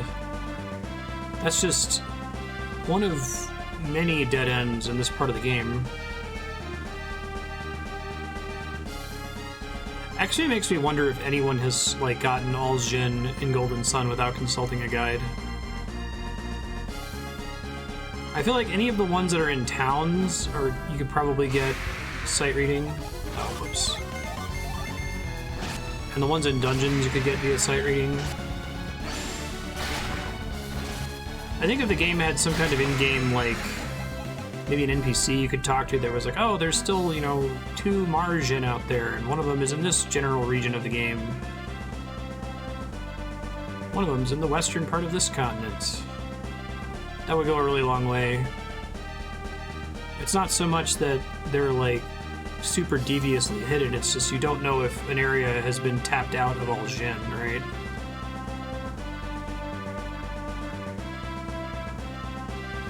Oh, it's probably in a guide.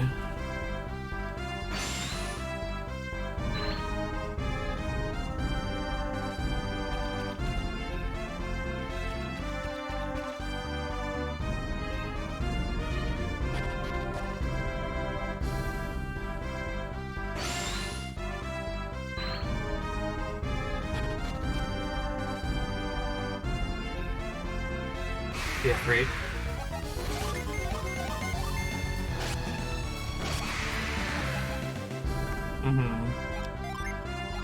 Some of the Final Fantasy IX bullshit.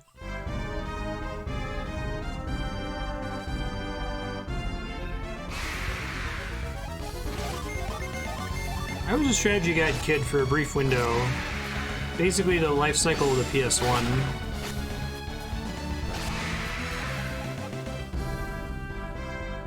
I had that cool Zelda Ocarina of Time guide that was like written in universe. Didn't break character. Earthbound strategy guys like that too. But it was when the Final Fantasy IX one came out where the strategy guide actually was devoid of content. It would give you like half of the table and be like, go to playonline.com to see the rest of this this stat block for this boss. You fucking kidding me?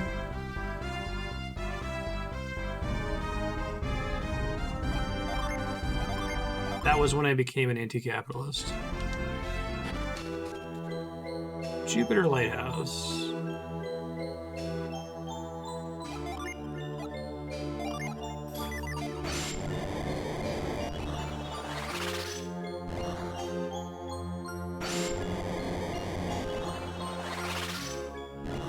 Oh, interesting.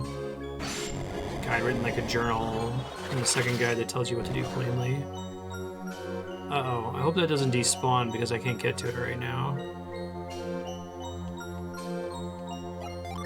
I need like a pick that little thing up synergy.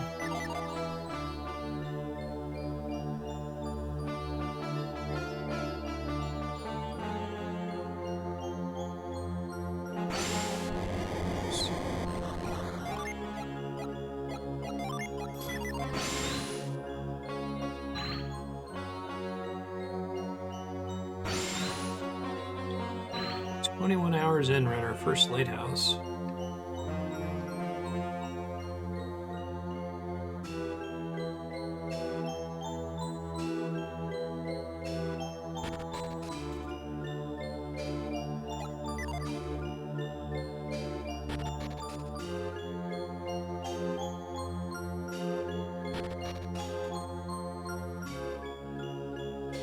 Name?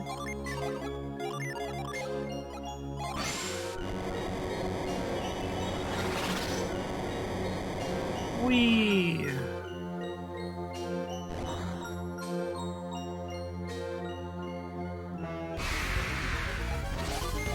Alright.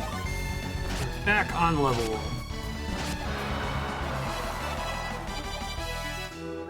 Oh, I didn't even know that Square shut it down. That's funny. It makes that walkthrough even more useless. Why though? Like, was it? It couldn't have been like costing them anything to host it, right? Why is the Square FF9 Play Online guide offline, but the fucking original Space Jam website is still visible? The official Nintendo Power Guide for Crystal Chronicles just sort of vaguely insinuates that a final boss fight exists. It's funny. Video games.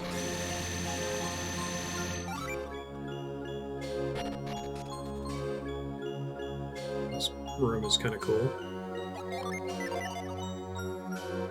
You're early.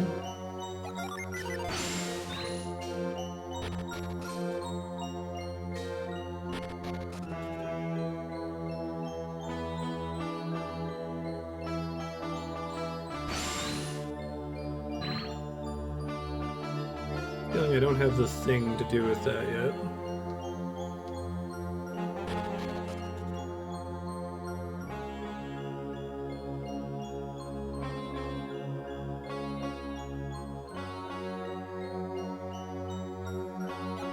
I mean, if I did, what would it be?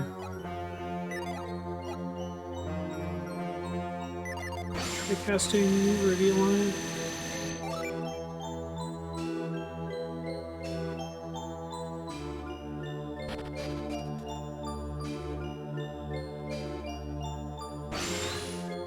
I did, because it turned off the pretty purple animated effect. This place is Wind Town, so maybe it has something to do with wind, but I feel like it's an ability I don't have yet.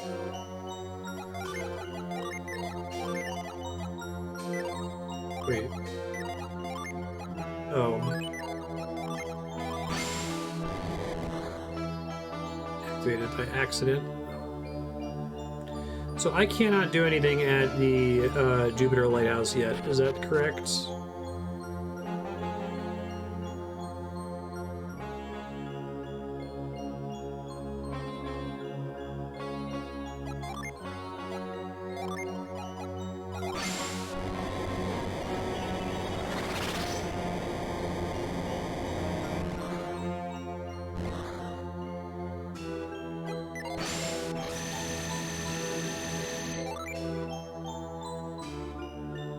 So there might be other areas inside that I can get to. Please don't have despawned mints, please.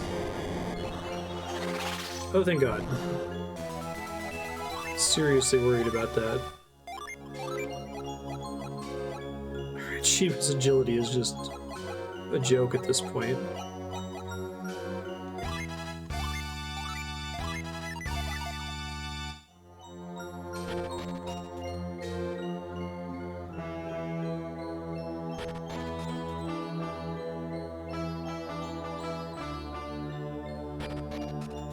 Yeah, I assume that I can't do anything here at the moment, so I'm going to leave for now. At least have it marked on the map now. And got some items as a consolation prize for visiting early. Into Contigo. Go back on my boat. We're about at time here, but I feel like I don't have any breadcrumbs as to where to go next. I got the Jin that was recommended here. And the next Jin it recommends is Hesperia Settlement, which I have not yet found. It says it's at the southwestern edge of Hesperia Continent. Is that this one, maybe? It would have to be, right?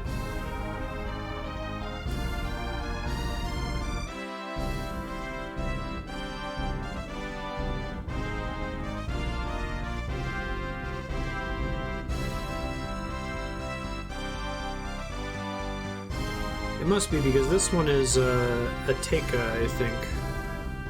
Okay. Let me, I'm gonna go over by a couple minutes here just to try to position myself somewhere sensible for next week.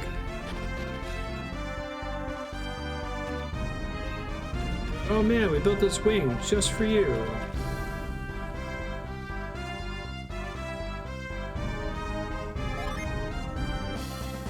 off to the sea we go. Oops.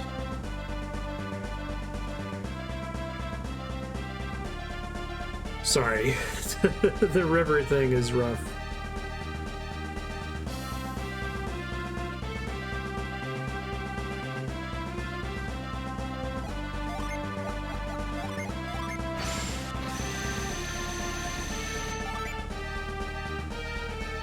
If you got back here and you could like clear out those 2 annoying shallows tiles that prevent you from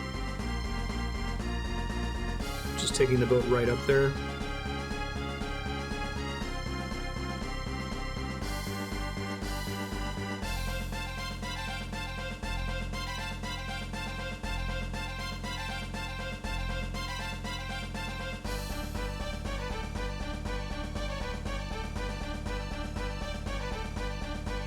Just sailing over to this continent real quick.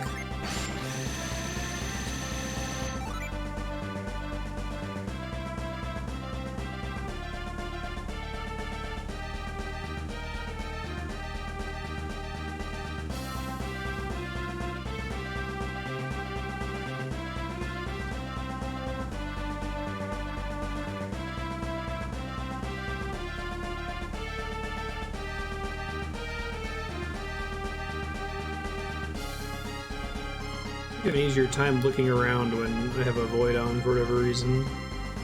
That's probably it right there.